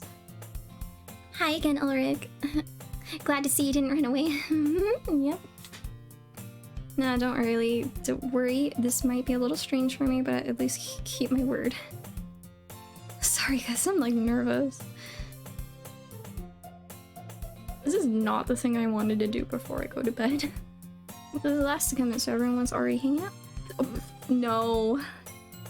Yuri, keep your face on. Please, honey, please. I need you to do this for me, please. Please fix the music too. It's going like a few semitones up. You might want to fix that. I hope this isn't too overwhelming of a commitment for you. Making you dive headfirst into literature when you're not accustomed to it. Monica, Natsuki, Oh god, I can't do this. Oh god. I'm not strong enough for this. I'm not strong enough for this. Oh, come on, like he does. Wait, is the background like kind of not where it's supposed to be?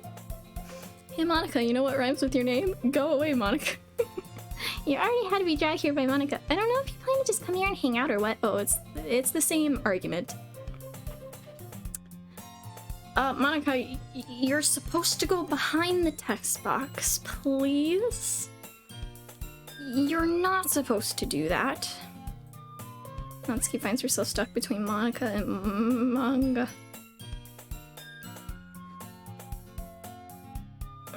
No, something's gonna happen. Anyway, now that you're in the club and all, perhaps you might have interest in picking up a book to read? Well, I can't really say no. I don't have a choice. Like you said, I'm in this club now, so it only feels right for me to do something like that, if you ask. Wait, I didn't mean it like that. If you don't really want to, then forget I said anything, I guess. No, it's not that, Yuri. I want to try and be part of this club, so even if I don't read often, I'll be happy to pick up a book if you wanted me to. Are you sure? I just felt like, well, as vice president and all, that I should help you get started on something you might like. Yuri reaches into her bag and pulls out a book. I didn't want you to feel left out, so I picked out a book that I thought you might enjoy. It's a short read, so it should keep your attention even if you don't usually read. And we could, discuss it if you wanted. Is it... How is this girl accidentally being so cute? She even picked out a book she thinks I'll like. Phew.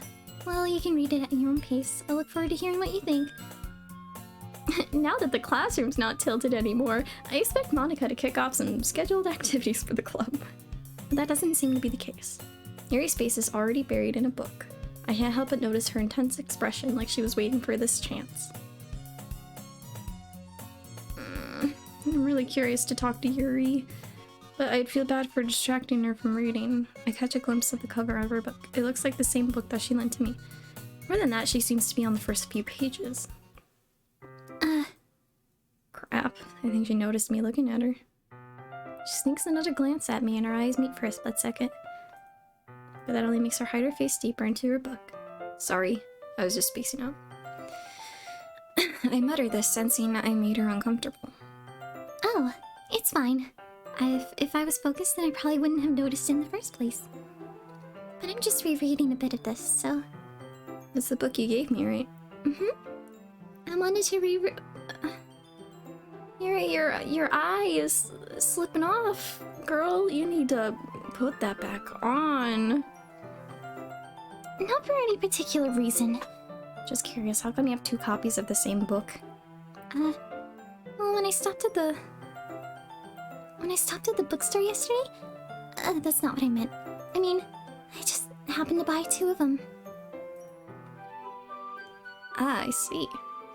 There's something fairly obvious here that Yuri isn't telling me, but I decide to let it go. You need to glue it back. Oh, gotcha.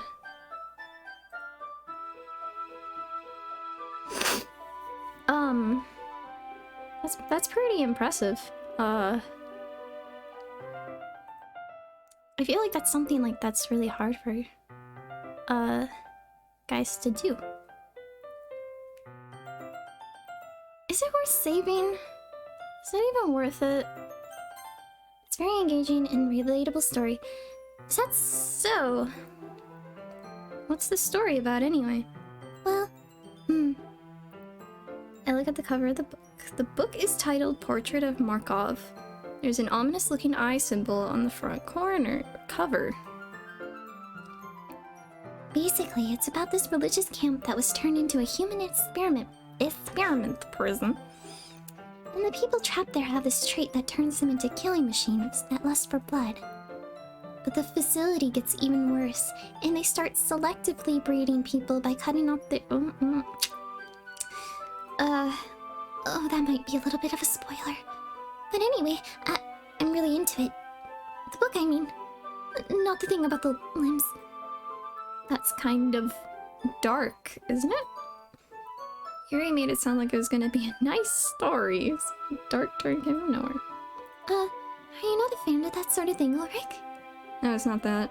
I mean, I can definitely enjoy those kind of stories, so don't worry. I hope so. Yeah, I totally forgot that Yuri's into those crazy things. She's so shy and reclusive on the outside, but her mind seems to be completely different. It's just that this kind of story, it's the kind that challenges you to look at life from a strange new perspective. When horrible things happen not just because someone wants to be evil, but because the world is full of horrible people, and we're all worthless anyway. I have a feeling she didn't say that originally. Just a hunch. Then suddenly... I'm rambling, aren't I? Again, I'm sorry. You don't apologize.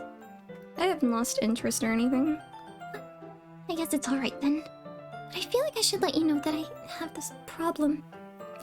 When I let things like books and writing fill my thoughts, my whole body... Oh, that, probably wasn't. How do I...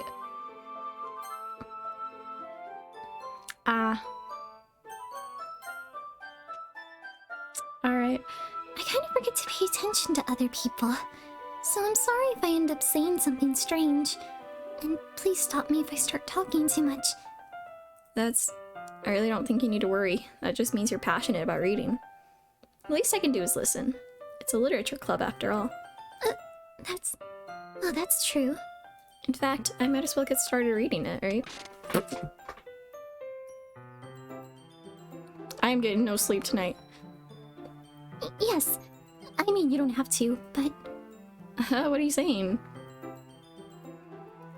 Let me just get the book. I quickly retrieved the book that I had put into my bag. Alright, it's fine if I sit here, right? I slip into the seat next to Yuri. Yeah. Are you sure? You seem a little apprehensive. I'm sorry. It's not that I don't want you to. It's just something I'm not very used to. That is, reading in company with someone. I see. Well, just tell me if I end up distracting you or anything. Alright. I open the book and start the prologue. I soon understand what Yuri means about reading in company.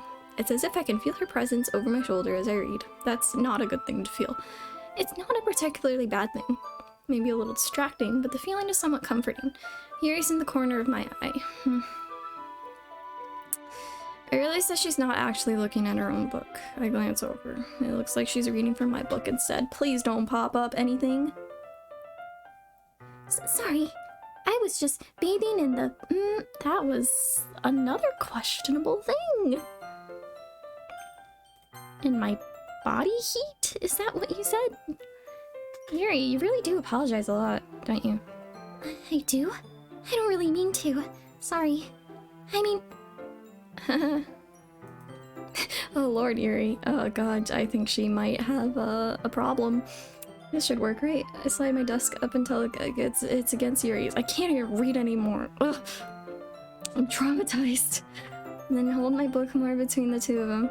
I suppose so. Yuri timidly closes her own copy. Once we each lean in a little bit, our shoulders are almost touching. It feels like my left arm is in the way, so I use my right hand to hold the book open. I guess that makes it kind of difficult to turn the page. Here. Yuri takes her left arm and holds the left side of the book between her thumb and forefinger. They say that a lot, thumb and forefinger. I'm flattered. I'm flattered, but, you know, I think you're coming a little too strong on me. I do the same with my right arm on the right side of the book. That way, I turn a page and Yuri slides it under her thumb after it flips to her side. But in holding it like this, we're huddled even closer together than before. It's actually kind of distracting me. It's as if I can feel the warmth of Yuri's face and she's in the corner of my vision. Are you ready? To turn the page? Are they gonna have to say that every time they turn the page? Sorry.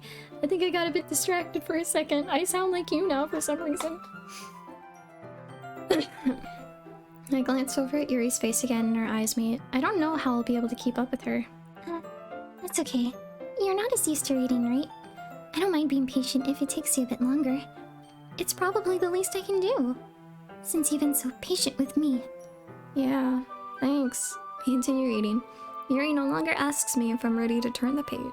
Instead, I just assume that she finishes the page before me, so I turn it by my own volition. We continue the first chapter in silence.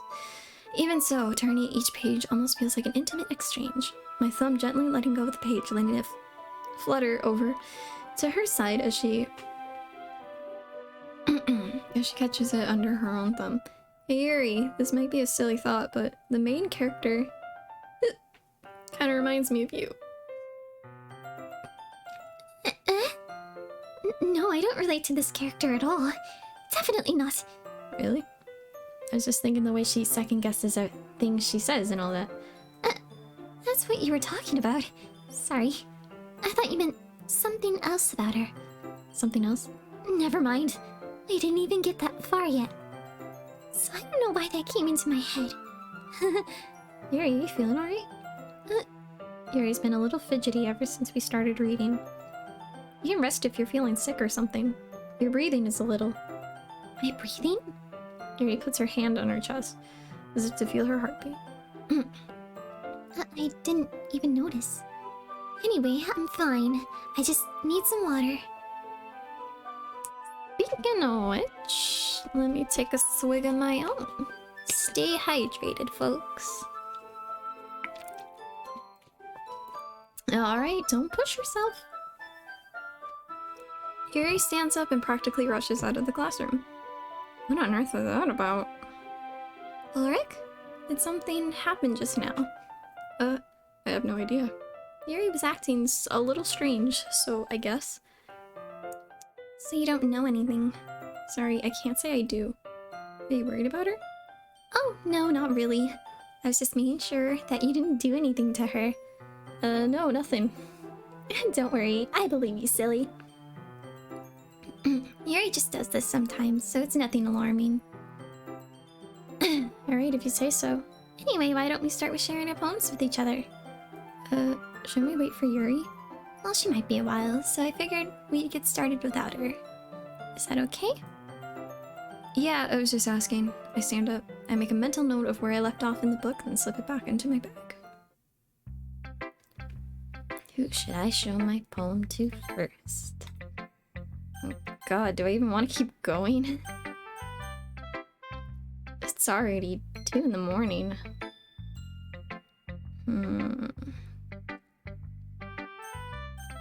Hopefully Natsuki... I feel more comfortable talking to her.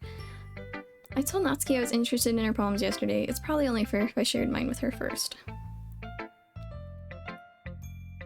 Well, it's about what I expected from someone like you. That's a bit blunt. Well, excuse me. It's not like I said it was bad. It just didn't evoke any emotions. So basically it's not cute enough for your taste. Do you want to get smacked? I'll pass.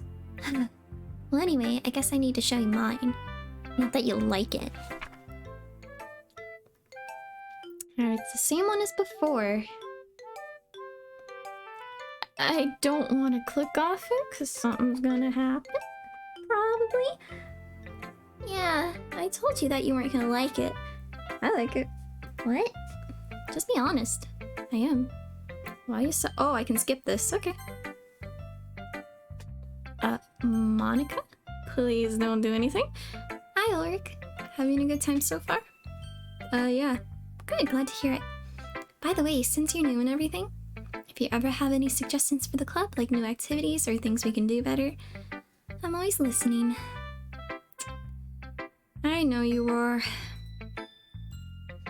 Don't be afraid to bring things up, okay? Alright, I'll keep that in mind. Of course I'll be afraid to bring things up. You scare me. I'm much better off just going with the flow until I'm more settled in.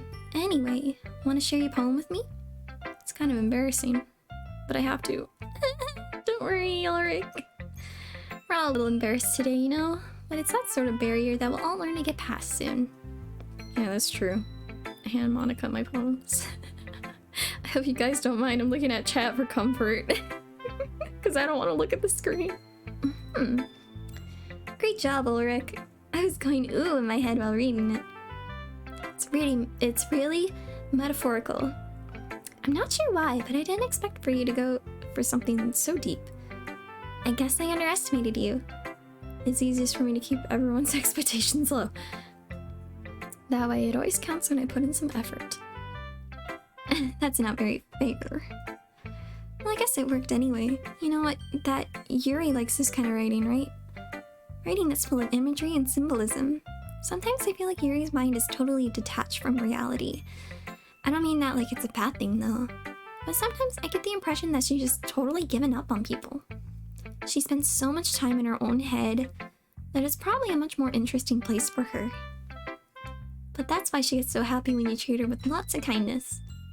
I don't think she's used to being indulged like that. She must be really starved for social interaction, so don't blame her for coming on a little strongly. Like earlier. I think if she gets too stimulated, she ends up withdrawing and looking for alone time. Suddenly the door opens. Yuri! I'm back. Did I miss anything? Not really. Well, we all started sharing our poems with each other. Already? I'm sorry for being late. No need to apologize. We still have plenty of time, so I'm more glad that you took all the time you needed. Alright. Thanks, Monica. I suppose I should go get my poem now. Anyway, do you want to read my poem? Don't worry, I'm not very good. You sound pretty confident for someone who claims to not be very good. Well, that's because I have to sound confident. That doesn't mean I always feel that way, you know? I see. Well, let's read it then. All in all, Oh, this one's different. Hole in wall. But he wasn't looking at me. Confused, I frantically glance at my surroundings. But my burned eyes can no longer see color. Are there others in this room? Are they talking? Or are they simply poems on flat sheets of paper? The sound of frantic scrawling playing tricks on my ears.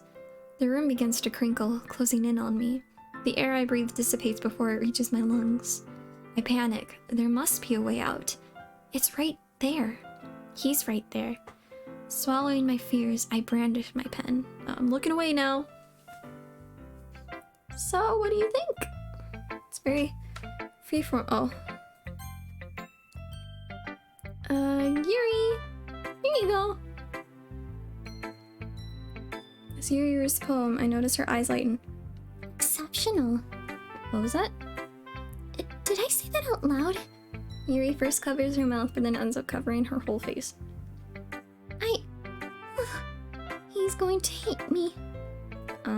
You really didn't do anything wrong, Yuri. I guess you're right. What am I getting so nervous for? I don't know, you tell me. Yuri takes a breath. So, what kind of writing experience do you have? Your use of imagery and metaphors indicate you've written a lot of poetry before. Really? Oh, that's a huge compliment coming from you. This is actually my... my throat is really dry.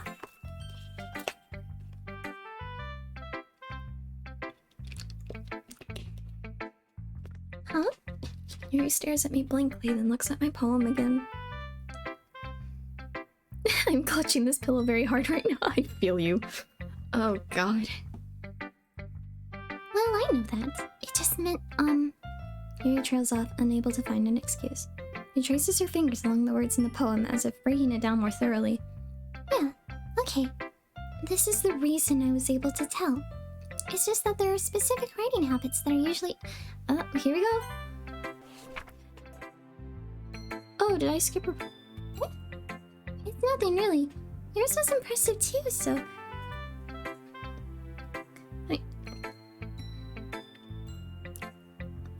I'm hugging my Yuri body pillow. You think so? Yeah, of course. You know, I was really nervous about doing all this, but in the end I enjoyed it. I'm gonna keep doing my best for you, Ulrich. Me too. Phew! I guess that's everyone. I glanced around the room. That was a little more stressful than I anticipated. You said it. This everyone is judging me for my mediocre... stop that right now? Please fix the music. Even if they're just being nice, there's no way my poems can stand up to theirs. This is a literature club after all. I sigh. I guess that's what I ended up getting myself into.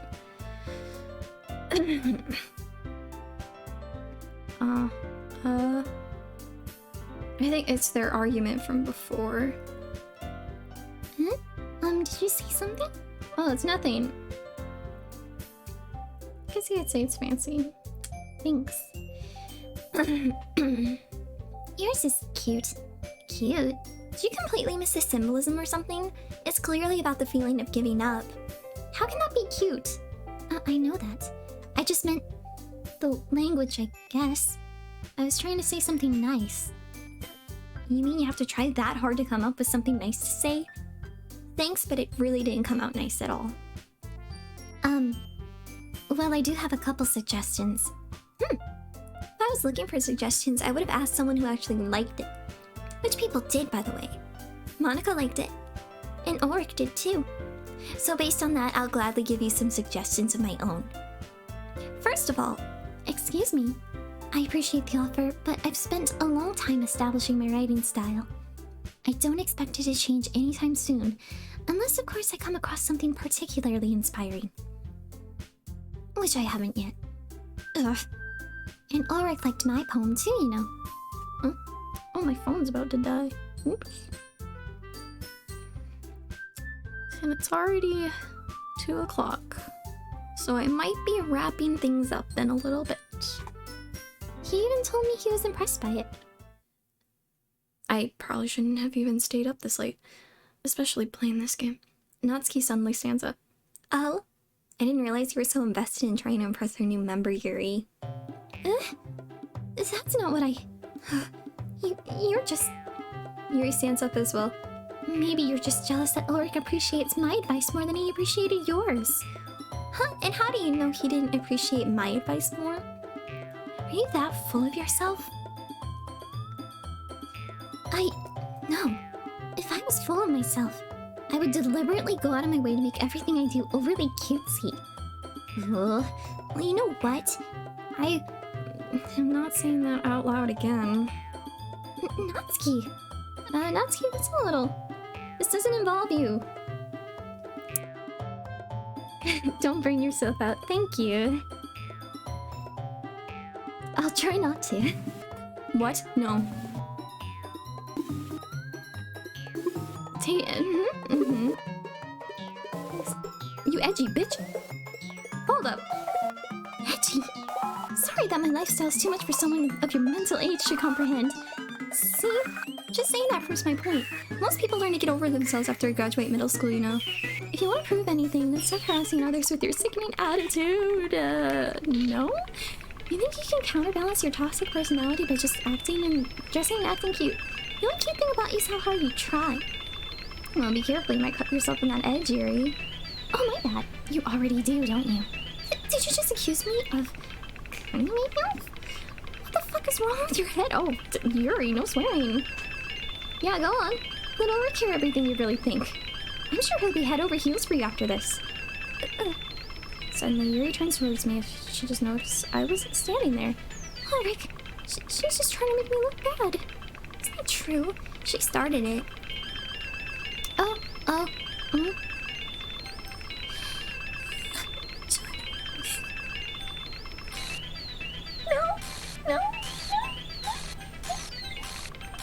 No. Hi, Monica.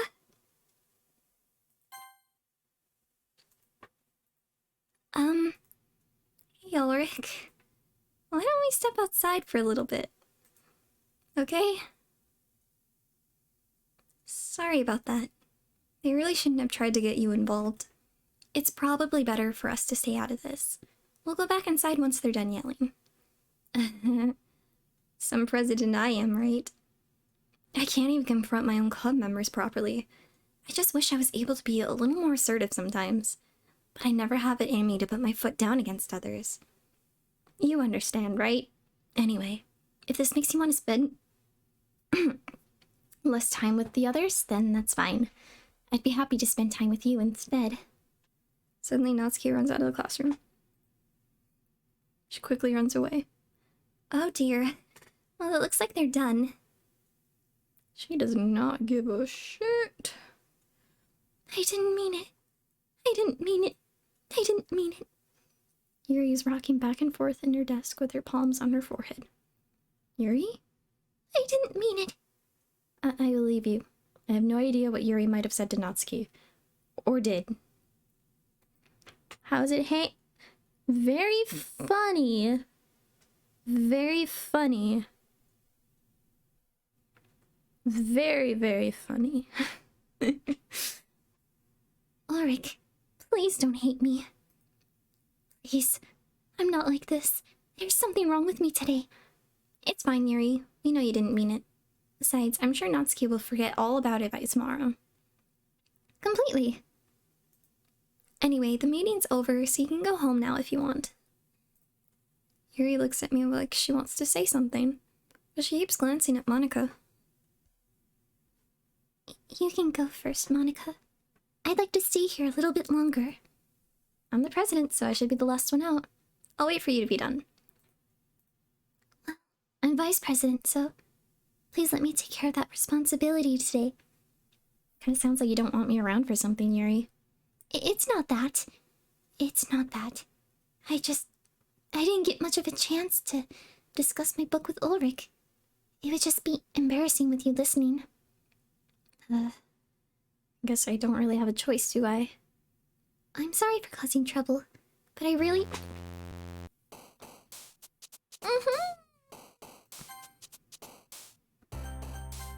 Why did you do that?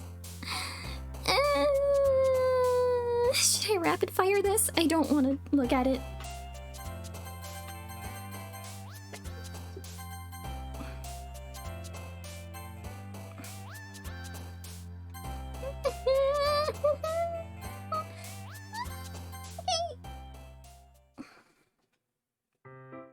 Another day passes and it's time for a club meeting. I've gotten a little more comfortable here the past couple days. Entering the club room, the usual scene greets me. Welcome back, Ulrich. Hi, Yuri. I'm not sure if it's me or if it's Yuri's expression, but the weight of yesterday's quarrel still hangs in the air a little. Yuri glances over her shoulder, looking around the room. Natsuki is reading manga at a desk, and surprisingly, manga. Almost called her manga. Monika isn't here yet. Suddenly, Yuri takes my arm and pulls me to the corner of the room. About yesterday, I really need to apologize. Nothing like that has ever happened before, and something just came over me, I guess. I wasn't acting mentally sound. Please don't think we're usually like this. Not just me, but Natsuki as well. Yuri, I'm happy that you were considerate and apologized. You don't have to worry too much. Even though I've only been here a couple days, I could tell something was off yesterday. Maybe we were just a little extra sensitive because it was our first time sharing poems. But whatever it was, it didn't make me think any less of you. I have already decided that there's no way you can be a bad person. And now that you're apologizing, I know you really didn't mean it. Ulrich, don't say those kind of things so frankly. They make me a little too happy. I'm really glad that you're such an understanding person. And I'm really glad that you joined this club. Everything is a little bit brighter with you around and... sorry, what am I saying right now? Hey, have you guys seen Monika? No. Oh, that's Ulrich, sorry? No, I haven't. I was also kind of wondering where she was. Man. Yuri, I'm guessing you haven't either? Yuri is clearly taken aback by how calmly Natsuki is addressing her. No, I haven't. Jeez, this isn't like her at all. I know it's stupid, but I can't help but worry a little bit. What? Why are you looking at me like that? Natsuki, about yesterday. I just wanted to apologize. I promise I didn't mean any of the things I said. And I'll do my best to stay under control from now on. So, Yuri, Yuri, what the heck are you talking about? Did you do something yesterday? Jeez. Whatever's on your mind, I'm sure it was nothing. I don't even remember anything bad happening. You're the kind of person who worries too much about the little things, aren't you? But I'll accept your apology anyway, if it helps you feel better about it. Besides, it's kinda nice to hear, since I was always afraid you secretly hated me or something like that. No, not at all. I don't hate you. Well, you're kind of weird, but I don't hate you either. Natsuki turns to me. You're still on trial, though. Hey. Suddenly the door swings open. Sorry, I'm super sorry. There you are. I didn't mean to be late. I hope you guys weren't worried or anything. Nah. Well, Natsuki was. I was not. What took you so long anyway? Well, my last period today was study hall. Were you practicing piano? Yep, she was practicing piano. Piano? I wasn't aware you play music. We've had this conversation already.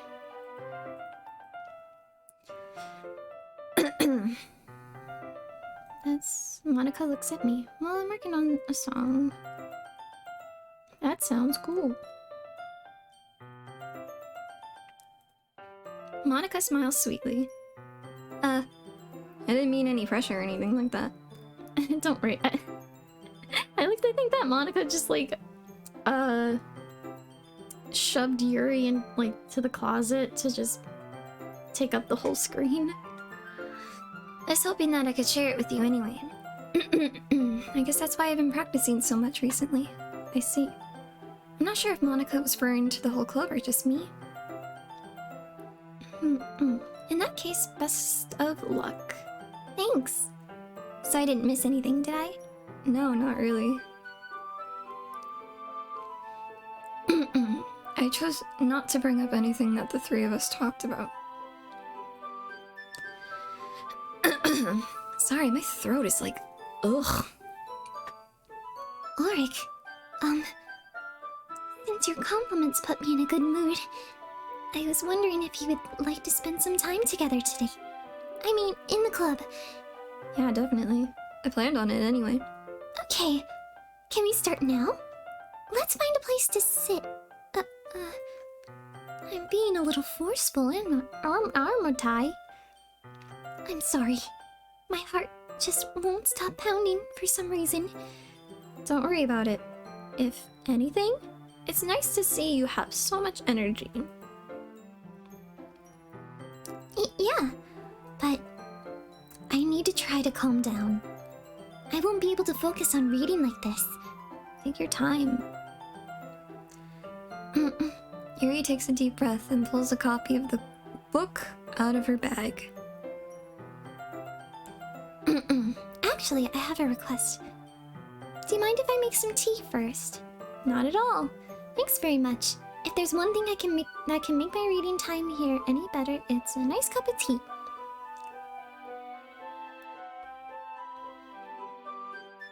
Arroz con huevo. I'm not sure what that means, but... Hello? Yuri stands up and makes her way to the closet. I follow and watch as she retrieves a small water pitcher from the shelf, the kind with the filter inside. Can you hold this for a second? Sure. Yuri hands me the water pitcher and fetches an electric kettle.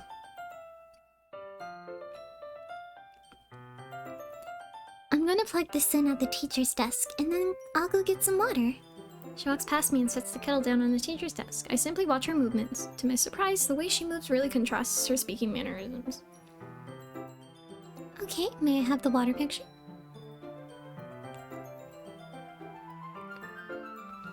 Thanks, I'll be right back. I might as well walk with you. That's okay.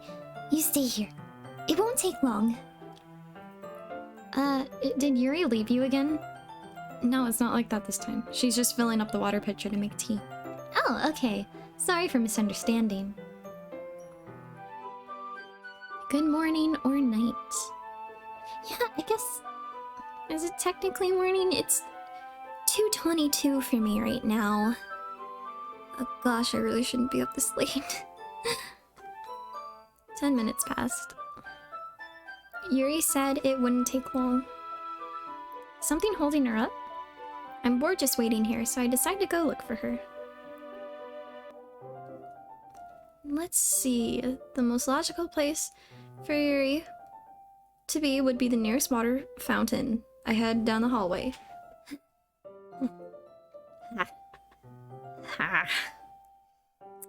Uh-oh. What's that noise? It's coming from around the corner. Sounds like breathing. A sharp inhale, like someone is sucking the air through their teeth. Are they in pain? Uh-oh. Uh-oh, guys. I reach the corner and peer around it. Yuri?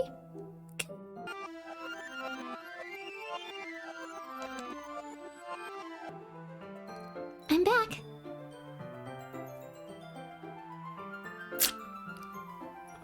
That never happened. Thanks for waiting patiently. I am very sorry you guys had to see that. Ulrich, do you like oolong tea? Yeah. Anything's fine. Very well. Yuri sets the temperature on the kettle to 200 degrees. Now it's... oh. Now it's time to get the teapot. You really do this properly, don't you? Of course. I shouldn't do any less when I'm making tea for others. Even if I'm not an expert on tea or anything? In that case, you'll only be even more impressed. Perhaps I will. Yuri fetches the teapot and begins measuring the tea leaves. To my surprise, she even starts humming a little to herself. Blah. You must be in a good mood now. Is that so? Hang on a second.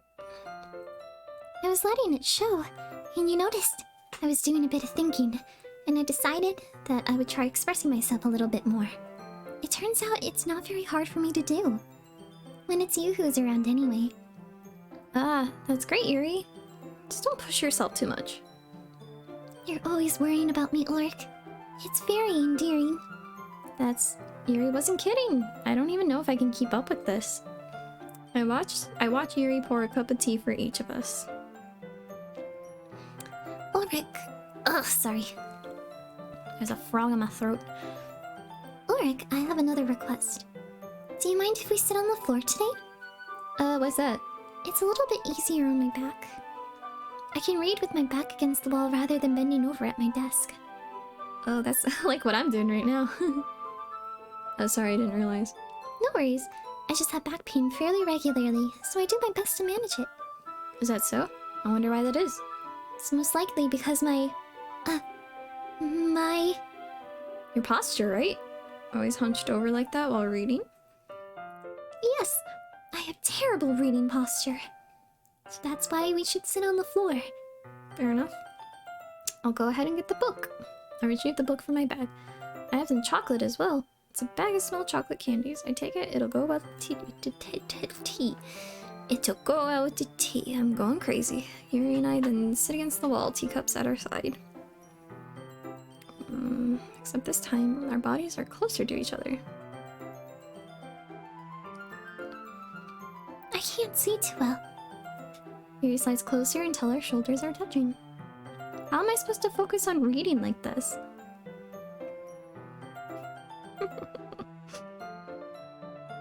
You had the ball lined up. All you had to do was hit it. And she's being less apprehensive. It's almost more than I can handle. Your teacup. Yuri hands me my teacup. Holding it with my hand that's not holding the book, I end up in a position that makes it even harder to focus. Because now I need to worry about making sure I don't accidentally touch her chest. Wow. Meanwhile, Yuri hasn't noticed a single thing.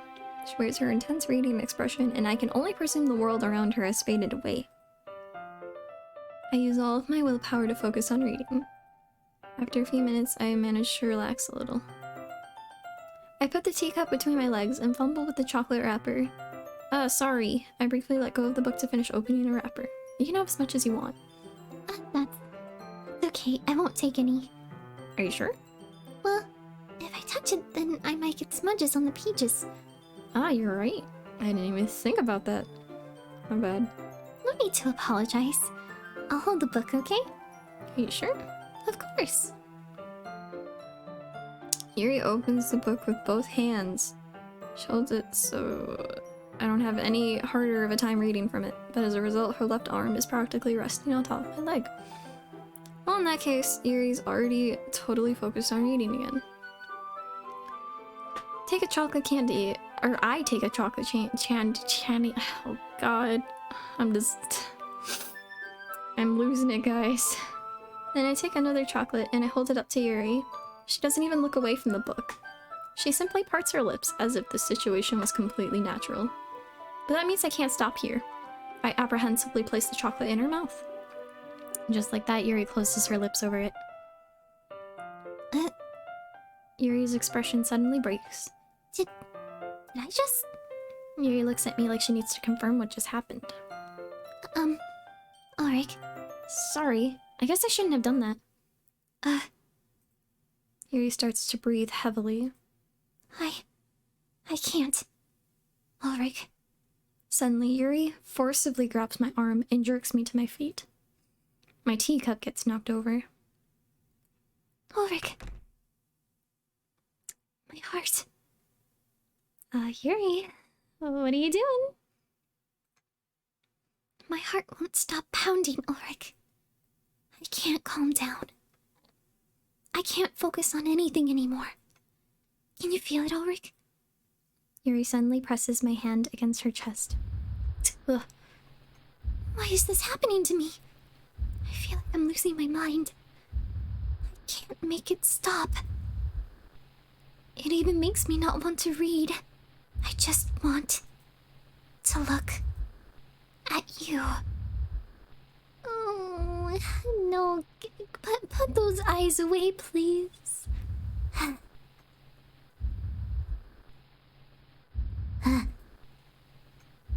You can stop looking at me now.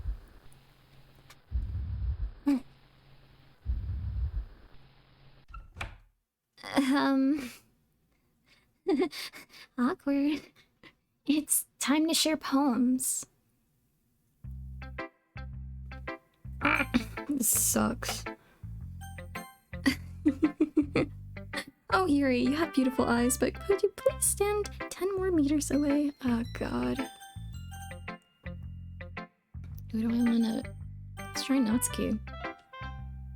Well, it's not really any worse than your last one, but I can't really say it's any better either. Hugh!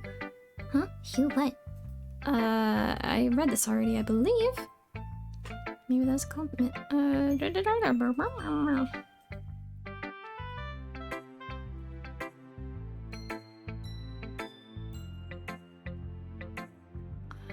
Poems, so you should try to learn something. Okay. Is this any different?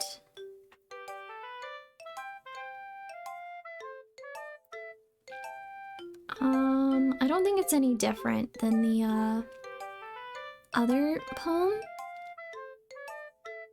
Is something gonna happen when I let go of this page? Not bad, right? It's quite a bit longer than yesterday's. Yesterday's is way too short. I was just warming up. I think,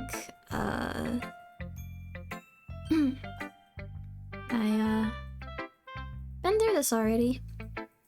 Respect people's interests, even if they are weird.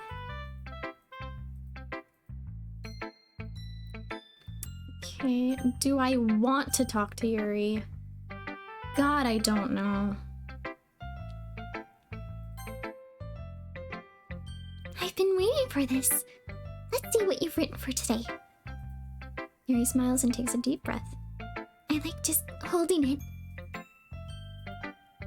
I mean, the poem turned out good. It's, well, there are some things you could work on. But that doesn't really matter. It feels like anything written by you is a treasure. That came out a little awkward. Let's just move on. Here's the poem I wrote. You don't have to like it or anything. Okay, wheel. Alright.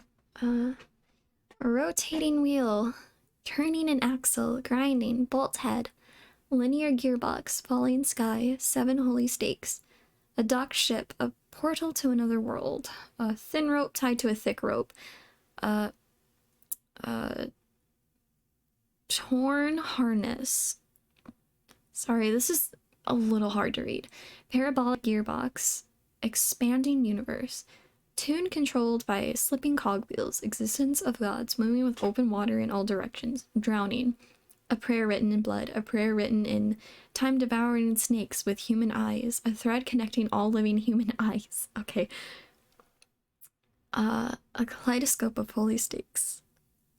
Exponential gearbox, a sky of exploding stars, God disproving the existence of God, a wheel rotating in 6 dimensions.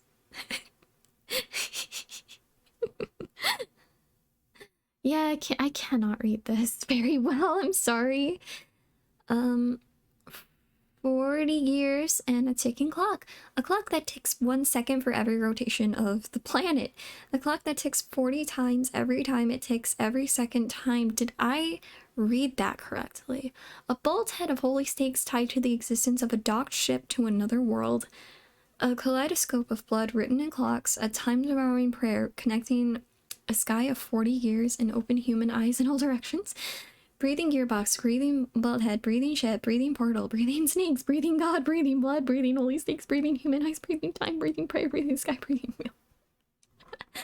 Thanks, Yuri. It's wonderful.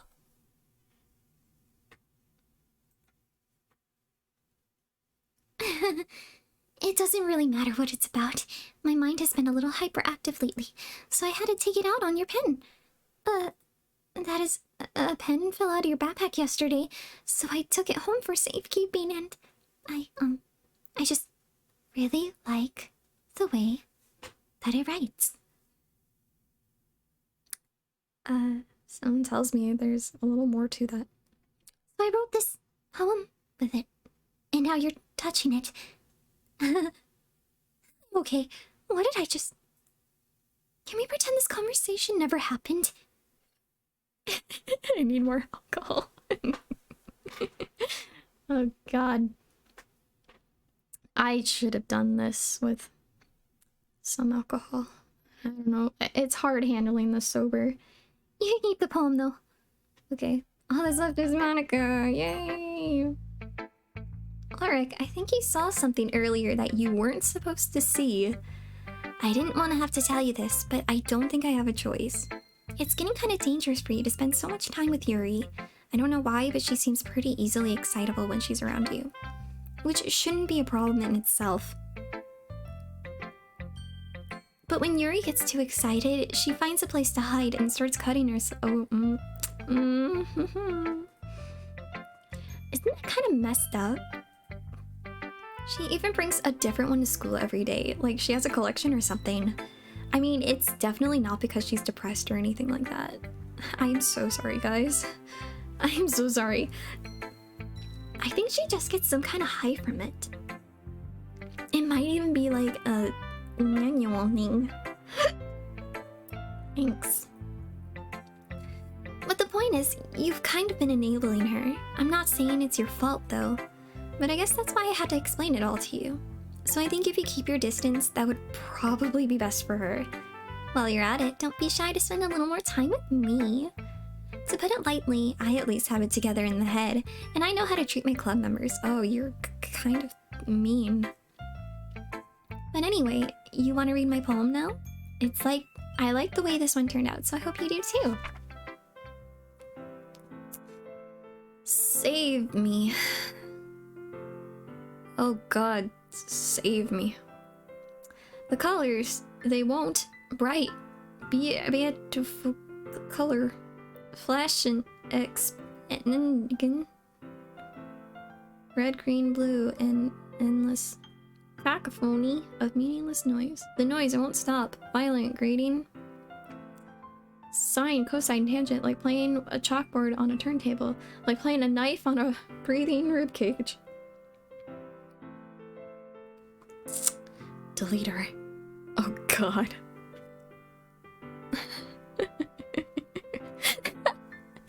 Monica, I don't hang out with you because you're a psychopath. Yeah. I don't need this. Sorry, I know it's kind of abstract.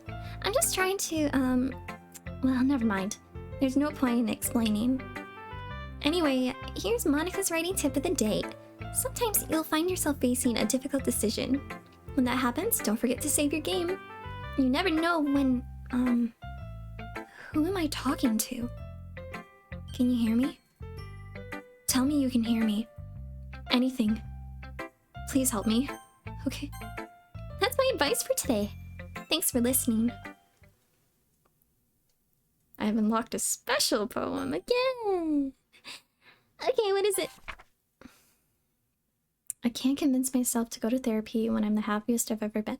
I'd rather keep this up until I blow my cover and someone takes me to the emergency room. Oh dear. Okay. Oh no, that's bad.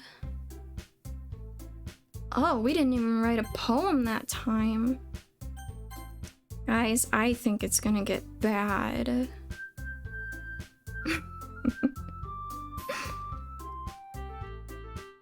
Oh god.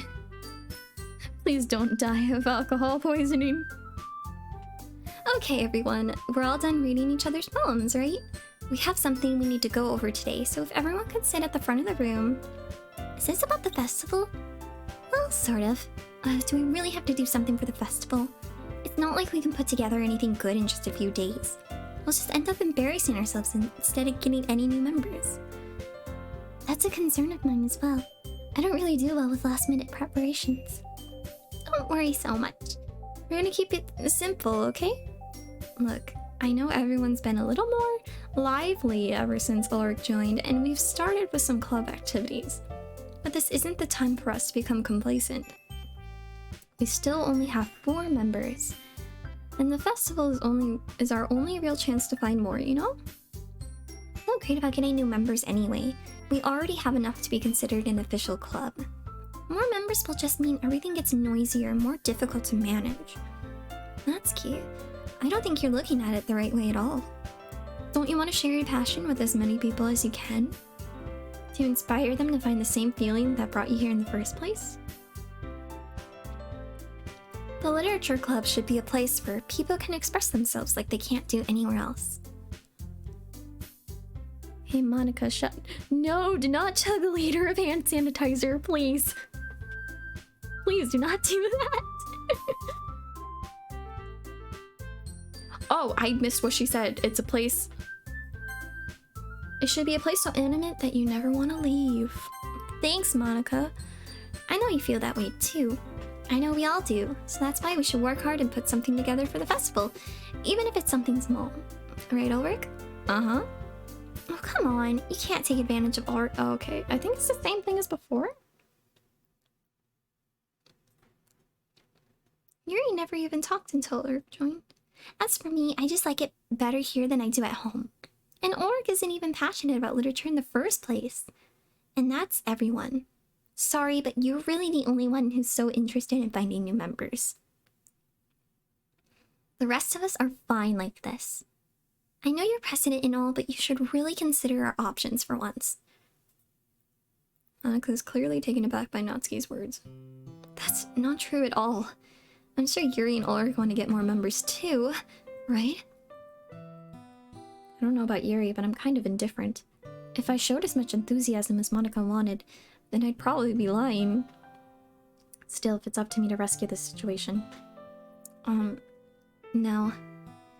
Natsuki's right, isn't she? This club. It's nothing more than a place for a few people to hang out. Why did I think that everyone here saw it the same way as I did? That doesn't mean we're against getting new members or anything. Ulrich, why did you even join this club? What were you hoping to get out of it? Well, that's not really something I can be honest about, is it? In fact, I remember you weren't even given a choice not to join. Monica sits down and stares at her desk. What's the point of all this anyway?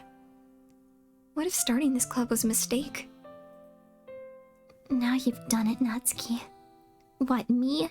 I just spoke my mind. Is it a crime to be honest? It's not about being honest. It's about word choice. Besides, you have no right to speak for everyone else in the club like that. You don't understand at all. I just want a place that feels nice to hang out with a few friends. Is there a problem with the club being that for me? There aren't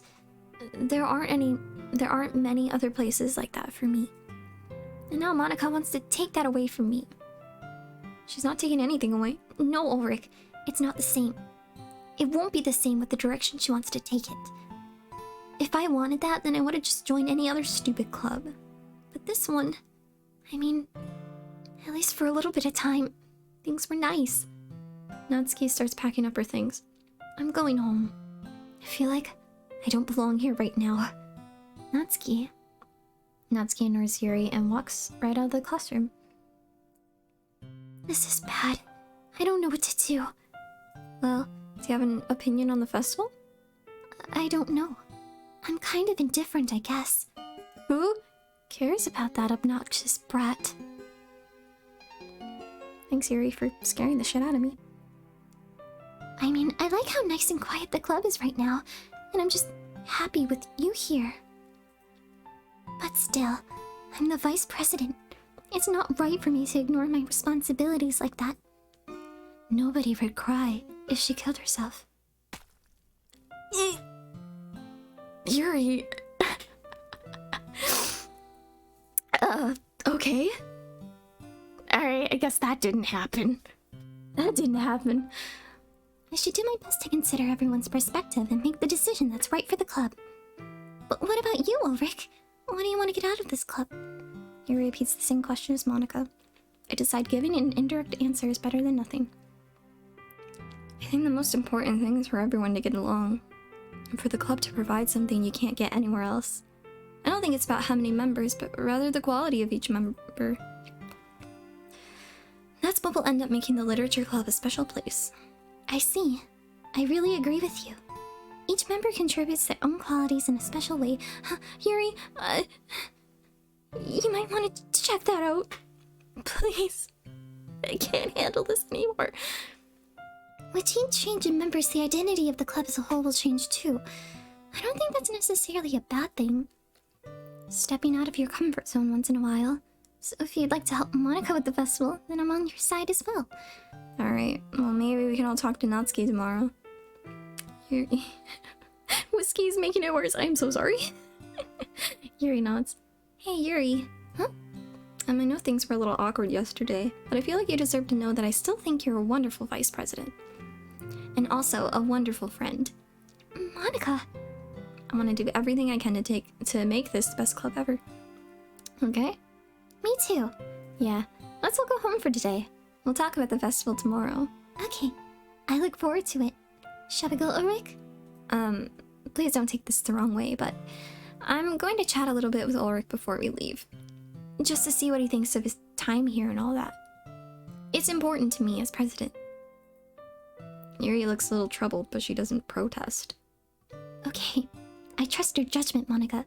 In that case, I'll see the two of you tomorrow. See you tomorrow. Monica waves as Yuri exits the classroom. Phew. Things have been a bit hectic today, haven't they? Ulrich, I just want to make sure you're enjoying your time at this club. I would really hate to see you unhappy. Monica, what are you doing? I feel kind of like I'm responsible for that as president. And I really do care about you, you know? I don't like seeing the other girls give you a hard time. With how mean Natsuki is and everything. And Yuri being a little bit, you know. Sometimes it feels like you and I are the only real people here. You know what I mean? But it's weird because in all the time you've been here, we've hardly gotten to spend any time together. I mean, I guess it's technically only been a couple days. Sorry, I didn't mean to say something weird. There's just some things I've been hoping to talk about with you. Things I know only you could understand. So that's why... Wait, not yet. No. Stop it. Jeez Louise. Do I want to finish this right now, or... Because it's already 2:45. But I feel like I don't know if there's much left.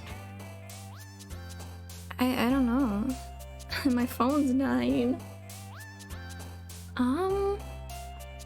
Because I don't know when I'm gonna pick this back up again. I really should get some sleep though. I feel bad leaving it here, but this is the last day of Act 2, I'm pretty sure. Would it be worth to just do it then? And get it over with?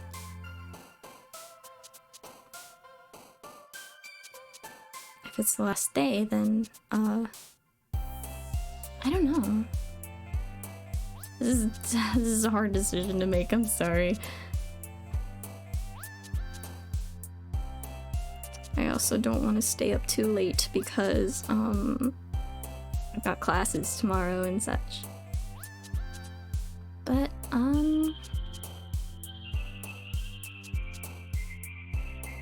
you know what, maybe I'll pick this up. I'll pick this up another time because I don't know how much more I can handle. Yeah. I'll try and continue this hopefully soon. I'm not sure exactly when, but hang on, let me exit real quick so I can concentrate. I forgot about that again. Anyways, yeah. Oh! I'm so sorry, I didn't have my alerts on. I'm so sorry. Thank you, Pudding Boxes, Lolmonix, Trucker Nuts, and Hanging Sayori. Thank you so much for the follows. Hang on, I'm gonna change my ending soon because that's me right now. I'm sleepy. Alright, this was super fun. This was 5.5 hours long. That is the longest I've ever streamed. And it's probably the most successful one so far. Thank you all so much for sticking around this long. Honestly, this is really fun. It'd be fun to like read out loud more visual novels, you know? I don't know if that's a thing people would really be into, but I've considered it, honestly. I really like reading out loud to an audience, you know? Sorry, I'm talking too much. Okay, well, I hope you all have a good day or a good evening wherever you are. Stay safe, take care after all that's happened. Alright, bye!